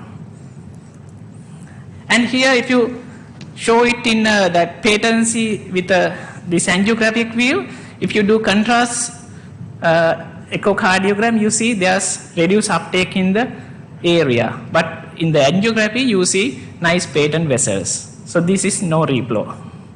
And even if you do primary PCI, the success rate is very low. In the olden days, we remember this Cadillac trial. They enroll 100 patients with STEMIs treated with primary PCI, but only 35% of them had successful outcome. So that is TIMI 3 flow or myocardial brush gradient 2 or 3 with ST resolution more than 70%. So out of them, only 35% had successful results.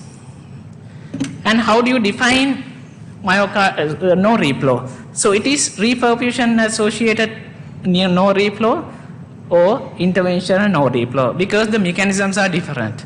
Reperfusion associated no reflow is defined as when you in the settings of acute myocardial infarction or acute coronary syndrome, no reflow phenomena.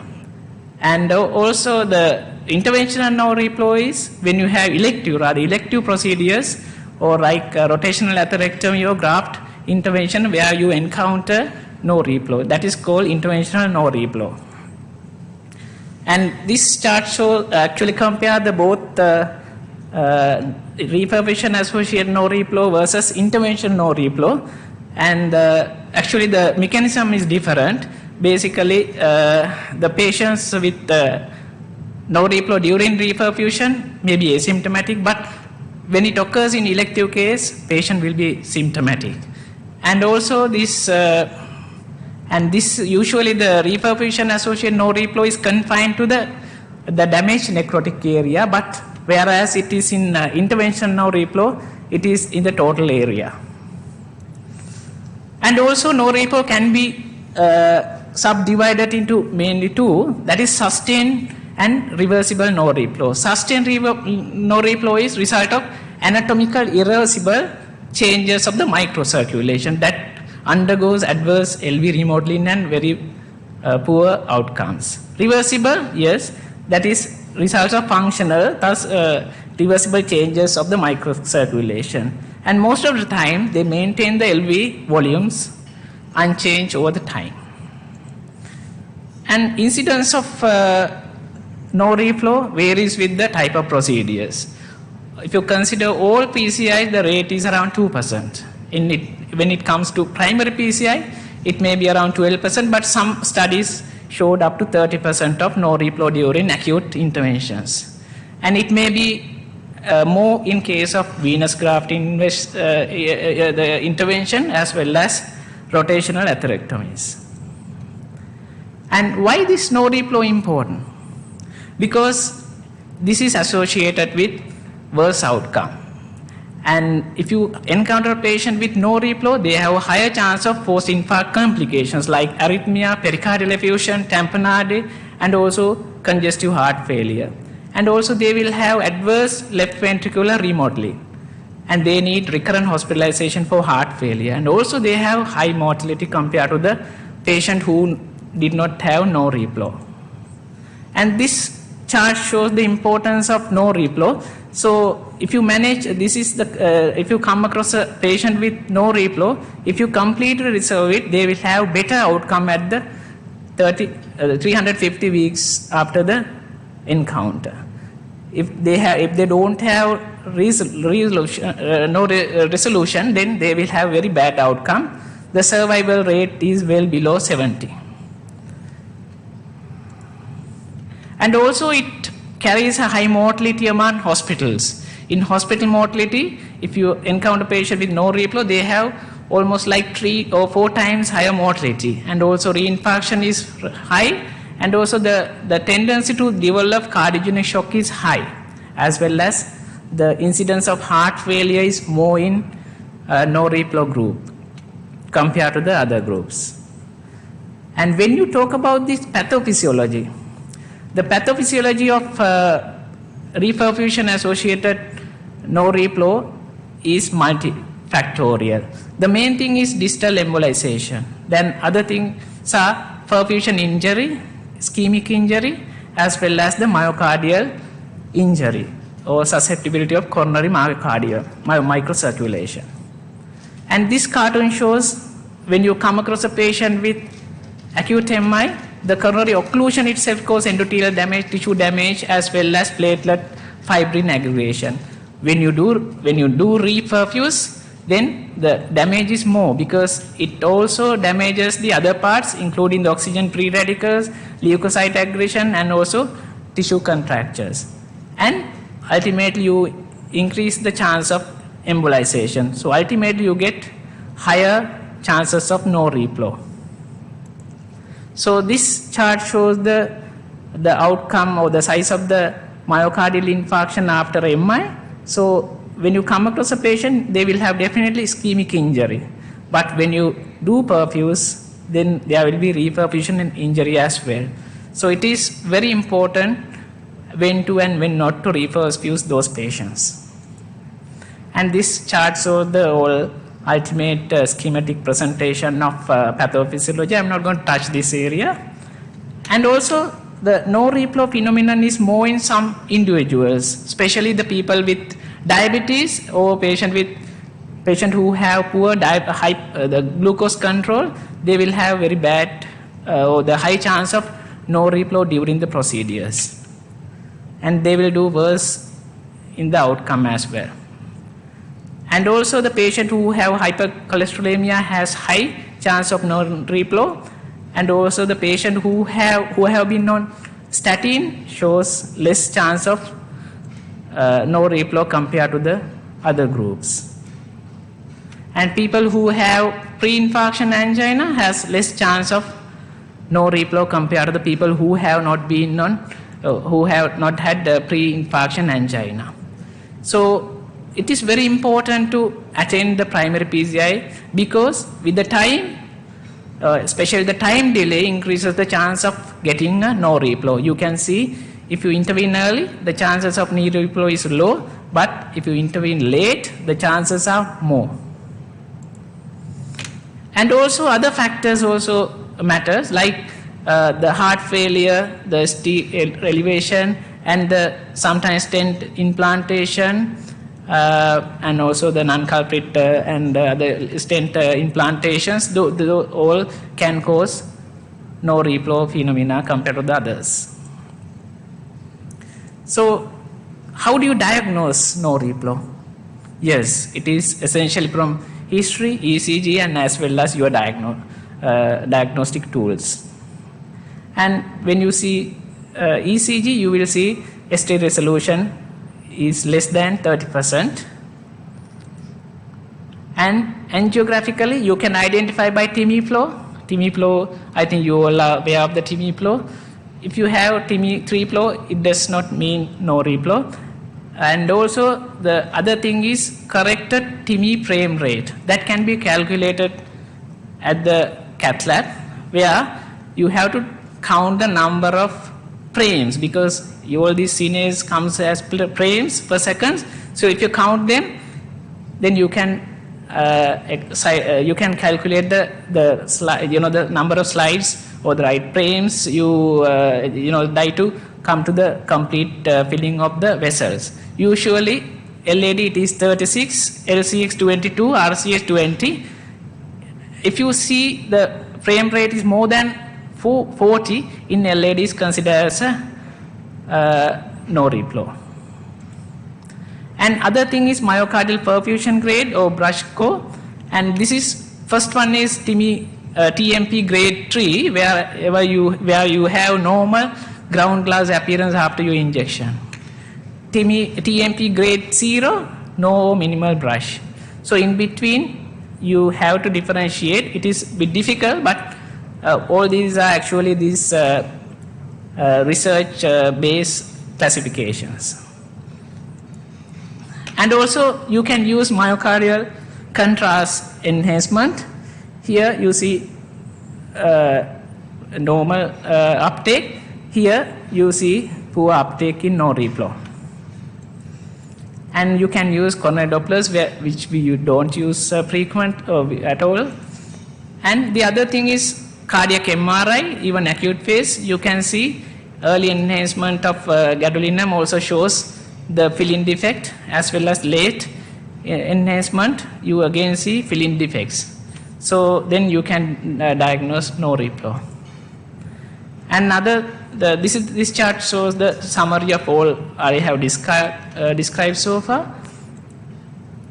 And next, how do you prevent no replo? It is very essential you take prompt action. When you come across a patient with STEMI, you have to reduce the pain onset to balloon time, because that will reduce the no replo. And also some drugs, especially drugs which reduce myocardial oxygen consumption, leads to less chance of no replo.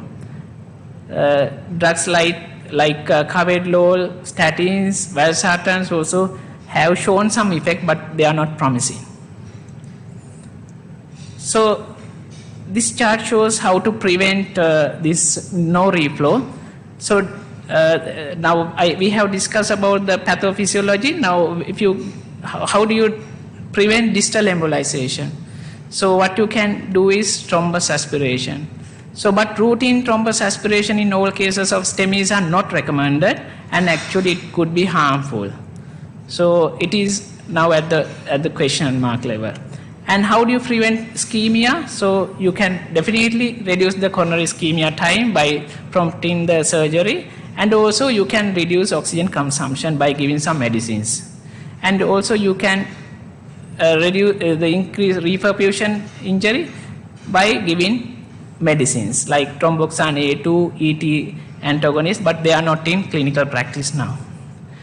And also the people who have high individual susceptibility, you can correct the underlying cause like diabetic control, hyperglycemia control, and hypercholesterolemia, as well as if they have lack of preconditioning, you can give nicorandil. That will reduce the no replo chance. Drugs which we usually use are also shown benefit in prevention of no replo, but nowadays it is not routinely used and not recommended for routine use in all the guidelines. And these are the drug doses to prevent the no replo. And the latest is the supersaturated oxygen, where they infuse supersaturated oxygen following primary PCIs, and they have got the FDA approval for that as well. For patients who have anterior STEMIs who had primary PCIs are given supersaturated oxygen, and they have low rates of death, low rates of heart failure and hospitalization, as well as low rates of no replo. And you can also do some mechanical intervention, thrombus aspiration, and also distal protection devices and direct stenting, as well as use of balloon pumps. And you can use the stents like MGuard that will reduce the distal embolization, but it is not widely used because of high chance of re-stenosis in later years. Direct stenting reduces no replo, but it is not the recommendation for most of the procedures. And role of IABP also inconclusive, and some studies shows the improvement of no reflow following use of intra-aortic balloon pumps. Now I am moving to treatment. So treatment also depending on the pathophysiology. So how to prevent or how to reduce the distal embolization, you can administer 2B3A and inhibitors, vasodilators, adenosine or nitroprusside. And also to reduce ischemic reperfusion, you can use adenosine, nitroprusside, verapamil or nicorandil. And also you have to control hyperglycemia, as well as you can do some post conditioning with medicine like nicorandil. And also pharmacological strategies, you can again have to manage hyperglycemia, and you can use statins to reduce individual susceptibility of the microcirculation. And this is the guideline, actually ESC guideline, treat recommendation for prevention and treatment of no reflow. But this is be told, actually this was in 2014, thereafter they haven't actually put it into the guidelines, and because most of the time these thrombus aspirations in routine practice is not recommended, but medicines like abciximab and adenosine, nitroprusside, verapamil is recommended to use in no reflow management. So these actually small scale randomized trials, so they use adenosine, nicorandil and abciximab as well as nitroprusside. So they have shown some effect in treatment of no reflow in most of their small studies. So the future is to prevent no reflow. So the prevention is by administering the thromboxane A2 antagonist, and also the control and the induction of preconditioning of the myocardium. They are still in the research level.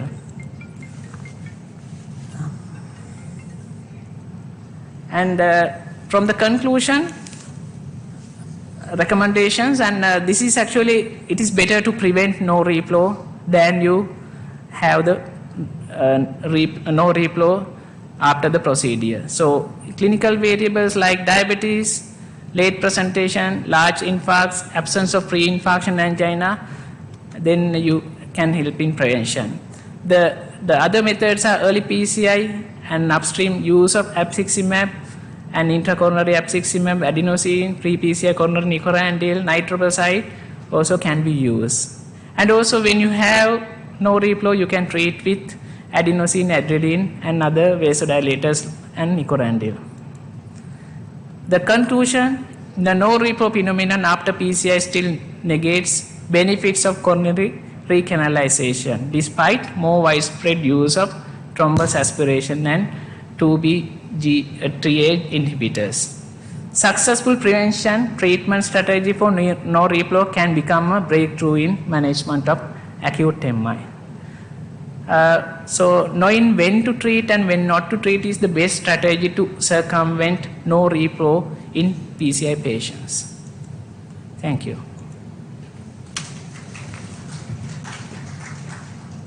Thank you very much for your comprehensive lecture regarding no reflow phenomenon. And I will entertain the questions at the end of all three lectures. As for the next lecture, I'll cordially invite Dr. Sanjeev Rajpaksha, consultant cardiologist, Colombo North Teaching Hospital, to deliver the talk on complication in cath lab. Over to you, sir.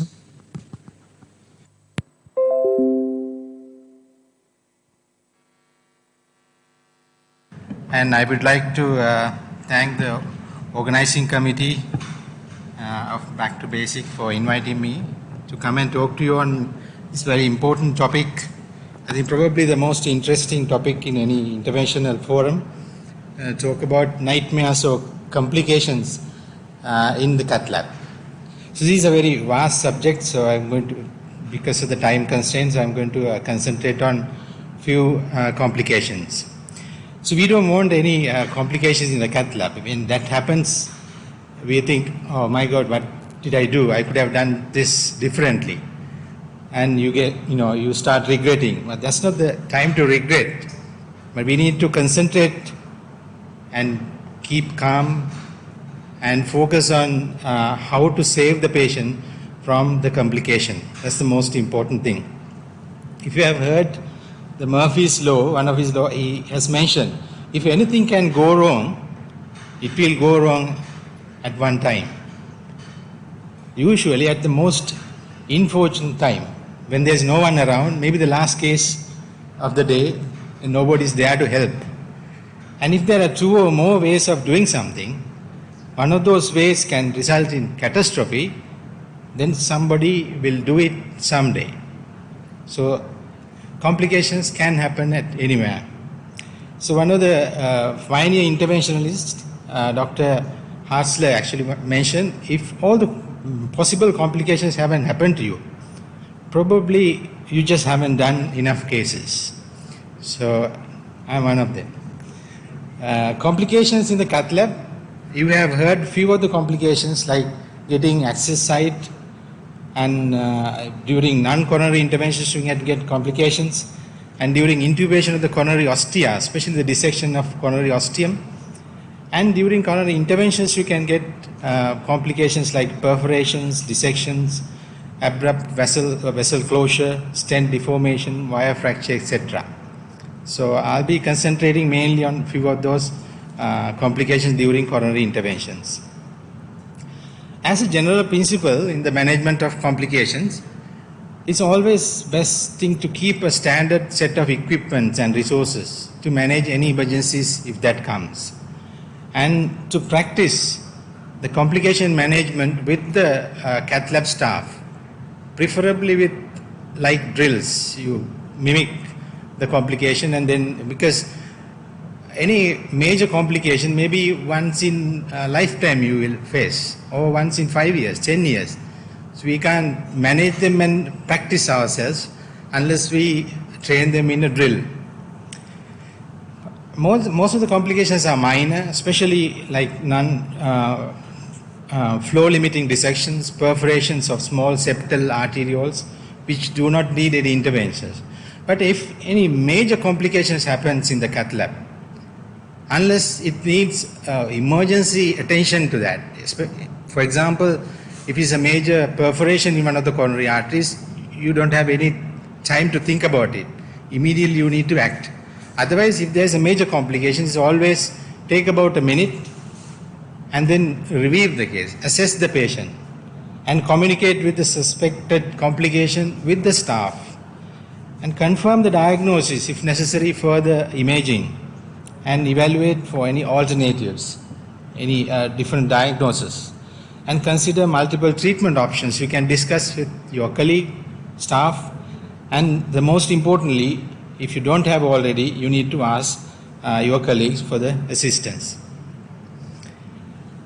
The recommended resources or equipment that you can keep in cath lab, few of them like pericardiocentesis tray, covered stents if necessary, different sizes if available, coils, microcatheters, especially if the coils are being used for, you need different microcatheters, snares, and the other stuff like options for resuscitation, emergency resuscitation, echocardiography, ICU care, etc. So, and especially the cardiothoracic support, especially if you are doing complex interventions where you can get complications, then you should have access to cardiothoracic care if necessary at any time. One dreaded complication is coronary artery dissections, mostly iatrogenic. The incidence is less than 1%, especially left main dissections can occur in 0.1% of the time. Like in other complications, even dissections, the incidence depends on the operator experience, technology available, and obviously the complexity of the case that you are handling. And mostly that can happen in different scenarios. This happened to me some time ago. This patient came with chronic stable angina. Did the angiogram. This is the first shot. If you detect, I actually missed the first dissection of the LAD with the first shot. Still, even the first one, you can see there's staining. And this one, of course, you can see there's a staining here.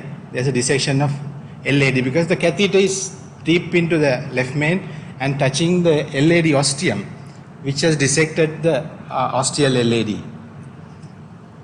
So immediately the diagnostic catheter was changed to jail guiding catheter, wires in circumflex, high OM, and then trying to wire because it is a 100% block. This is a type F dissection. So complete occlusion of LAD, which was severely diseased at the ostium.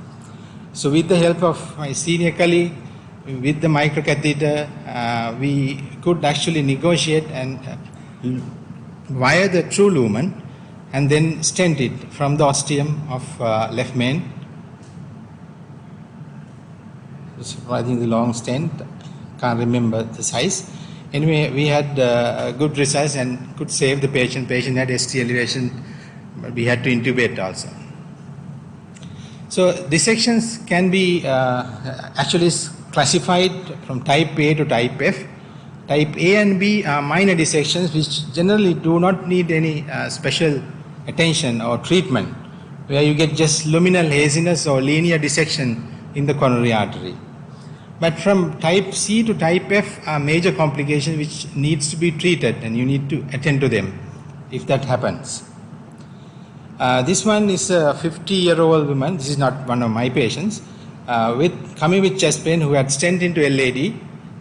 If you see the ostium get bigger and there's a white line going down the right coronary artery.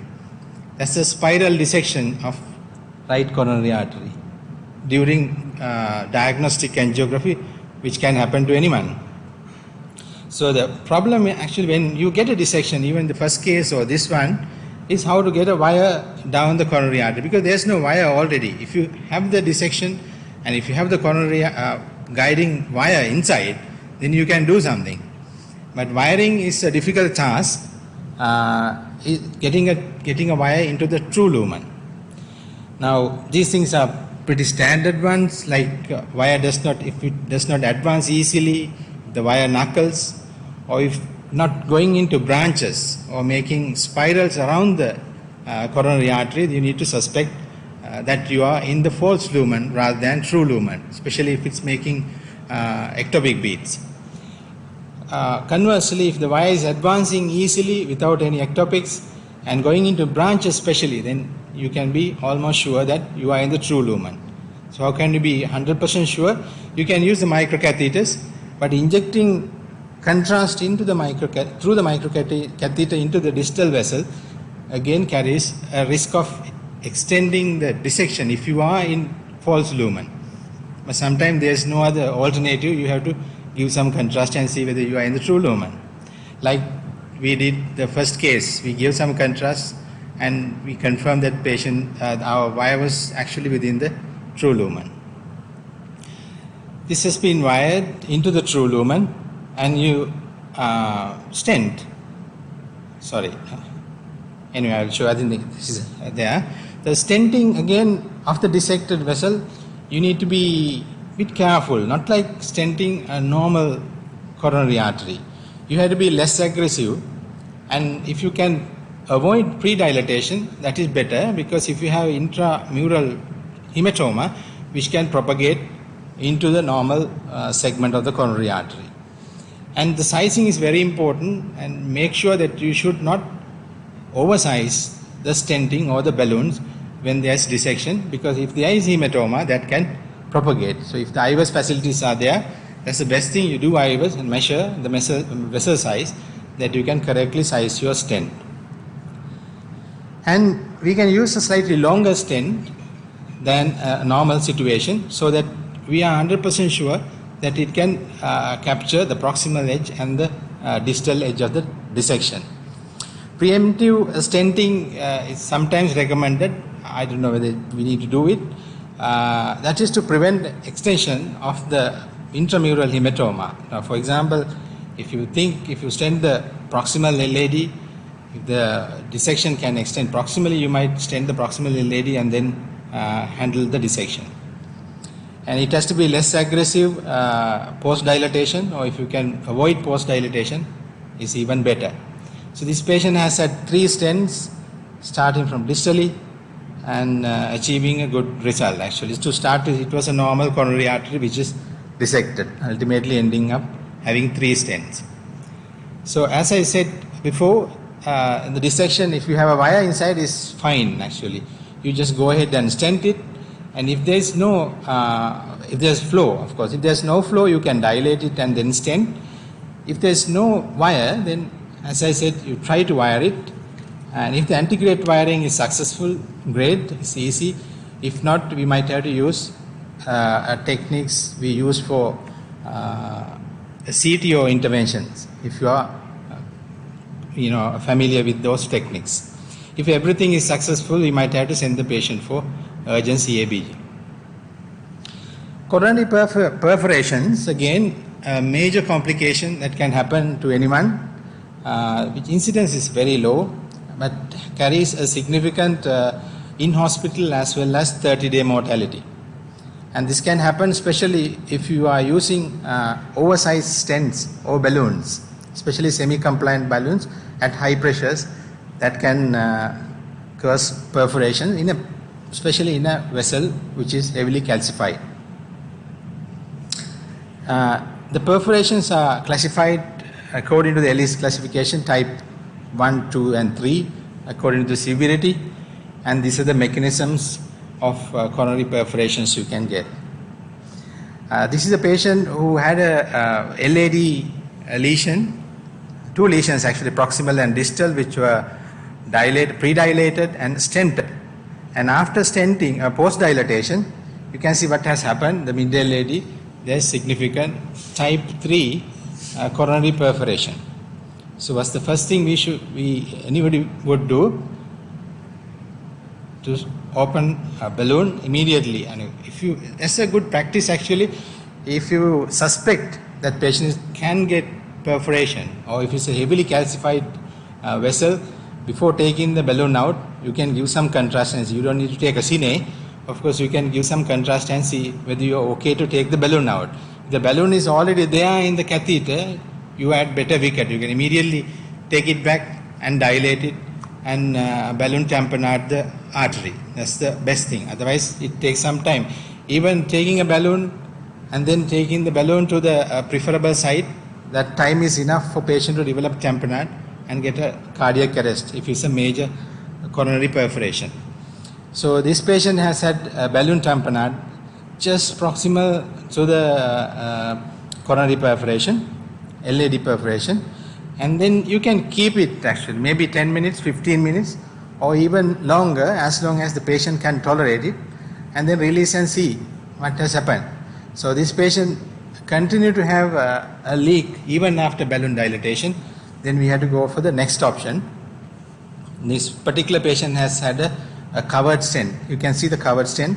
So after putting the covered stent, you achieve good results. So there's no further leak into the pericardium. So our approach to coronary perforations, first thing is to do a balloon occlusion. So you need to choose a balloon with the 1-to-1 size balloon and inflate it at low pressure, maybe 8 atmosphere. And you continue at least for 15 minutes. If you can achieve perforation closure, then it's fine, you can come out. If you suspect any micro dissections due to balloon, you can stent that area where you have actually done the balloon dilatation. And very important that you should not reverse anticoagulation. No protamine until you take everything out of the coronary artery. Because initially there were some teachings actually to half treatment with protamine, reduce the action of anticoagulation to reduce bleeding. So that is a very dangerous thing due to 2 reasons. One, because you have the equipment in the coronary artery and that can thrombose even the left main. If to the left side. So major coronary arteries can get thrombosed if you are not maintaining anticoagulation. It's very important. If necessary, you need to actually top up, give more heparin to keep the ACTs at a desirable level. And second thing, if you reverse, then can bleed into the pericardium and it can get clotted inside the pericardium, which you can't aspirate. It's a dry tamponade. So it's more dangerous than having liquid. You can aspirate it and give it back to the vein. So you should never reverse anticoagulation in this patient. Of course, if patient has hypotension, you can start with vasopressors or IABP or whatever. If it's a large vessel, we have a choice of covered stent. So covered stent should be kept in any cath lab. As you all know, there are two types of covered stents are used. This old one is Graft Master, which is two stents, and the PTFE layer is actually sandwiched between two stents. So because the two layers of stents is very difficult to maneuver and trackability is very low. Unless it's a straight vessel, you can't actually take it. But fortunately now we have, even in Sri Lanka, PK Papyrus. This is coming from Boston Scientific, and it's actually easily maneuvered. I have used only once. So they say it's easy to maneuver. You can take it because it has only one layer of stent. And relatively smaller catheters you can use. So Papyrus can be used in 5 French catheters, or even 6 French catheter. Up to 5 millimeter stent can be taken in 6 French catheter. Compared to Graft Master, you need at least 7 French, 8 French catheter to take that stent into the coronary artery. And if you can't use the single catheter method, now if there's a perforation, of course you have the balloon, you have the wire, and you need to take this particular covered stent as well. So you need another wire, you need to take the cover stent.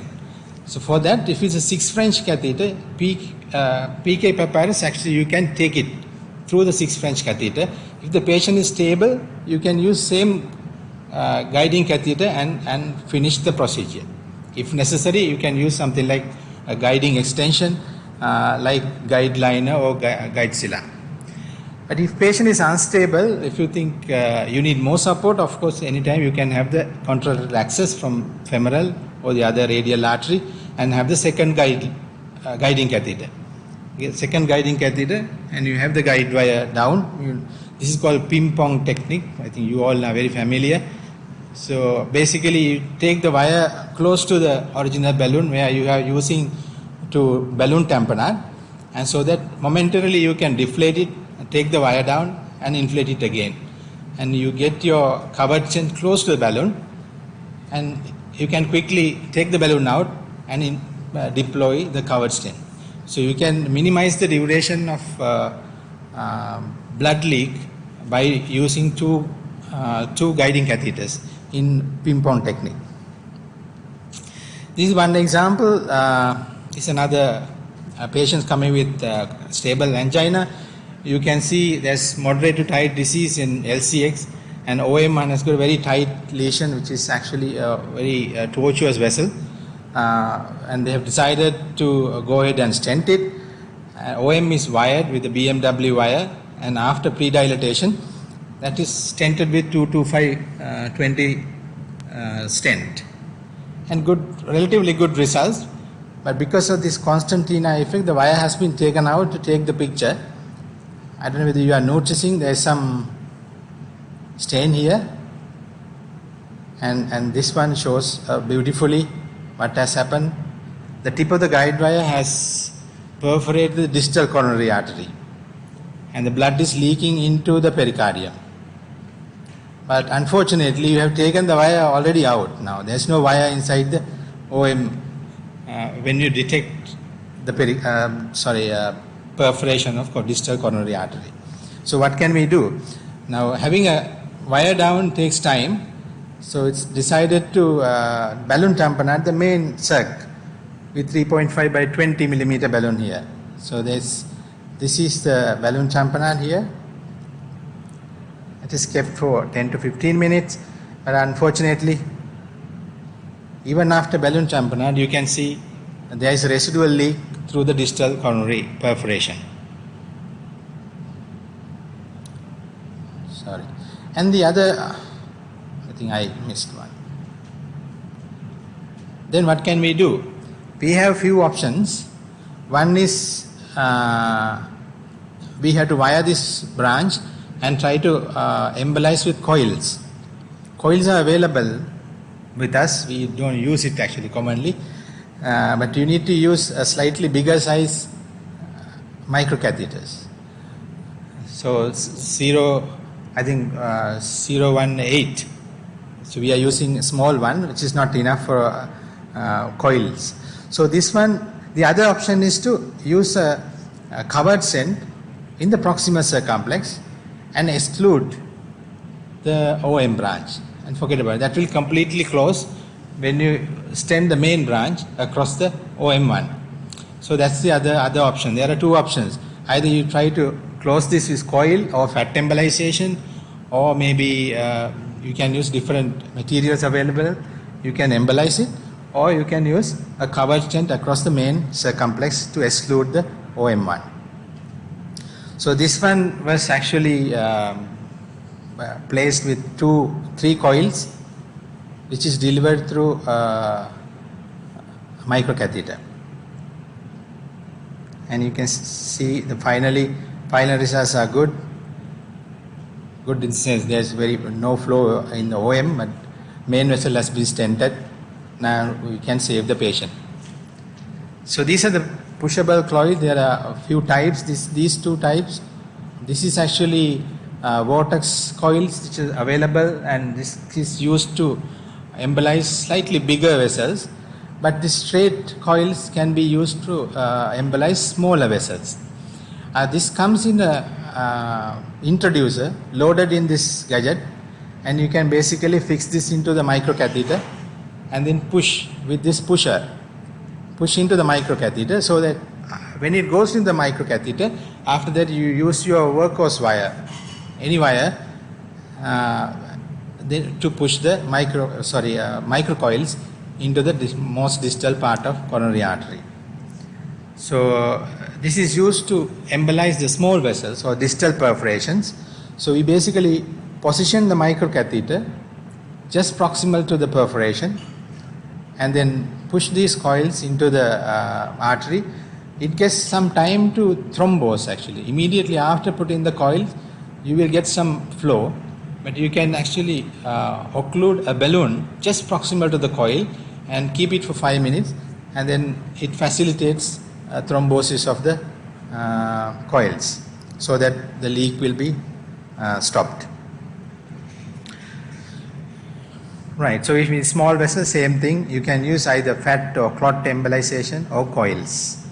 If these things fail, obviously we'll have to occlude the vessel with balloon and take the patient with the balloon to the theatre and hand over to the surgeon. Abrupt vessel closure.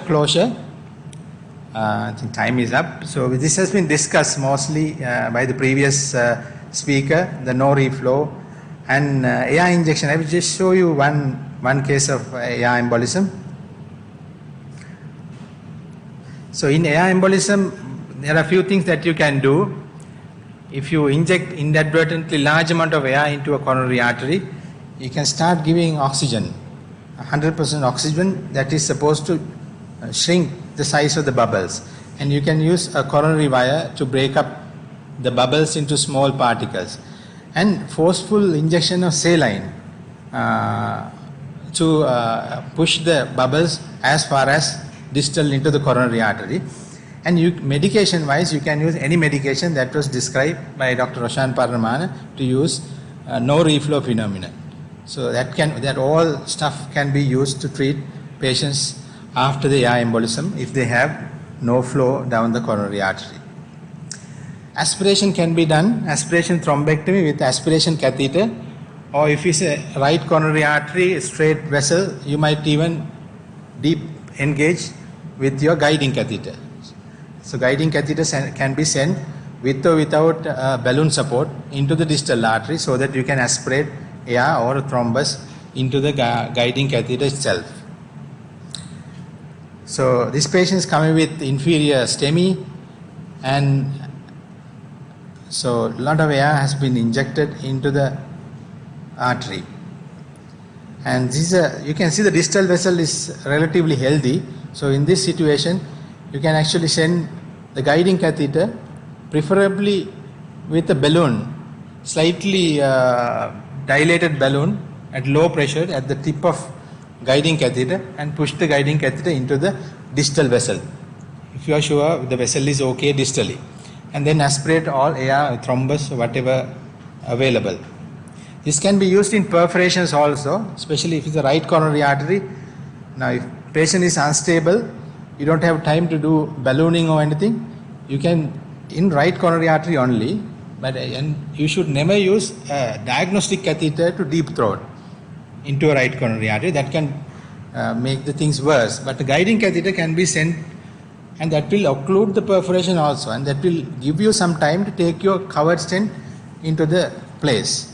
So in right coronary artery, you can, when you experience, of course, you can use the right coronary artery like this case.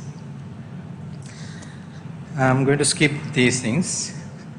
Entrapped or embolized equipment. There are so many complications are there. So you can get the wire, fractured wire can get stuck in your coronary artery, which most of the time the small part of the wire can be stented onto the wall of the coronary artery without any problem. If it's a long one, you might have to snare or take it out. If it's hanging out from the coronary artery, of course, you might have to send the patient for surgery. The surgeon will have to take it out. You can't leave it. So, yeah. Thank you. I'm going to stop here.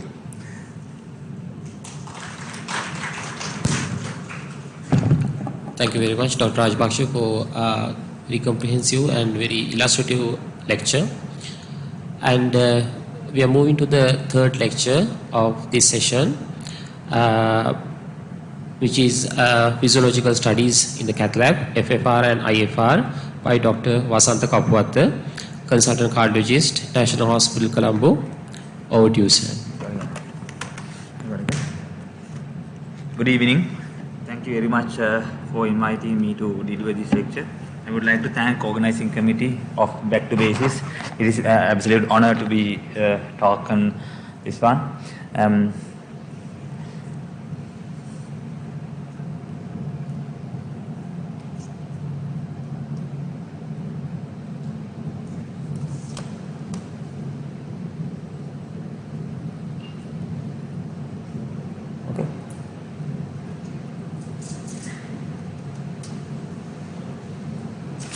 Oh, okay.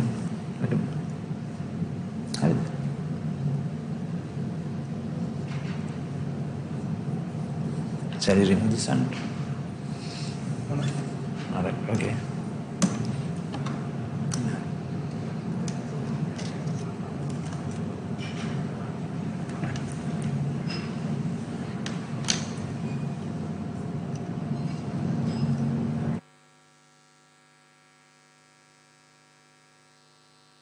Okay. Okay. Right. Thank you. So we are going to talk about a little bit of IFR and FFR. So I'm going to talk about, I can't see, this screen is not coming in. Okay. Basic objectives of the lecture is to look at what is the difference between IFR and FFR. And then how to measure IFR and FFR. Are there any evidence? I will talk a little bit about evidence and the common pitfalls. Okay. So then if you look at this angiogram, proximal LAD has a severe narrowing. And how does the flow maintain? That we have to understand. So how does with the 99% narrowing the flow is maintained?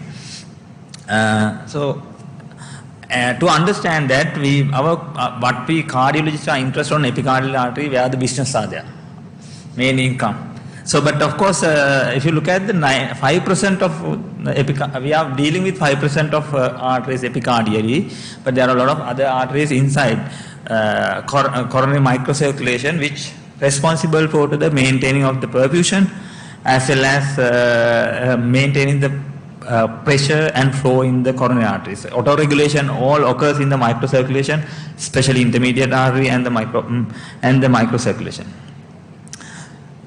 So then, what are the key mechanisms which regulate the coronary blood flow? Is LV contractility and relaxation, and the microvascular tone. Those two key mechanisms maintain coronary pressure and flow. So if you look at this is the pressure inside the coronary artery. It changes in systole and diastole, but of course most of the physiological studies, even though it's changed, take the mean pressure as the study most, right? But if you look at the flow across the coronary artery in systole and diastole, as we all learn, flow occurs in diastole whereas the pressure increases in systole. So we need to understand this physiology too. There's a basic variant in the flow and the pressure which is not overlapping each other, which has because more flow in diastole, systolic pressure is high. So then, so we need to understand that to understand this physiology. And then this basic resistant variation in the cardiac cycle is there. So then, with that, is there a pointer? So with that, you can see the resistance also varies with the cardiac cycle, and the pressure varies inside the coronary artery, velocity varies, and the resistance in the coronary artery also changes.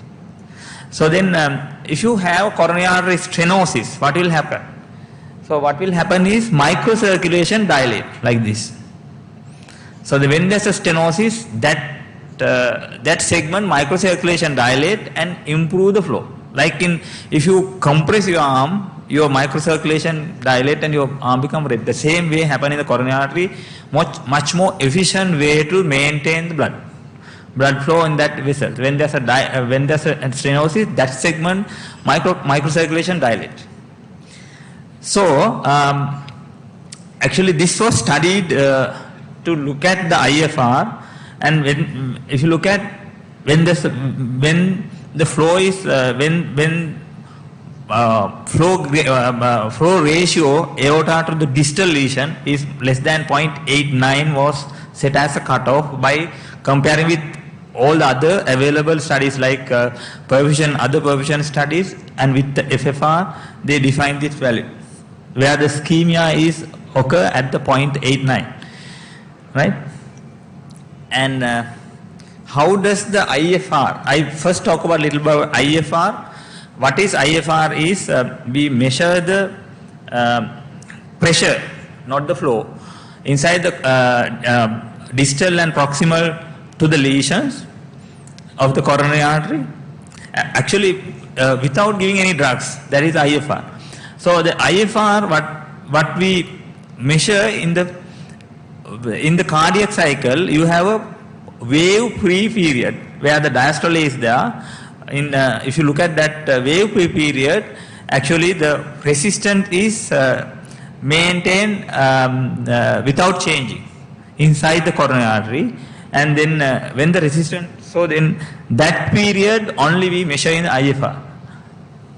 In that diastolic window, we measure the IFR pressure distal to the lesion. If you look at in this variation, IFR is measured only this segment. So then, what we need to understand, the pressure inside the coronary artery is equal to flow into resistance, right? And then in this segment, resistance is static. When the resistance is static, what will happen is pressure is proportionate to the flow. So when you measure the pressure, you can judge the flow by doing that. That's it. That is the basic of IFR. So then we look at this window, in diastolic window, wave-free period, measure that segment for IFR. So the pressure is as surrogate for the flow in that when the resistance is constant. That is the sole rationale behind IFR. If you look at this in resting situation, what will happen is when there's a coronary stenosis beyond certain limit, like more than 60 to 70%, increased vasodilation, but we have to pay a price for that. What is the price we are paying is inside the coronary artery, pressure falling. This whole pressure down because of the vasodilatation distal to that can be measured on IFR. So then IFR is, what is IFR is? Actually distal pressure of wave-free pressure to the stenosis and the aortic pressure of the wave-free period pressure. So whereas FFR is different, is distal pressure to the stenosis and the aortic pressure to the proximal, the ratio. So then those are the two different things we need to understand. Change in the, and this is the pattern of changing when there's a stenosis. If you look at this carton 1 to 6, it will show how change the coronary pressure inside the cardiac cycle. First, when there's a mild stenosis, there's in the diastole, there's a pressure change first, starting with. Then when it appears in more severe, it becomes systole, and then systolic and diastolic widening occurs. And then there's a separation. Last stage, when there's a severe stenosis, you get a significant fall in systolic and diastolic gradient. That is happen. So then, what is the logic behind the calculation of FFR? As I initially mentioned, pressure is equal to flow into resistance. But if the resistance is stable, constant, where IFR is measured on the diastole, that is the pressure, resistance is constant. So how can we make FFR? Then FFR, because in the cardiac cycle it changes. If we can make this resistance constant, again the flow will be proportionate to the pressure. By measuring the pressure, we can judge the flow. So how can we make the resistance stable? Again, there's a basic variant, as I explained. So we give pharmacological agents, especially vasodilators, like adenosine. Then it will, all the microvascular tone in the heart will, so they dilate all the vessels, not only the stenosed vessels, microvasculation, but all the microvasculation will dilate. By making that, you can get rid of this variation in the resistance. By doing that, we can measure the FFR. But of course, so FFR takes several beats to measure, whereas IFR, each beat it measures. So this is one of the things I have taken from Lumen study 1. So if you look at this OM branch, they have done a FFR pullback, not IFR pullback, FFR pullback. You give the venous adenosine and measure the different point FFR. Where if you look at the down, most distal part, FFR is 0.74, which is very significant, cutoff being 0.8. Mid segment again 0.91, which is not significant, and proximal segment 0.98. So then based on that, you need to treat this distal lesion because it's a significant. So this lesion need to be treated. So then you stent that segment and re-measure the FFR, where FFR become again 0.69, which is again significant. So again you measure in the up, and middle segment which shows FFR of 0.72, again significant. That means the culprit lesion, again there's a proximal lesion. So when you both treated, the FFR become 96, which is not significant. So what we need to understand is, when there are multiple tandem lesions, FFR does not work. interrogation with FFR with multiple tandem lesions cannot be done because of multiple beads are acquiring, and then and if you have to apply this formula if you have two lesions, but which we can't do in cath lab, which is very complex procedure, and then we have to balloon one lesion and assess. So then multiple lesions, if you are doing FFR pullback, it is inaccurate. So why it's happened? If you look at here, so FFR, we take the hyperemic blood flow by giving the adenosine. But if you look at these two scenarios where there are two lesions, first instance you measure with two lesions in black dot, and then second time you with distal lesion stented and measure with red dot. If you look at the pressure changes, flow changes in top flow, when there's a hyperemic, there are a lot flow changes when your distal lesions is dilated across the proximal lesion. That is why you can't measure the two tandem lesions with FFR. If you look at the down resting flow, IFR, we are using the resting flow. We don't give any drug. If you look at the change in the flow in the down yellow color line, orange color line, very minimal. So then with FFR you can integrate multiple lesions. So serial lesion assessment is only can done by IFR, where the FFR is not possible. If you look at FFR, multiple tandem lesion assessment is not possible.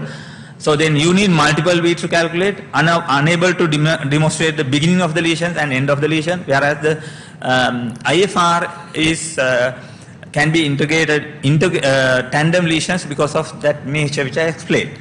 So then, so we should not use FFR for when there are multiple lesions if you are looking for pullback.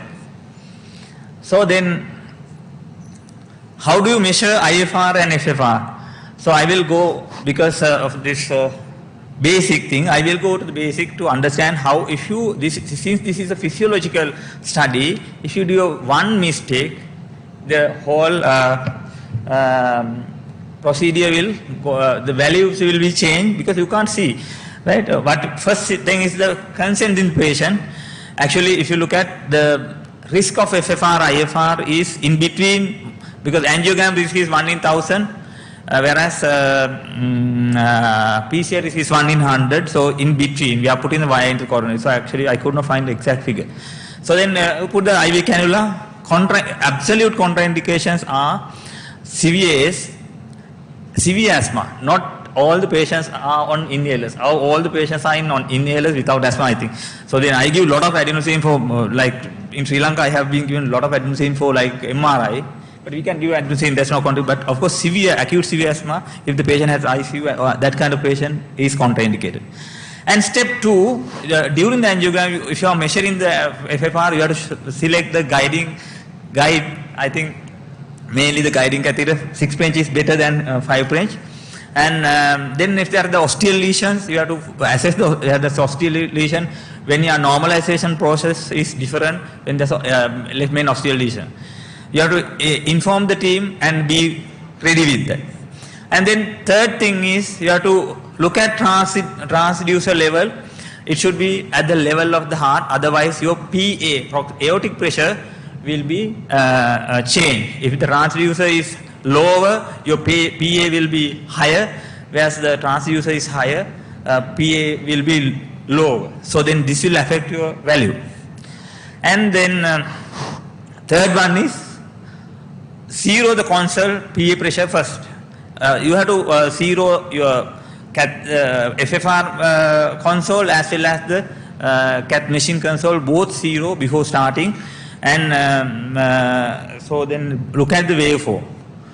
And fifth one is look at your FFR console. If it is IFR is volcano console, look at whether waves are there correctly, and most importantly, very good ECG is there. And then step 6 is to flush the wire. When you flush the wire, only it activates this pressure sensors. It will take, the manufacturer say, it's about, you have to keep about 2 minutes. You flush the wire first, and connect to the console. The pressure sensor is somewhere proximal after the radiopaque segment. You can bend the tip, no problem. Advance the wire with the introducer needle, then remove the introducer needle before measuring, and close your, very important, remove the introducer needle, otherwise your PA will go down, and then close your cap well. If there's a leak there, again that will affect your measurements. And then you look at the waveform, which is very important. If your waveforms are not there, your FFR are going to be wrong. You should have an anechoic notch, peak, and the dichotic notch. Actually, all the patient does not have sometimes anechoic notch. At least dichotic notch should be there. If the dichotic notch is not there, it is the value will be wrong. So on all the patients, you give about 300 intracoronary nitrate before placing the coronary wire. And then, because there are a lot of spasm, you have to get rid of all the spasm before doing any physiological study. And then step 9 is you take the wire and then before putting it in the coronary, you keep the sensor outside the catheter in the aorta and press the normalization button in the volcanium console.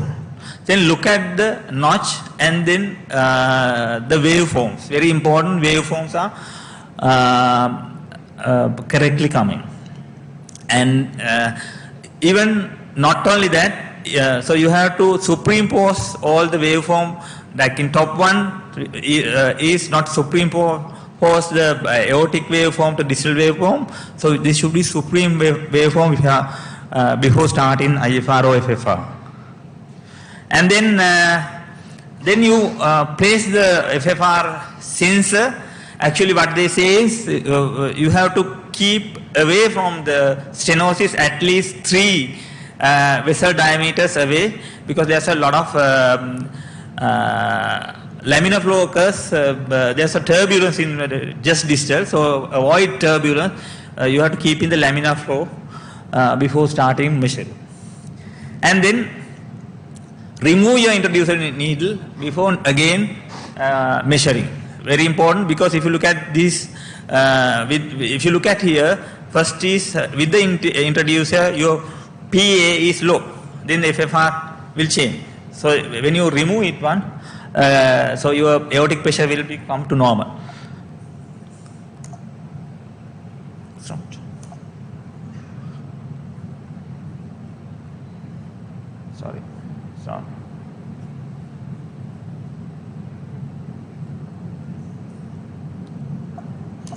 Sorry. I'm sorry.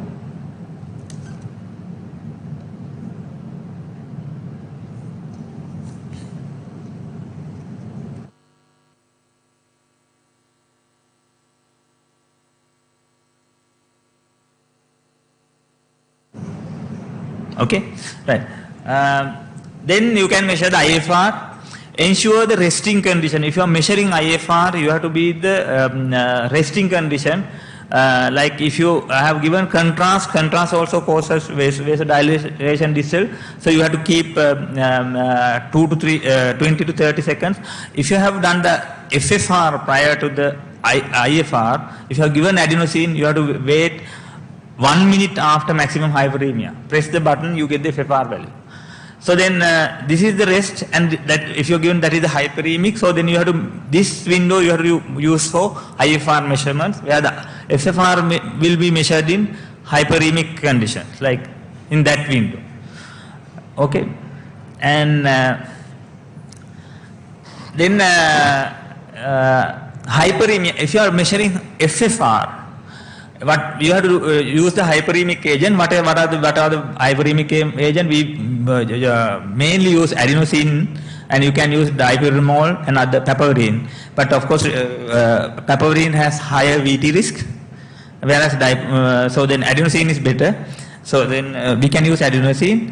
So then you can use intravenous or intracoronary. Intravenous adenosine you generally give about 140 to 200 microgram kg per minute. For MRI, I use 150 microgram per kg per minute. For FFR, they recommend this range. So then hyperemia typically appears 30 seconds after the starting of the infusion, so then it can go up to 2 minutes. And then when the patients occurs hyperemia, they will get these symptoms like headache, flush, and changing in aortic pressure. You have to ask those. And then this is typical hyperemic pace.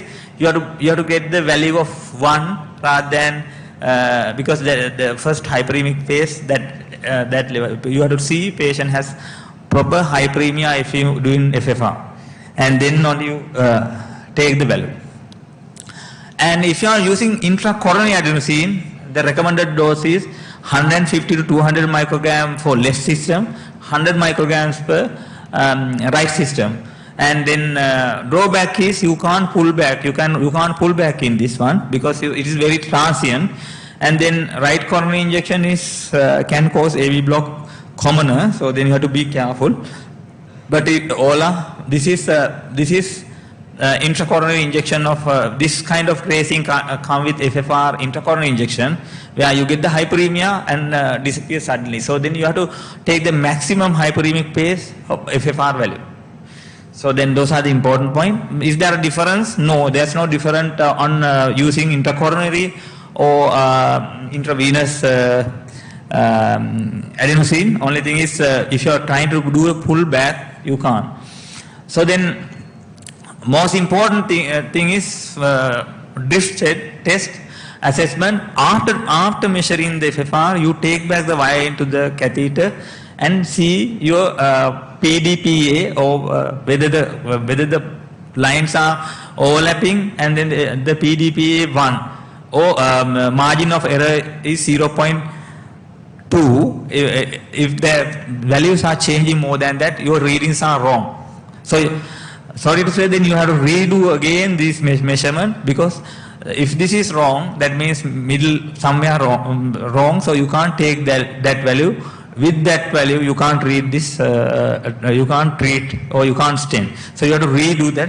If you get drift test is negative, you have to do the redo of FFR or IFR. And then other thing is wedging of the guiding catheter, very important. If the wedging occurs in the guiding catheter, what will happen? The PA reduce. Then when the PA reduce, the FFR value will go up. Then it will underestimate the lesion. So when you are using guiding, you have to understand that also, because it go wedge, PA will be reduced, because we are measuring at the level of C, thinking of aortic pressure. At that point, when there's a wedge catheter, you have to understand. And are there evidence? I will rush through. There are evidence. If you look at FLAME and FLAME 2 study, FLAME 2 FFR arm has about 400-500 patients. Where with these two evidence that came into guideline FFR, but whereas IFR sweetheart study and defined flare study has shown IFR evidence beneficial of IFR guidance treatment. But I will go one arm of this defined flare study. Defined flare study was equal to FFR and IFR except LA deletions. When you do LA deletion integration with IFR has a better outcome compared to FFR. And then I will go with 2-3 scenario. So if you get before this put in the FFR, this need first normalize. If you see this waveform, you need to normalize. Even if you see this waveform before doing IFR and FFR, before starting, if you have not normalized, you need to normalize for the console. And this is the norm. This is actually the IFR correct IFR value. If your some fellow OSR come and show this one, this IFR can be accepted. This green line, green segment of the waveform is computer has recognized diastolic phase, and the ECG is very there's no arrhythmias, and then this is a correct waveform of IFR. And if you look at this value of IFR, you can't take it as this one. This is not recognized and there's arrhythmia, so then you should not take it as correct IFR. And this one, if you look at this one, what will happen is, this is again diastolic phase is not identified correctly. Just if you look at the ECG, there are a lot of ectopic. You can't measure IFR or even that matter FFR should not be. With this very difficult to do physiological study, you have to do for other study. And so if you look at here, what is the FFR? I think if you look at this one, maximum hyperemia occurs at second, not the first one. Before the first FFR is before hyperemia, before adenosine infusion. Second part is the maximum hyperemia. You have to take that level of FFR read. Okay, thank you very much. Thank you very much, Dr. Kapawatha, elaborating this complex topic in a simpler way and a very stepwise manner. So that will end all 3 lectures of the sessions. And now the session is open for discussion. And I would cordially invite all 3 speakers to come and join with the stage. And our senior registrars will conduct the discussion forum. Thank you.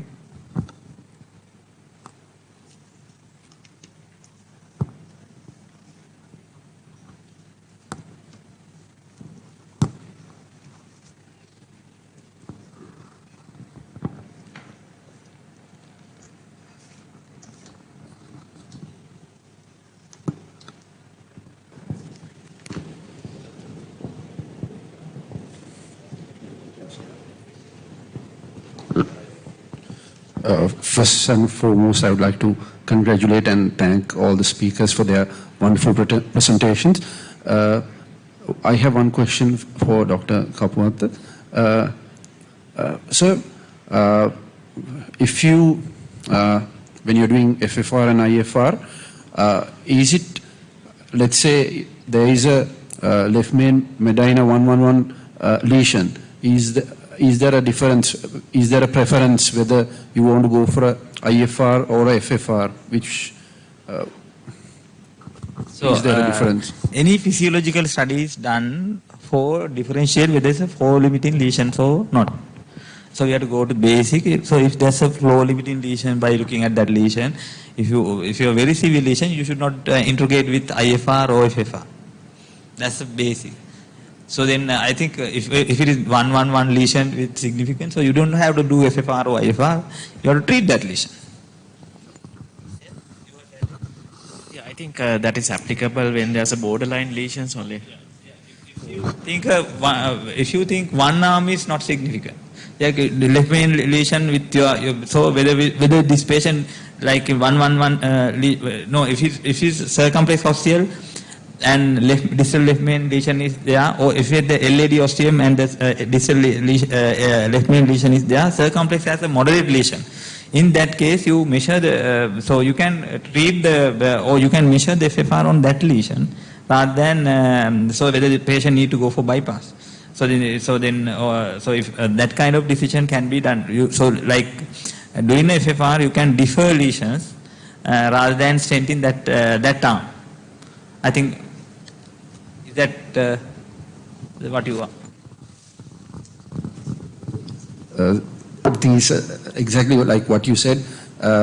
When you have doubtful lesions where sometimes you might, if you have a left main involvement and you think you can they might need a bypass, so when the LAD and circumflex both are like in the intermediate level, measuring the FFR and IFR, is there a it's the same principle? There's no difference. There's no difference. Of course, you can defer lesions, like if you want, rather than doing bifurcation, one arm is not significantly flow limiting, you can defer by doing the FFR or IFR. You can defer. But of course, if it comes to when you now. If you look at now volcano systems, I have not touched that. Now it is you have a core registration where each lesions will be coming to the angiogram and show how much pressure drop is there. So they with that see all the lesions with IFR with co-registration. If you go and beauty bow somewhere search it, so you will see each segment of lesions can be taken to your angiogram and register and see. So then when there are multiple lesion, IFR measurements very easy to correlate with angiogram. Thank you, sir. My question is to Dr. Parumana. Sir, now going back to talking about no reflow, if we can predict, or if we realize that there are going to be a no reflow after placing the stent, what's your opinion on post-dilatation? Because I've seen some people go for post-dilatation, some people don't. What's your opinion on this? Actually, that is personal experience. Like sometimes you judge by the results what you acquired from the stenting. Now the case I showed you, now after the stenting, there's dilemma that whether you post dilate or not. In that case, what you can do is you can give adenosine, or you can give nitroprusside, or you can start with intracoronary apixaban and then decide. If there's significant improvement, then you try with the post dilatation. But if you don't think there's a significant improvement, I think better to avoid, because no reflow is very detrimental. As I said, there's no difference if it is TIMI 1 or TIMI 2, everything almost same. Like so, then it is no reflow. A follow-up question to that. What's the place of IVUS or OCT in managing no reflow, or even predicting it? Yeah, there's no the prediction, but you can assess the burden of thrombus there, right?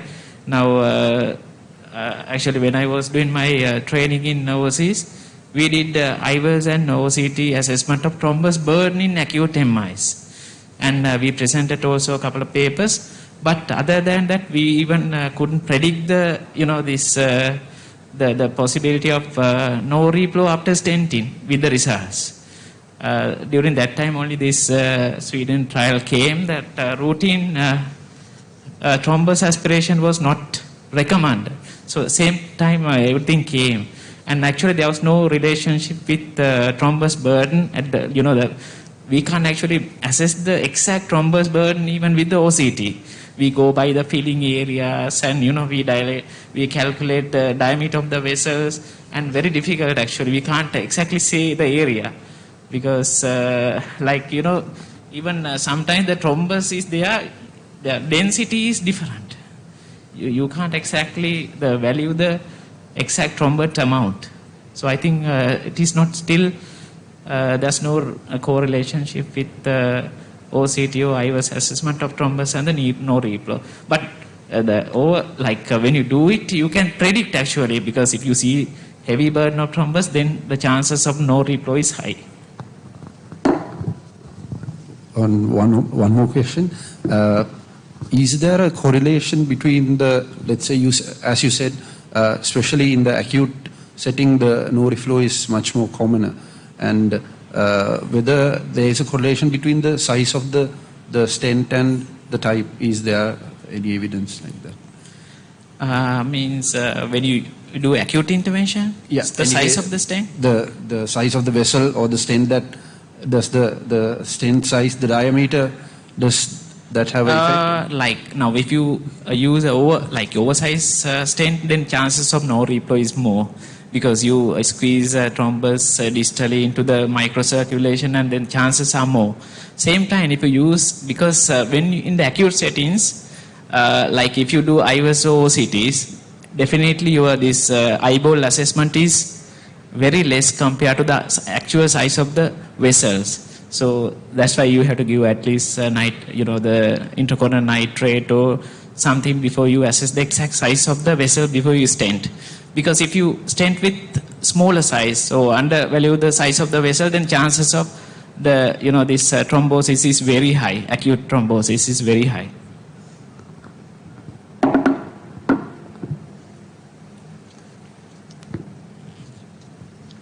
One of the question for Dr. Sanjeev regarding this air embolism. So there are a lot of juniors and other technical staff also getting involved. So what measures should be taken in the cath lab to prevent getting this air embolism? Yeah, that's a good question actually, just to how to prevent air embolism in day-to-day practice. Basically starting from the preparation of manifold actually. So you have to give utmost, you have to look at it whether there is any air inside, and then somebody to see whether there is, for example, now it usually happens when the contrast is over, then you suck some air inside and then inject inadvertently without knowing air inside the syringe. So when the operator is under stress, if there's anyone else who is watching on that, is one thing. There's nothing much actually, it's always with the practice, and you need to know the air embolism can kill someone. This is so serious thing that which can be easily prevented. It's always, and the angle you are keeping the manifold is also important. Always in your practice, if you keep the manifold at an angle so that if there is any air inside the syringe, that can be collected on top rather than going inside into the catheter. I think that's all we can do. If you want to add anything else. I think Sanjeev, there's the most of the time the embolism occurs at the very first injection. Like when you after you doing the angiogram, the diagnostic, you can cross over to the guide catheter. Then most of the time the place where you inject air. So I think yeah. I mean, that's the basic practice now. We sometimes don't do rebleed. It's always safer when you change over to a different catheter. It's always you take a syringe and withdraw blood, and then you connect it. These are basic things. If you don't do it, you just take the wire out and then connect, then there's a possibility that you have air inside the catheter.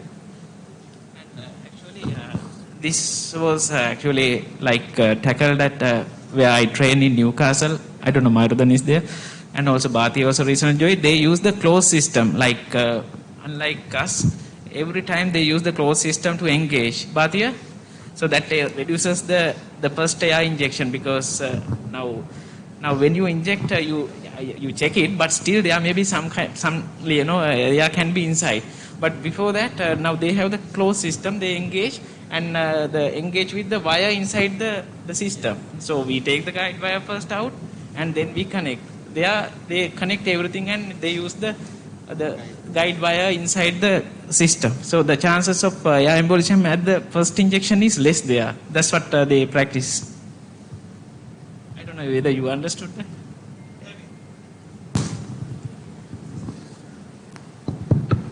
I have a question for Professor Gapatha, sir.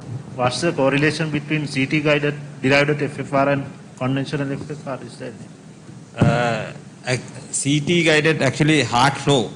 CT guided FFR is there are limited studies, but of course CT guided FFR is used for it is the heart flow study. What we are talking about, heart flow.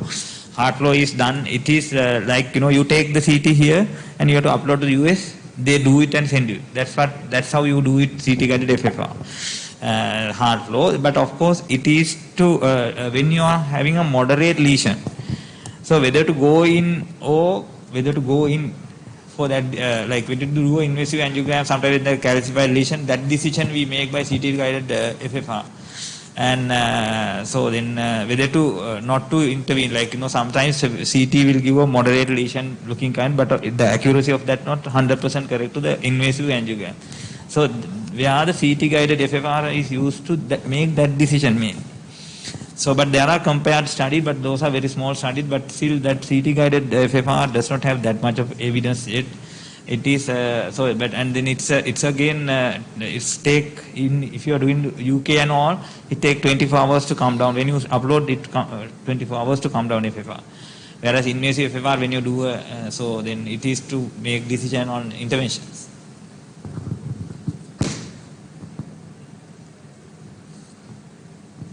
Any other questions from the audience? I have one question from Dr. Roshan Parnamana. Regarding this no reflow phenomenon, following a primary PCI, if we get a no reflow and we are managing with adenosine, abscessimab and things, but still we are not getting a good flow, then what is our approach next? Like repeated doses of adenosine can be used. Then you can try, and then if you still see no response, then abscessimab, intracoronary abscessimab can be tried. And then even sometimes, then later also, I don't know, you can even do the thrombus aspiration. If you think it is because of the high burden of thrombus, you can, even after stenting also, you can remove some part of thrombus. So there's no limit but you have to know when to stop or when to, continue with your treatment, because reperfusion injury also carries a high risk.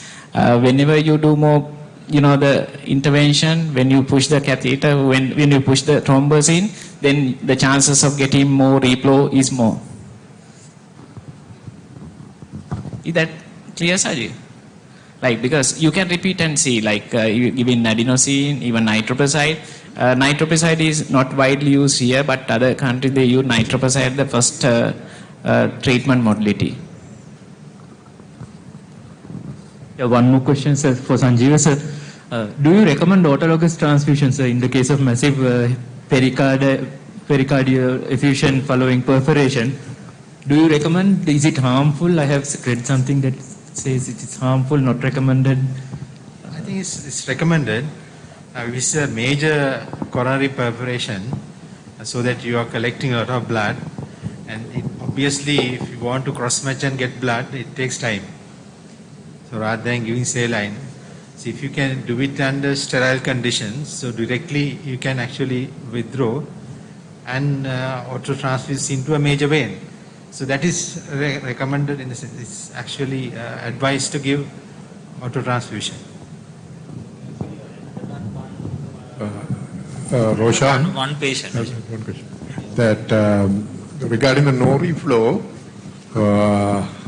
I normally use nitroprusside, because I have found nitroprusside works very much better, because what you can use repeated doses. You give 50 micrograms at first, and then repeat it regularly and see you are this thing. But only thing I will advise is don't get panic when you see a no reflow phenomenon. Just first check whether your pressure is correct, whether you are maintaining the correct aortic pressure. Second, you check whether you are occluding the coronary artery with your guiding catheter and that sort of a thing. After that, then you inject and seal. There is no reflow, give adequate fluids to the patient, hydrate him, and also give 50 micrograms of nitroprusside. You can also give nitrates, but nitrates have not been shown to improve a lot. But nitroprusside, yes, 50 micrograms intracoronary.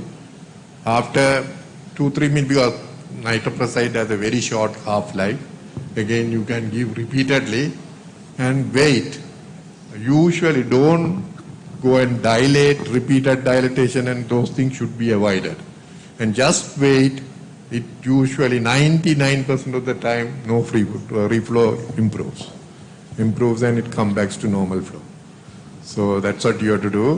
Very, very rarely you lose the vessel. Exactly, sir, because you have to be patient also. Yeah, with the limited time frame, now we have to conclude the session. And once again, I would thank all three speakers coming all the way from Colombo and sharing your experience with us, as well as the senior registrars who keep the discussion forum alive. So now we have came to the we have to conduct the sessions. We are at the end of our post-line session. Thank you very much, and we'll be continuing with the tea, followed by our last session. Thank you very much.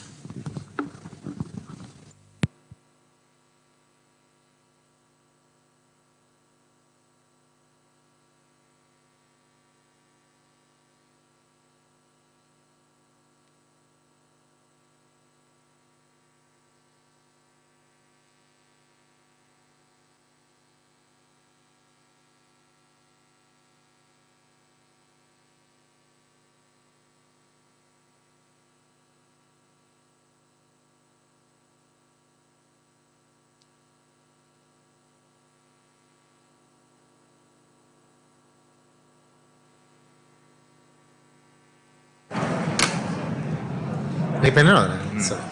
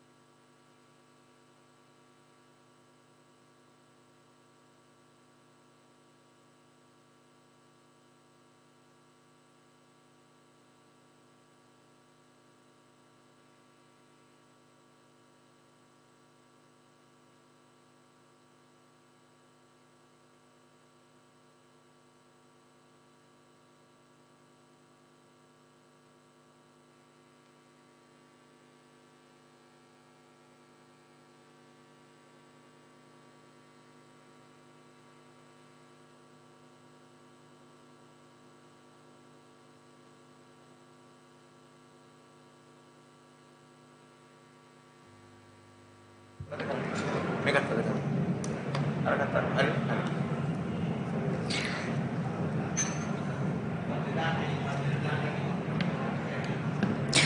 we are reaching the last session of the today's event. It is session D. So I would like to invite the chairperson, Dr. Chaminda Kularatna, consultant cardiologist, National Hospital Kandy, to this stage.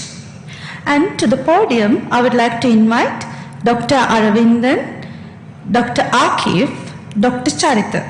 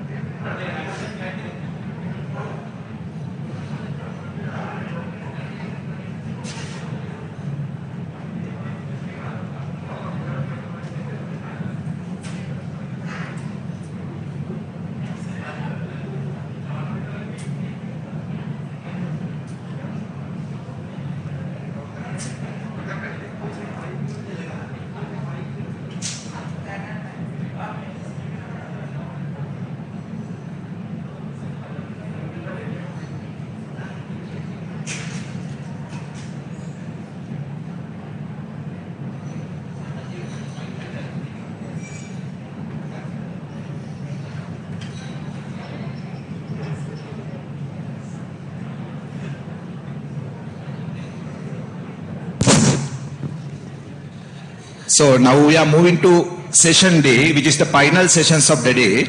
I think you have been listening to coronary related topics since today morning, and now we are moving out of coronaries towards structural cardiac disease. Especially we will be talking about intervention related to mitral stenosis and atrial septal defects. We have got two eminent speakers today. First, we will move to the intervention to mitral stenosis, and today our eminent speaker is Dr. Bhatia Ranasinghe, who is consultant cardiologist from District General Hospital Kalutara. He will be talking about techniques of PTMC. Over to you, Bhatia.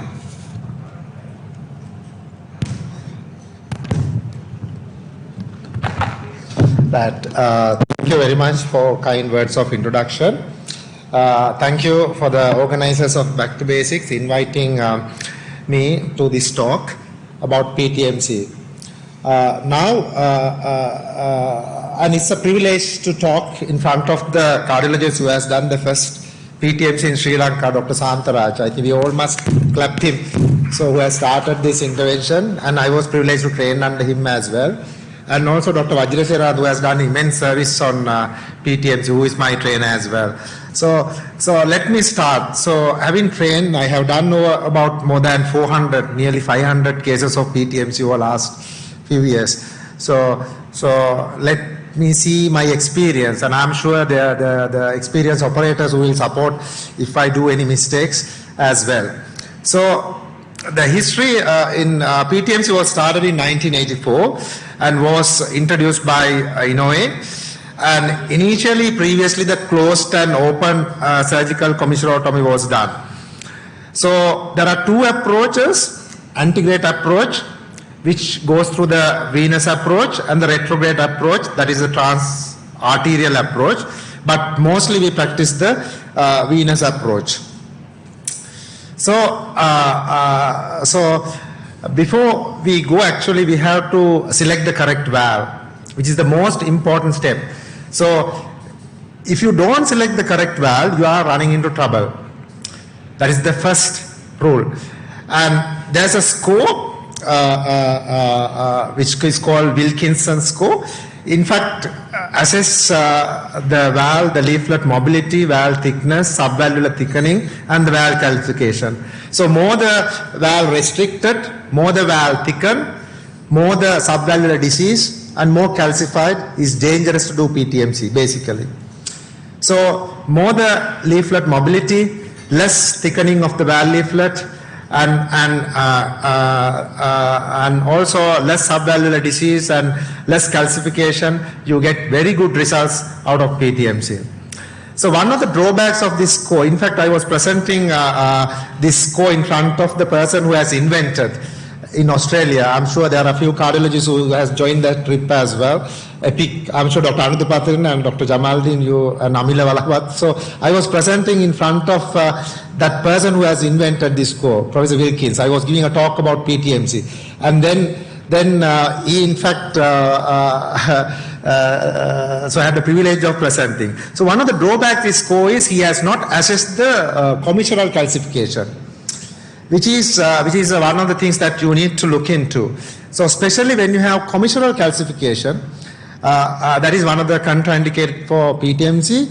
Even if you have one medial or lateral calcification, you can do a limited PTMC. If both commissures are calcified, you must not attempt PTMC. Because thing is the tear of the valve can go either anterior leaflet or posterior leaflet and can have severe MR. So if you have commissural calcification, don't select the patient for PTMC. And as you know, higher the valve score is contraindicated, more than 11. Less than 8, you get optimal results with PTMC. 9 to 11 is a gray zone, where you might do a limited PTMC just as a palliative therapy. Suppose if there are no clear cut, if the surgery is contraindicated because of the high Euro score and all that. So this is one of the valves. So you can see here. So valve, the lateral commissure is calcified, but the medial commissure is not. So in fact, this patient had, bad lung disease because her patient had got bronchiectasis as well. So we did a limited PTMC, just with a small balloon dilated to get the symptomatic relief and also to get the pulmonary artery pressure, even though there's a lateral commissural calcification. But at all costs, you try to avoid if there's a commissural calcification. But if there's a one commissure calcified, you can undersize the balloon and can attempt or can downgrade the balloon and dilate just to get the symptomatic relief. So PTMC is offered for severe MS, symptomatic MS, or even for moderate MS who are planning pregnancy, because pregnancy is a good stress test for the heart. Even the moderate MS is not tolerated by pregnant patients. So I'm not going to talk about indications. My talk is how to do a PTMC safely. So pre-op evaluation is very important. Take a good history and examination. Detailed echo. The operator must do echo. That is the other thing that I have to tell. But don't believe the other person who has done the echo for you. You may be getting the wrong valve, wrong access valve on table, and you will be doing the PTMC without seeing the valve yourself. And toe is very essential, because to exclude the clots and also to assess the MR, and especially the clots that are in the atrial septum and the left atrium. Those are the ones that you must not do PTMC. But if the clot is localized to the interatrial appendage, right, then still you can do safely if you are an experienced operator. And absence of LA clots, and especially the deformities, kyphosis, scoliosis, thoracic and deformities, and also dextrocardia, it's hard. But if you plan to do dextrocardia PTMC, sometimes it's better to do toe guidance puncture. Especially fluoroscopy can be misleading if you are not experienced. And also the valve score has to be less than 9. But of course, as I said, 9 to 11, you can consider limited PTMC.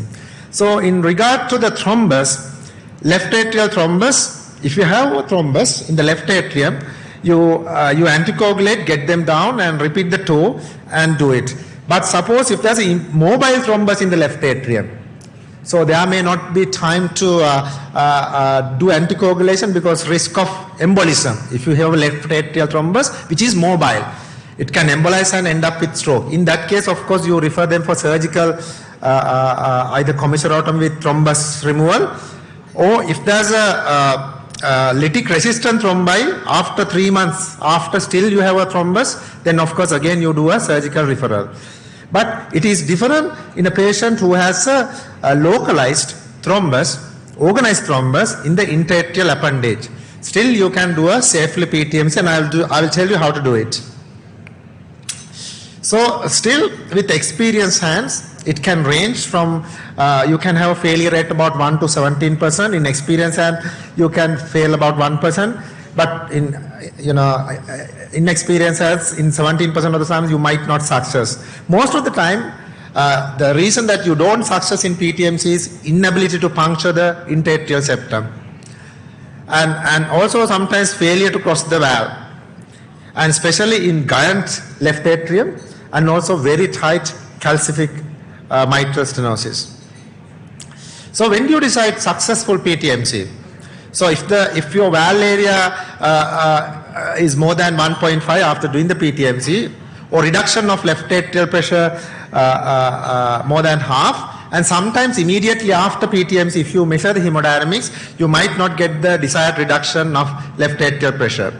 And splitting of both commissures and the reduction in LA size and disappearance of spontaneous echo contrast, and of course immediately after patients feel better, they will say that they feel better, and the aortic pressure goes up, and one of the very rewarding procedures in intervention, and the reduction of pulmonary artery pressure. So selection of the balloon is, of course, the height in centimeters divided by 10 and at by 10. If the valve score is high, you try to undersize. If the valve is calcified, sometimes you select a balloon of 24. If the valve is heavily calcified, sometimes you select a balloon of 26 and go to 24. Because you don't get that much of exertion of pressure if you oversize, but still underfill the balloon. So this is the hardware we use for a PTMC. You can see the Inouye balloon and the catheter and the stretching needle, dilator, and the guide wire, stillet, and the syringe and the ruler. And before I go, in fact, I had the privilege of not driving to Scotland, but I had the privilege of while at UK, because the driver who took me a photo when I was behind the bicycle. So I actually thought of posting that, that I drove to Scotland, but in fact the driver who was driving the bicycle took me a photo when I was holding the bicycle. Right.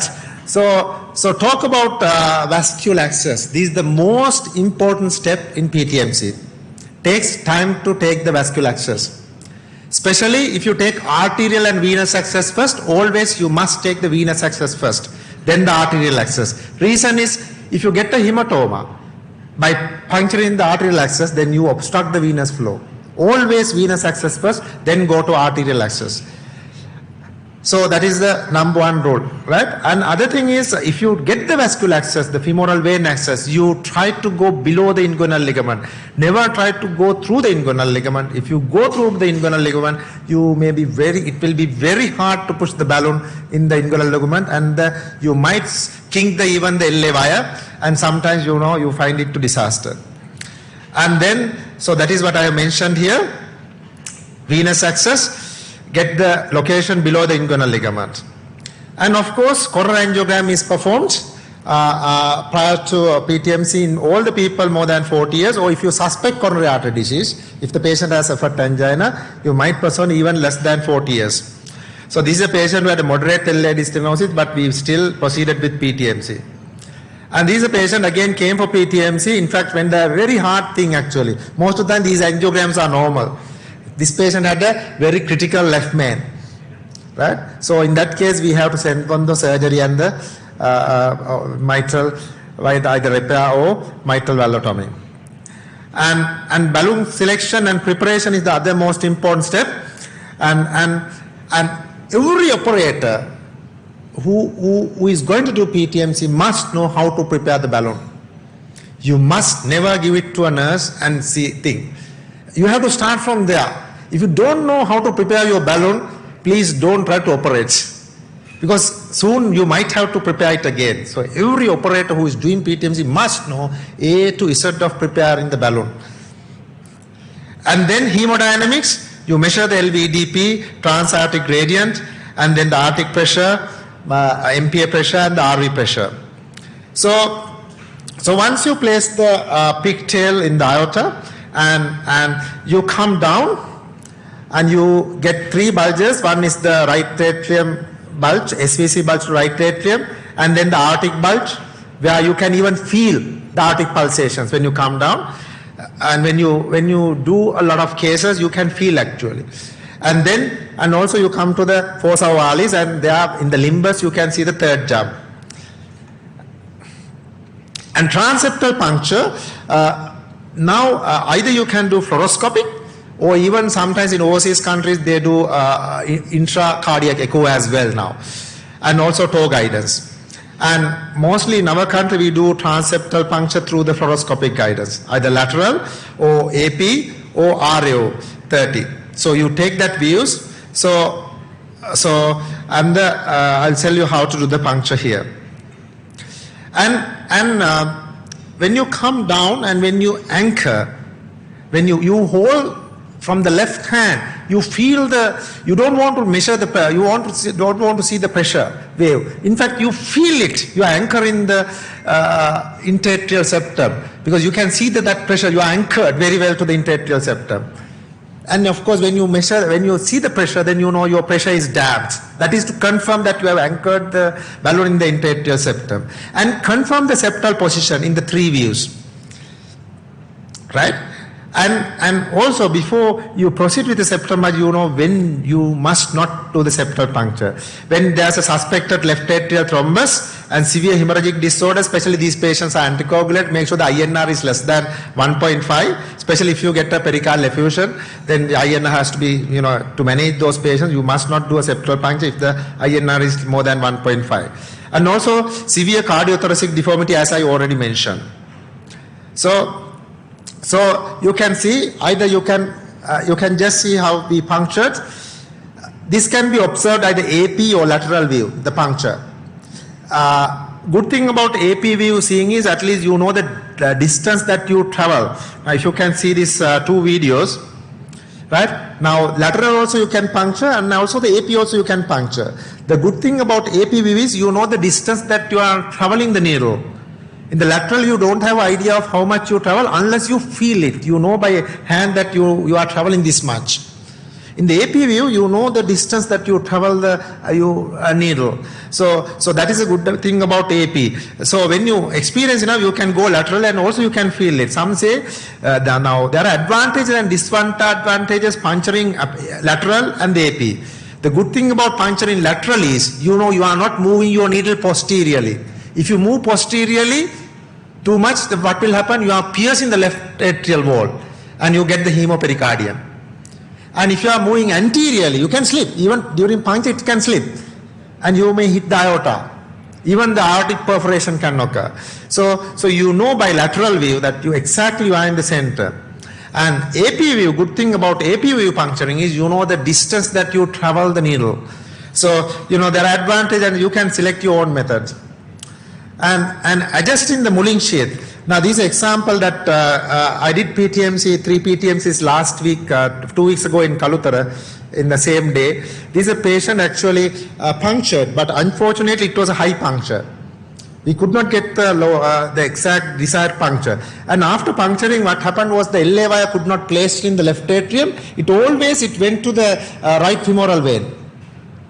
So how can you avoid it? So either you can use a 3-2 wire or even a BMW wire, your coronary wire, and place in the left atrium towards the left side. And then you can adjust the mulling sheath through the wire and then place the LA wire. Otherwise, if you try to withdraw the Mullin sheath, what will happen is you can come out of the interatrial septum. So this is where the BMW wire is placed, and then I adjust the Mullin sheath. There you can see the adjustment, and then after that the LA wire is placed. So this is how the LA wire is placed, right? Always be slow initially, and even there are instances where when you too rapidly insert the LA wire can kink and hit the LA posterior wall and can have a pericardial effusion. There are instances where the LA wire can kink and hit the pericardium, the atrial muscle and have a hemopericardium. So you have to be careful. And then the septal dilatation. When you dilate the septum, always make sure, even in the groin, do a scalpel, good incision, dilate through the forceps, make the wound very clear to make the easy access. Right? Easy access. And then also the septum dilated. You don't want to dilate several times the septum. It's wrong. Right? You can just dilate 1 or 2 times. If it is dilated, it's dilated. You don't want to keep it there for a long time. Just you can keep few seconds in the septum to hold it. Like you do a PTCA, when you hold it, the plaque gets squashed around the walls. You can keep for some time and then take out. And then after good dilatation, you pass the balloon. So passing the balloon through the groin, the most important thing, your assistant, ideally the assistant must know. The most important person is actually the assistant who inflates the balloon. If he does a mistake, you are going to ruin your patient. If you wrongly dilate at the wrong place, you are going to ruin the patient, basically. So assistant has to have a good cooperation with what you do. So passing the balloon through the groin, always need to hold the LA wire firmly when you push the balloon. Otherwise, the LA wire can go up and hit the LA wall. Then you push if you don't hold the LA wire. And then you pass the balloon. And this is the way you pass the balloon. You pass as much as you can. Try to avoid going the balloon into the LA appendage. This is what you do. Even if you have a LA clot, you go round and round and round and go until, if you only just at this level, if you stop, what will happen? If you take the LA wire, it will go to the LA appendage and you might dislodge a clot. So you go all round and then take the LA handle. So then contraindications of the mitral valvuloplasty, there are that I have mentioned, which I am not going to because of the interest of time. So balloon size I already mentioned. So balloon crossing, there are 2 adjustments you must know. You have to know. From your left hand, you do the vertical adjustments. Vertical adjustments, up and down. You can either move the balloon up or down, like this. Vertical adjustment from your left hand, where you touch the balloon. From your right hand, where you adjust, you either clockwise turn or you anti-clockwise turn from your handle. If you clockwise turn, you are posteriorly, you are moving towards the mitral valve. If you clockwise turn the handle. So you have to know the movements. You have to know where the mitral valve is. Otherwise you will take hours to cross the mitral valve. It's a 10 minutes job, but as long as you know your technique properly, you will cross within 5 to 10 minutes. Right? So you have to know how you move the handle. And then the balloon adjustment, as I mentioned, vertical and horizontal adjustment. The horizontal adjustment is done either anterior or posterior through the handle, and then the vertical adjustment is done through the balloon itself from the left hand. So vertical adjustment left hand, horizontal adjustment either anterior or posterior through the handle. So if you have a more anterior puncture, where is the mitral valve? Posterior. So you have to clockwise rotate the handle to direct to the mitral valve. And there are 4 methods to cross the valve. I have set up the time, I think. Can I take 5 minutes more? Yeah, because the third speaker is not there, right? So thank you. So my time is up, but I'll take extra 5 minutes. Thank you. So there are 4 methods to cross the valve. One is the vertical method and the direct method, horizontal method, and the loop method, where the figure of 8. So the sliding method, when you make the puncture caudally, this is what you do. See the movements? So this is the direct method. So when you have this up and down moment it goes down, you push. You have to wait. You have to wait. Now, see the video again. See the video again.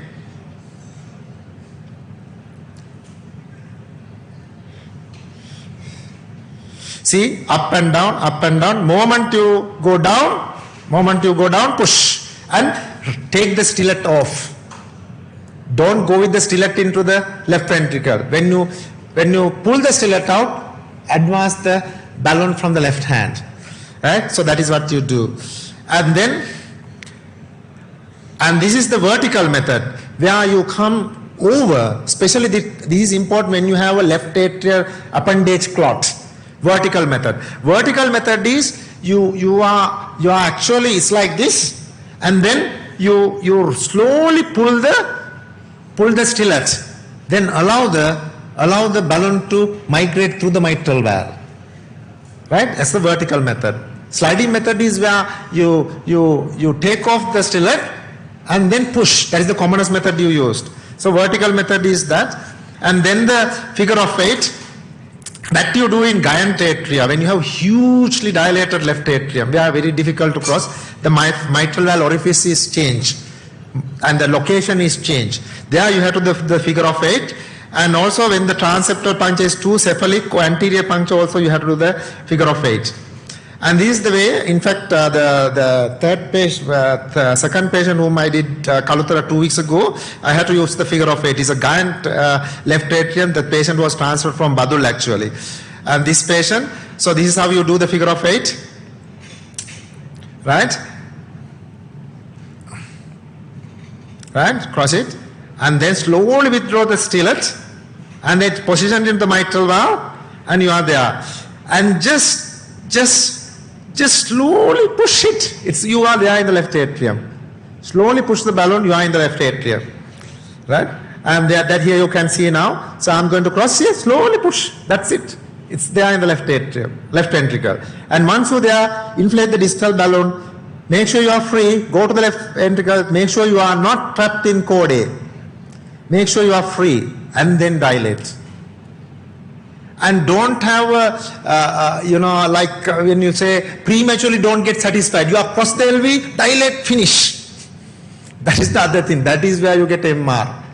If you don't dilate, because this is a killing. You are killing a patient, especially if you do pregnant PTMC and all, there is no time.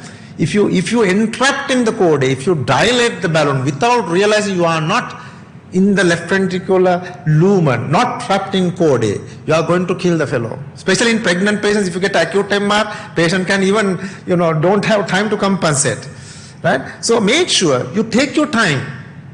That's why I said the assistance is very important. If suddenly he goes, you are finished. Right? You have to have patience, saying that, okay, only distal and then come back.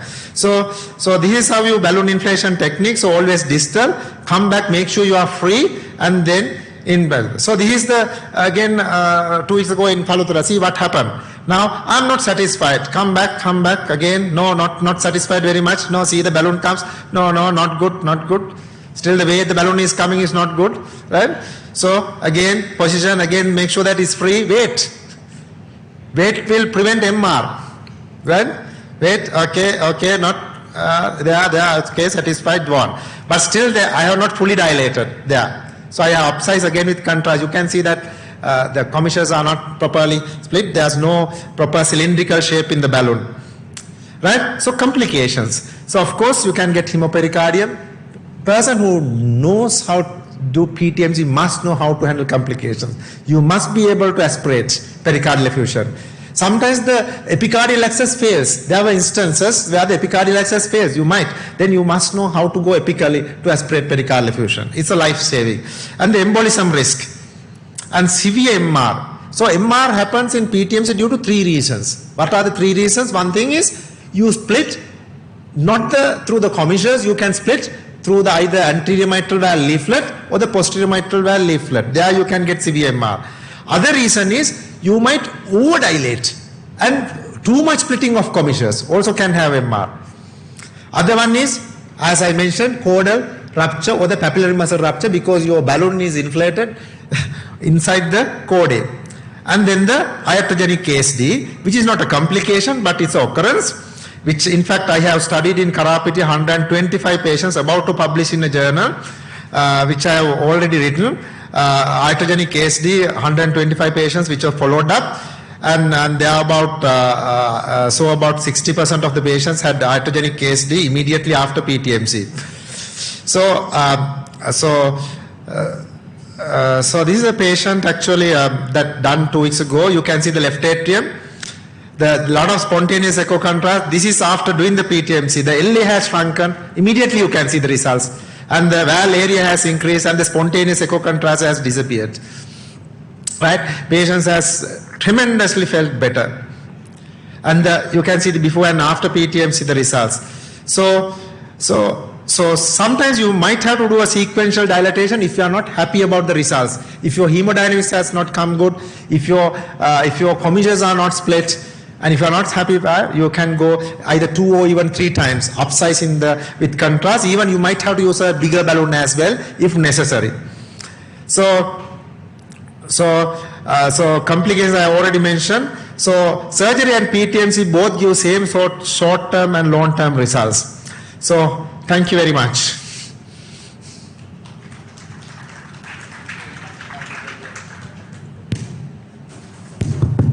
Excellent presentation. We would move into next topic. This will be delivered by Dr. Duminder Samarsingh, Senior Consultant Pediatric Cardiologist from Lady Ridgeway Hospital, Colombo. He will be talking about assessment and techniques of ASD device closure. Over to you, sir. Thank you, Jaminder. I should thank the organizers for inviting me to speak on this very important topic. And right at the beginning, can I take that 5-minute loan rather than waiting till the last moment? Yes, okay. Okay.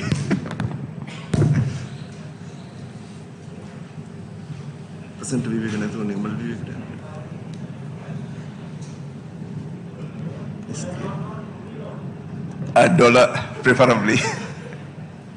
Thank you. So the topic is assessment and techniques of ASD device closure, because actually I should get a bigger loan because these were 2 topics earlier in back to basics. Now they have combined both topics and given me the same time. So we will be basically highlighting on the most important aspects of device closure of ASD. But you might think it's a simple diagnosis. ASD, anybody will be able to diagnose. A simple procedure and time-tested hardware. So what is the big deal in ASD device closure? When procedures are like that, you should expect 0 complications, 0 mortality. So that is the challenge. So, but in actual practice, we still get patients where ASD closed when there are 2 pulmonary veins draining into RA, ASD closed. Patient come with a tetralogy of fellow diagnosis, but there's a ASD device on the septum. Device gets dislodged after closure. Device impinges on mitral valve, patient develops complete heart block. But as cardiologists, you should be very proud because there was a surgical patient who came with 3 pulmonary veins draining onto the right side, but surgeon has closed the ASD. So we are much better. So how do we prevent complications and failures? So that should be the target of this lecture. To do that, you need to understand the anatomy. You need to understand the procedure. This is very important. That is where back to basics comes into action. When you build a building, this is the Little Hearts building. See, the structure has come up. This is what it will be in one day, but by the end of this year, you wouldn't believe that 1.5 years they spent on this foundation. And the superstructure took only 1 year. So this is important in your day-to-day practice also. You should emphasize on the basics, the background or the foundation. Everybody is interested in the superstructure, but superstructure depends on your basic understanding about the procedure. So you need to know what you are dealing with. a hole in the interarterial septum doesn't always mean that it is ostium secundum ASD. If it is at the center, it is ostium secundum ASD. So you get superior sinus venosus, ostium primum, coronary sinus, inferior sinus venosus, and the body defect. Everything is an ASD, but only ostium secundum ASDs can be closed with the device. So in an assessment, before closure, you need to see whether it is an ostium secundum ASD, whether it is suitable for device closure, is there a need to close it? All ASDs doesn't need closure.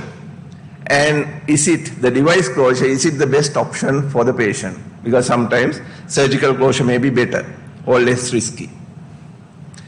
There are few similarities between Bhathia's lecture and mine.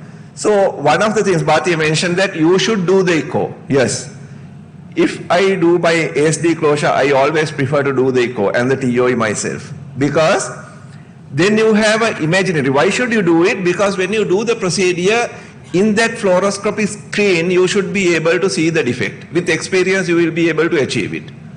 So you should see the pulmonary vein, you should see the pulmonary artery on that plain screen, but you will be starting seeing that when you start doing more and more cases. And when you see 2D, you should be able to imagine in 3 dimensions. I always tell my trainees, when you do a 2D echo, you should not say that this margin is this much, that margin is that much. No, you should be able to draw this diagram and exactly draw the location of the ASD. Then imagine it in 3 dimensions.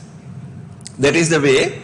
And to do that, you know, if you want to locate somebody on this globe, you need 3 satellite angles. Likewise, in 2-dimensional echo also, if you take from 3 angles, you can exactly locate the location of the ASD.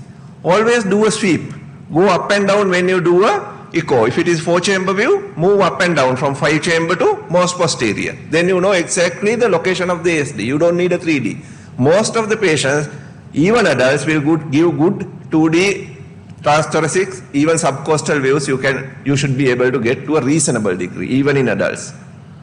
So always move the transducer like this and try to locate the exact location.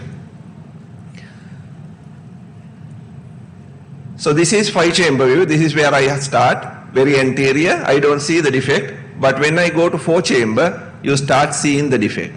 I move further down to the coronary sinus level. I still see the defect. If I see this, I'll be a little bit worried because this is where the defect is at the IVC margin. This is not a defect that is suitable for device closure. This is the interarterial septum, how it will be. This is the interarterial septum. The IVC is here. This is the eustachian valve. This is not the septum. Septum starts here, not from here. So always you should know your anatomy. This is parasternal short axis view. Again, a good view to look at the retroaortic margin. Always assess the margins. There should be at least minimum of 5 millimeter margins, except aortic. Aortic margin you can compromise by splaying over the aorta, but other margins, at least a minimum of 5 millimeters should be there.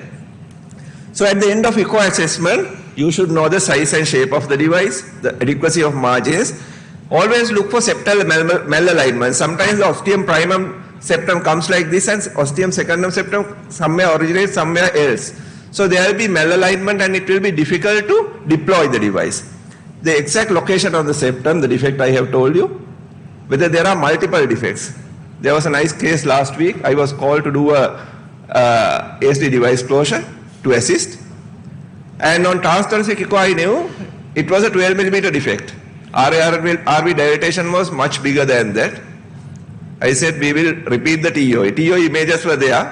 I went through that, but I couldn't believe. So I repeated the TOE. There were 2 defects, 2 large defects. So that is why I say always assess the patient as a whole. Don't go by what you see in single image. Always exclude multiple defects. Other issues, pulmonary venous drainage. Always look for pulmonary veins. Mitral and tricuspid valves. Always exclude mitral stenosis. If there is mitral stenosis with a VSD, what is it called? ASD? Luton-Barker physiology. The mitral, you will not see mitral stenosis. About 2 weeks back, one of our senior registrars will present it tomorrow. There was a significant mitral stenosis due to parachute mitral valve referred to us for ASD device closure. But we noticed it and he will present how we did it. always clinical examination should come first, but as we don't do any clinical examination, I would advise you to at least do it after your echocardiogram. At least auscultate for fixed splitting, loudness of the murmur, look at the chest X-ray, do a ECG, and at the end of this, you should have answers as yes to all these questions. If that is the case, then you can proceed with the device closure. So that is about assessment. Then the technique. Every step in this, even PTMC and ASD are well-defined techniques. I think PTMC is better defined than ASD closure. But ASD also, to some extent, it is very well defined. Every step has a basis. You can bypass a step if you are an expert, but that shouldn't be the teaching. Teaching should be follow all steps. So puncture, as Bhatia said, it is very important not to go through the ligament. If you go through the ligament, the sheath will be tight and you will not be able to do a quick deployment. Always I prefer to take arterial access. I have bad experiences where without arterial access, the patient has gone unnoticed, gone into hypotension. So arterial access, it will take 1 more minute, but it will give good control throughout the procedure and have pressure online. Having arterial access is not worthwhile unless you have pressure recording online. Always enter the pulmonary artery to check PA pressure. I always go with the guide wire. Keep the RCA catheter, advance the thermo wire. It just goes into pulmonary artery. I don't make loops in the right atrium. And it's a smooth entry, no arrhythmias. If the PA pressure is high, I would always give a pulmonary angiogram and train your eyes to see this flow. Look at this flow versus this flow. This forward flow is very good, but look at this flow. The dye just stagnates, indicates very high PVR. Both patients had same PA pressure, but PVR was very high in this 32-year-old person. Then, how do you cross the ASD? It's very easy. If you go from RA, you can directly, because IVC embryologically is directed towards the ASD. So if you pass the catheter, you should be able to cross. And always try to see where the lower margin of the interarterial septum is. Can you see the lower margin of the interarterial septum here? This is the lower margin of the interarterial septum. Always visualize this. If you can't cross, you can go to SVC. Like in PTMC, you can come down and it will drop through the ASD into LA. Then always check the pulmonary venous drainage. You don't have to enter all 4 pulmonary veins. The most important is right upper, then left upper. Isolated drainage of right upper is the commonest. 10% of ASDs will have anomalous pulmonary venous drainage. When you enter, just turn the catheter towards the right side and it will just jump into right upper pulmonary vein. Then you have to enter the left-sided pulmonary veins. What you do, you come out of the right pulmonary veins and turn the catheter towards the left side and posteriorly, and it will just enter the pulmonary. Here you have to see what you don't see on angiogram, because pulmonary veins enter the LA posteriorly. They join, they come as 2 V's and join posterior. So the moment you come out of this, you can enter the other one. And you don't have to go out of the cardiac border. Look at this movement, look at this movement. The movement will stop the moment you enter the pulmonary vein. So with that, you should be able to say whether you have entered the pulmonary vein or not. Look at the movement and see the movement stops. With that, you know, you don't have to go out of the heart border to see whether you have entered the pulmonary vein. That stopping the movement will show you that you have entered the pulmonary vein. Sometimes in bigger patients, it is difficult to enter. So because if the ASD is anterior on the septum, this is where the location of the ASD is very important, because you can plan your procedure. If you have a small ASD right just below the aorta, pulmonary vein is lower down. So you can't direct your catheter from this top end ASD to the bottom end pulmonary vein. So you can use a guide wire through the catheter. Usually I use the straight tip thermo wire. It will just go into the pulmonary vein if you take the correct angle. Then you have to advance the super stiff wire into left superior pulmonary vein. Always use the short floppy segment, the wire with the short floppy segment. Don't use the long floppy segment because part of the wire, the floppy segment will be out of the pulmonary vein and it will not support. And this is to show how small the pulmonary veins are, especially in children. This catheter is filled with dye. So when you advance the wire, it fills the distal pulmonary vein. See the small vein, and if you push your wire, you can perforate that vein. So don't push it, just take it to the tip and with gentle push, pull the catheter. Once you pull it for about 1 centimeter, when the floppy segment gets exposed, then you can push, because then it will form a loop inside the pulmonary vein. When you advance the sheath, always keep the wire straight, like this. It will just go. If you keep the wire like this, a curved wire, see what happens. In this example, even before you advance the sheath, wire comes out of the pulmonary vein and into the right atrium. See, because the moment you pass, the stiff part will come out into the right atrium because the distal part is not supportive. So why should you enter the pulmonary vein? Why can't you just take the sheath across the ASD and deploy it in the right atrium without any guidance? Because you go by the position. The position where if you cross the vertebral column to a reasonable degree to this side, you think that it is in the RA. But why you should enter is to avoid deploying the device in unnecessary locations like in RV. You can enter the right ventricle as well. Through the tricuspid valve, the sheath can enter the right ventricle. If there are bilateral SVCs, you can enter the coronary sinus in bilateral SVC. Or you can enter the right atrial appendage also. So that is why I say every step has a meaning. That is why you should enter the pulmonary vein. So when you enter the pulmonary vein, you can prevent air embolism because the gush of pulmonary venous blood to the sheath will prevent air going up through the sheath. So how does this air get into the sheath? There are two ways that air embolism can happen. One is when the nurse loads the dilator into the sheath, the distal part of the dilator acts like a piston. So it creates a vacuum behind it, pulling air through the free end. So there will be a thin layer of air between the dilator and the sheath.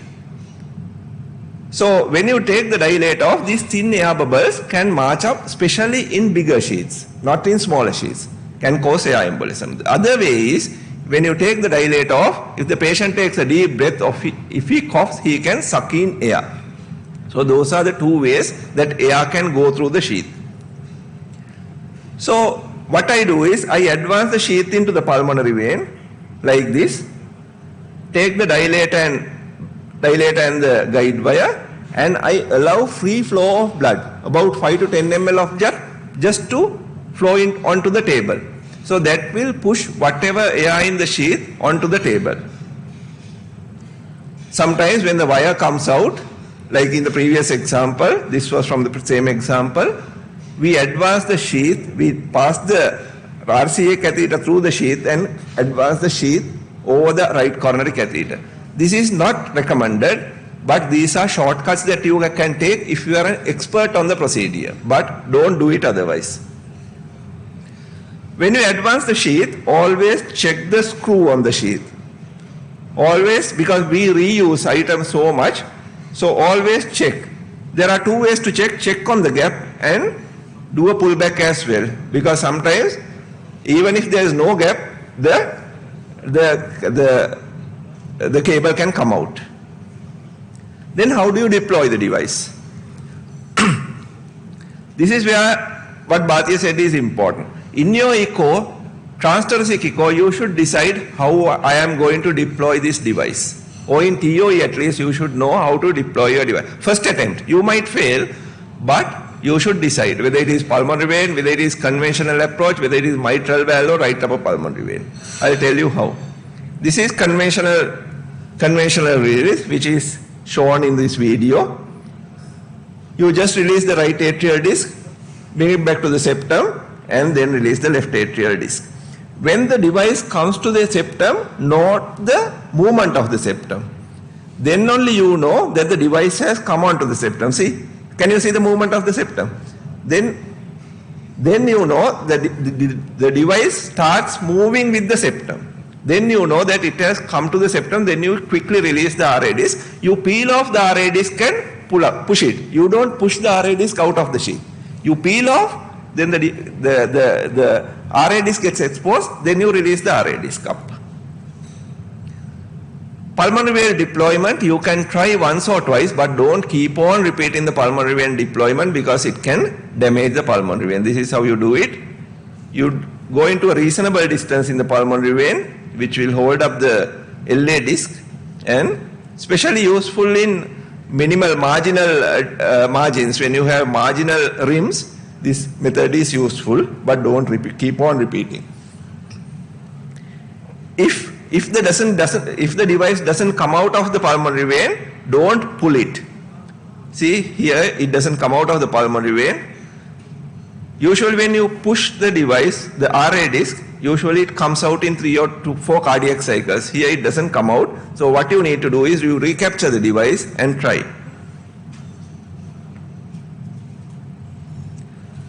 Deploying on the mitral valve is the next technique. So you can deploy on the mitral valve.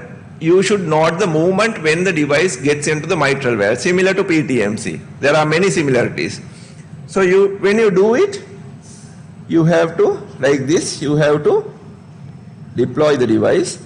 And once it is on the mitral valve, what do? Can you see the pull and the rotate? You pull the catheter slightly and you rotate the whole assembly anticlockwise. Do it like this. The moment you do it like this, it comes back to the usual position. So this is a technique that you should adopt if you deploy on the mitral. It will get stuck on the mitral valve. Only way out is you rotate everything anticlockwise. And you have to have aortic pressure monitoring, because the moment it comes onto the mitral valve, it affects closure of the mitral valve, so blood pressure will drop.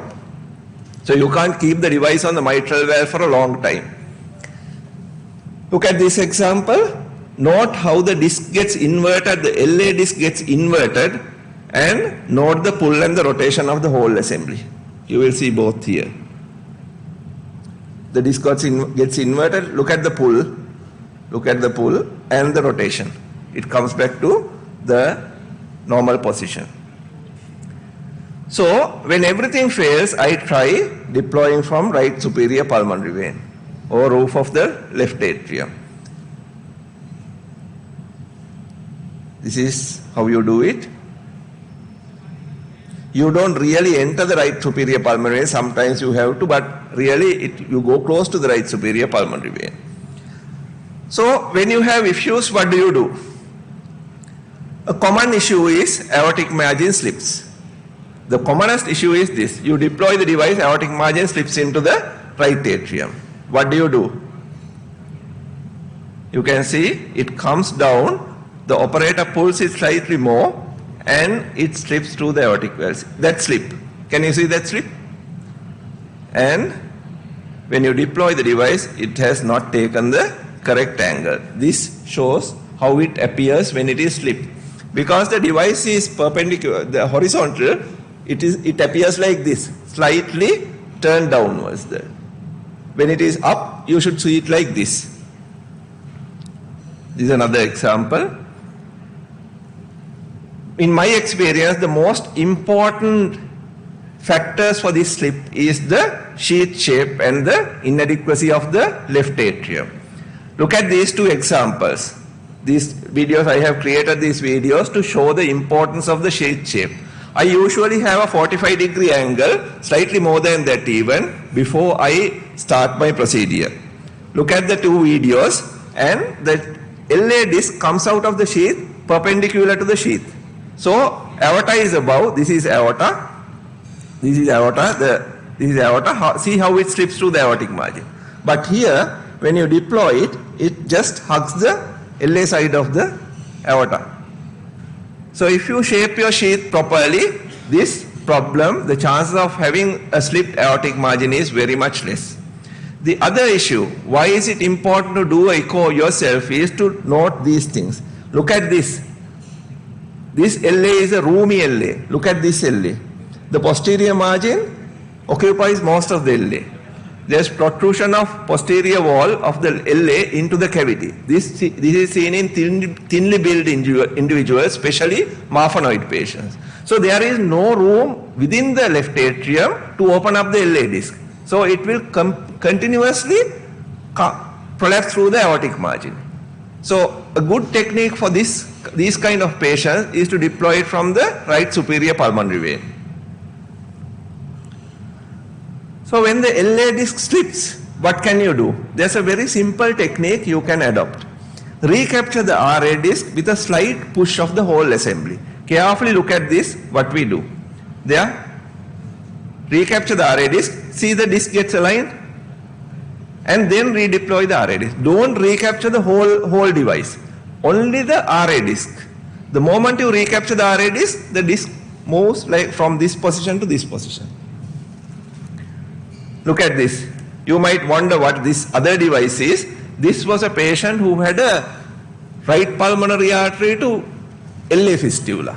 We have gone through the ASD when he was about 6 months and closed the right pulmonary artery to LA fistula. And when he was 4 years, we closed the ASD. So that is the device in that. So look at this. I was trying to push the device. It got partly rectified, but not fully. You can still see there.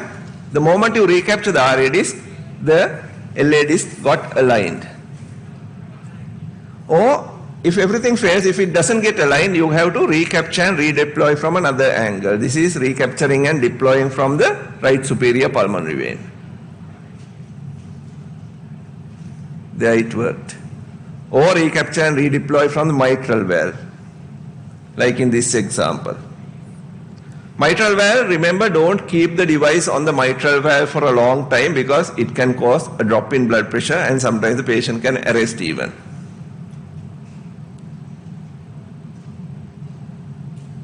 There, that movement when it is on the mitral valve.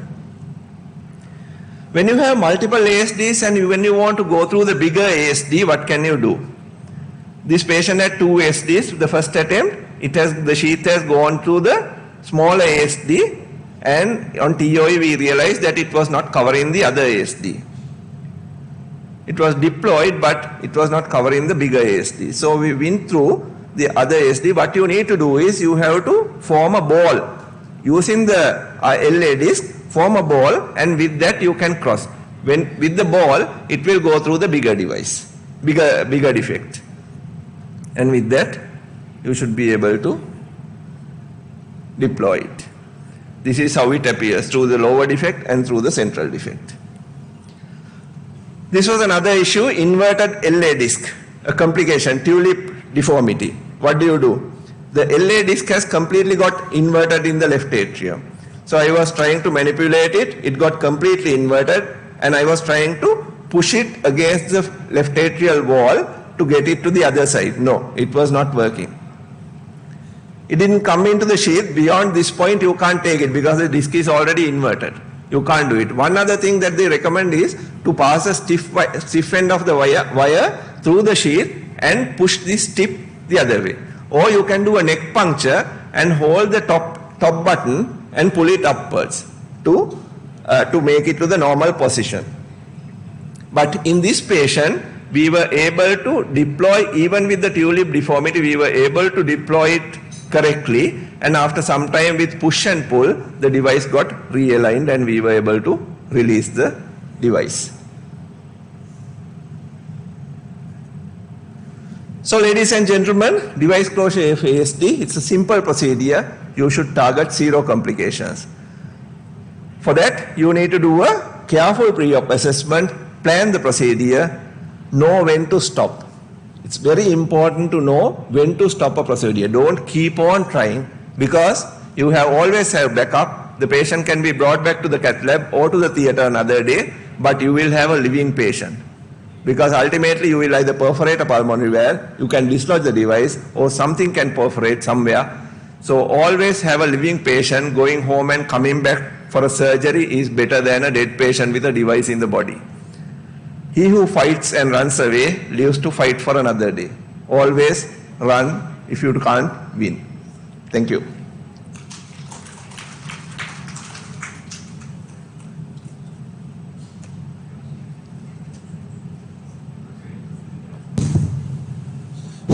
Thank you very much for your excellent lecture, sir.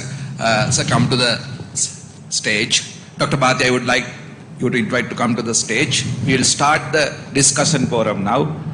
Yeah. Our senior registrars will raise their questions.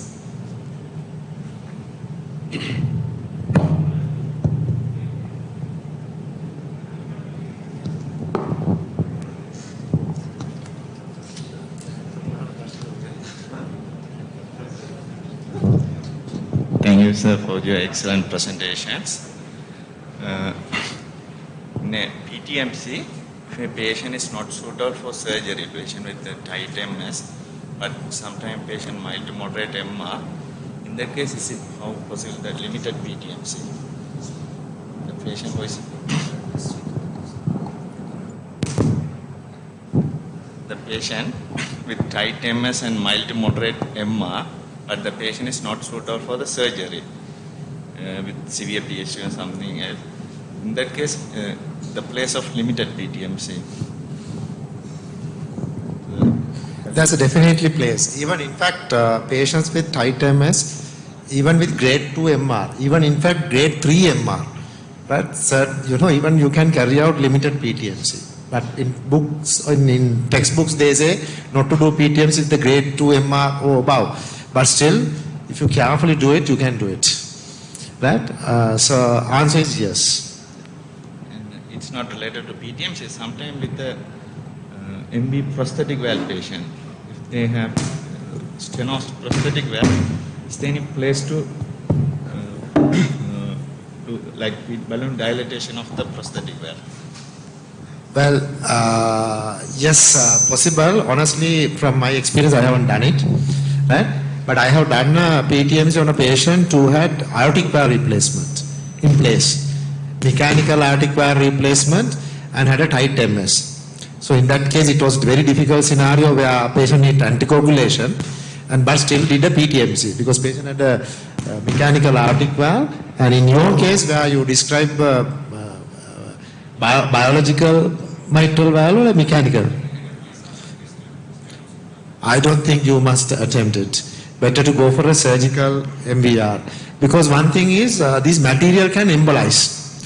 When you put a balloon across the mitral valve, most likely it's a pannus growth, right? It's a mechanical valve. So the restenosis of a mitral mechanical valve is most likely pannus growth. If you put a balloon and dilate, what can happen is this material that is there can break into pieces and can embolize, can end up in a stroke.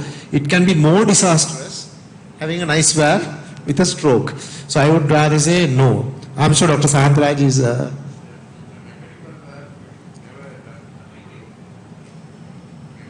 Well, you should never attempt to do any dilatation. They have to go for surgery.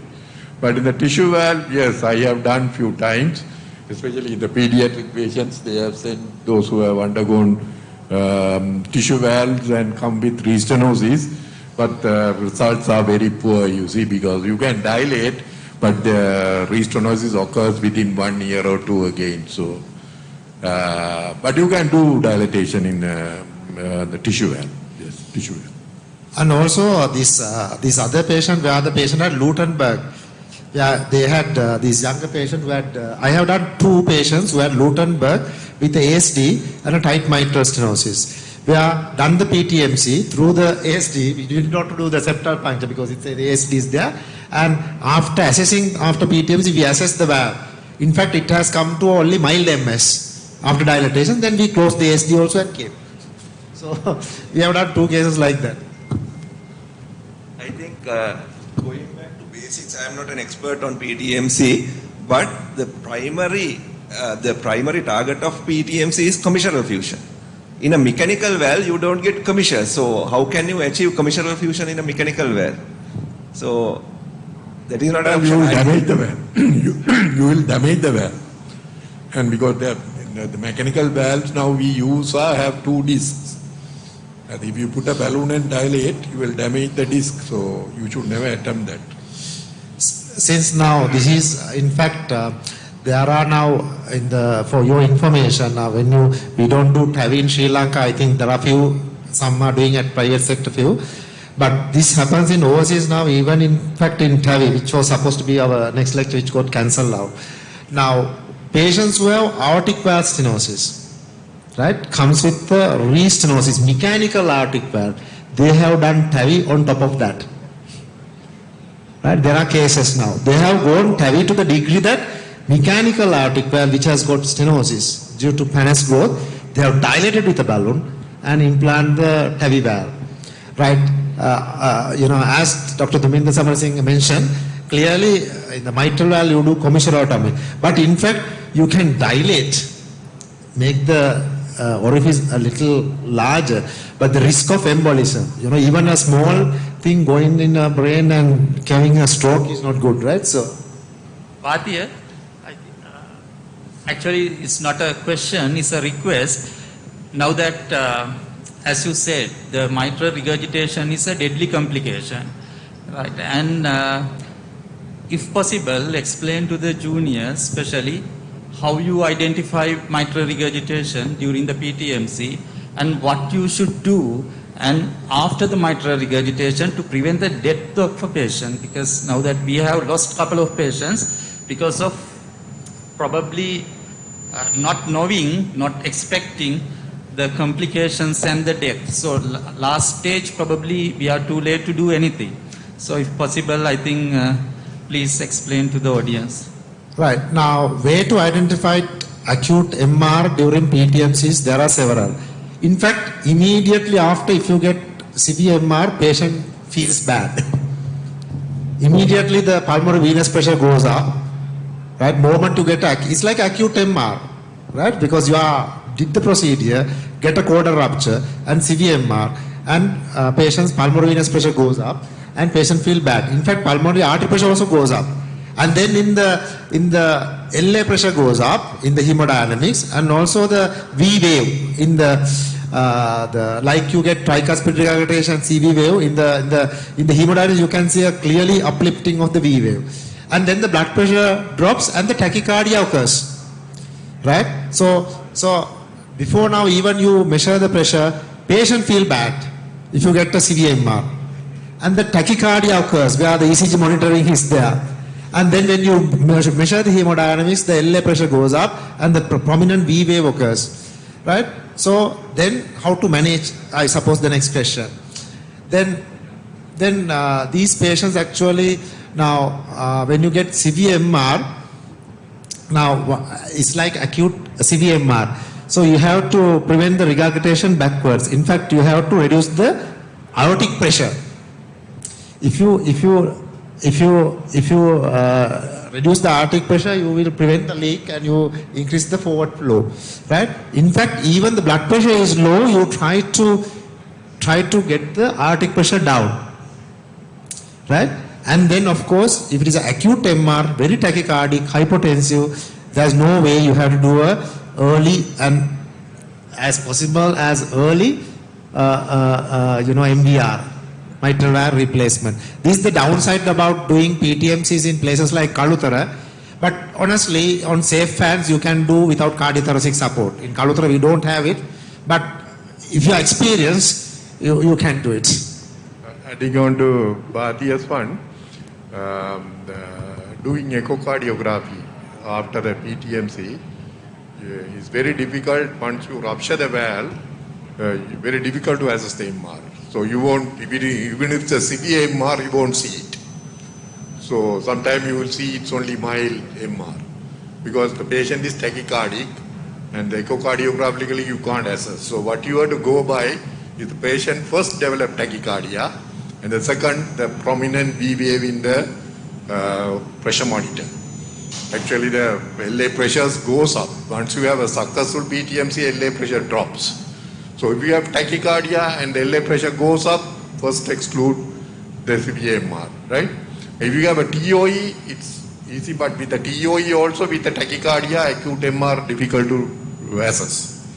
And tachycardia, V waves and drop in the blood pressure are the very important indicators of severe MR.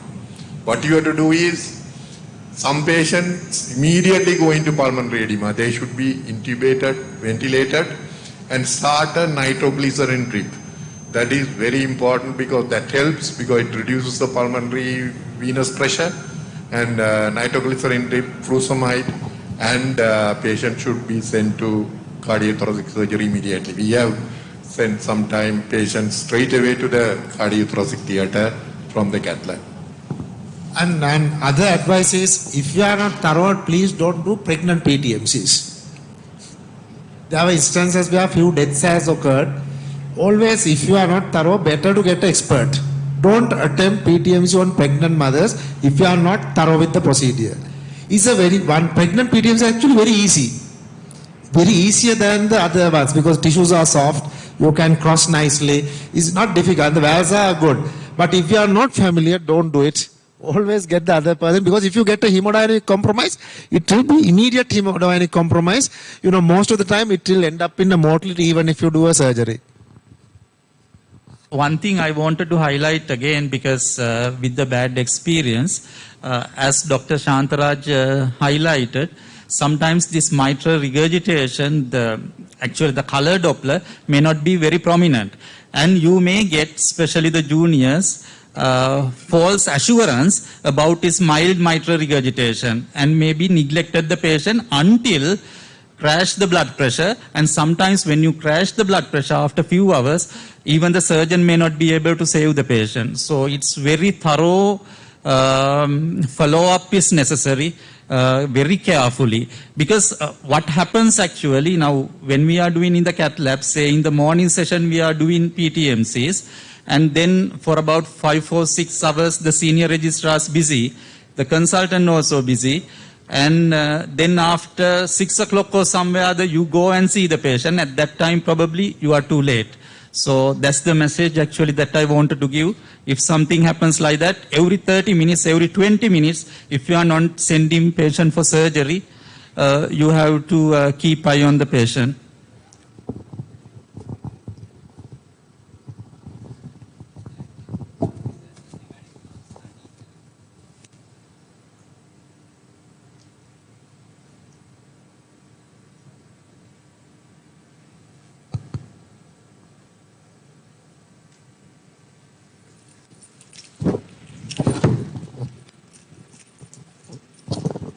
So it's regarding your study on the acquired ASD during PTMC, and unfortunately you had to rush through those slides. So can you enlighten us with whether it is associated with any significant risk of embolic complications like stroke, and what should we do in that such instance? Actually, this study was on 125 patients. Getting 125 patients also not easy on a PTMC. So this study was conducted over a period of 1 year in Karapitiya when I was there. 125 patients who has undergone PTMC, followed up for immediately after 3 months, 6 months and 1 year for iatrogenic ASD. So these patients were followed up, and there's no patients actually, because the shunting is mostly left to right. But if you get now, the hole is relatively small. In fact, we haven't noticed increased risk of stroke. And also the Sri Lankan data, sometimes problem is we miss some of the patients actually miss to follow up. And they sometimes don't answer the phone. So we don't have a proper way of record keeping. That is a problem. But our immediate results and the 3 months results, we were able to follow up nicely. But 1 year, most of the patients actually lost to follow up. We don't know exactly the results. But anyway, there's no increased risk of stroke. And the iatrogenic ASDs that were persisted, and there were so many ASDs actually persisted after 1 year. They were about 6 millimeter in size at the onset. Patients whom we had to use figure of 8, right? And also the patients who had a large ASD at onset. Iatrogenic ASD is the ones that are left with ASD at 1 year. In PTMC we use 14 French sheath, 14 French dilator. But this happens now, this is going to be more common in time to come, where people in Western world, they do mitral valve, this clipping and all for the MR. So they use larger sheaths. So this will address, I am sure there are studies in time to come. Yeah, I think we have run out of the time. It's time to conclude this session. Thank you, Dr. Bharati Ranasinghe and Dr. Duminda Samarasinghe sir once again for delivering excellent and elaborative lectures. Thank you.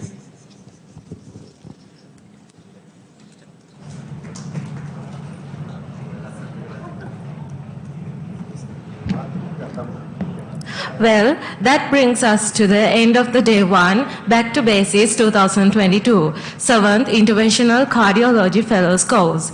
Again, I'll remind you all the YouTube channel CardioTube NHK. Well, I would like to admit my thoughts. A good event never ends the world. They take only a pause and keeps us awaiting for the next. Till we meet again tomorrow, have a wonderful day.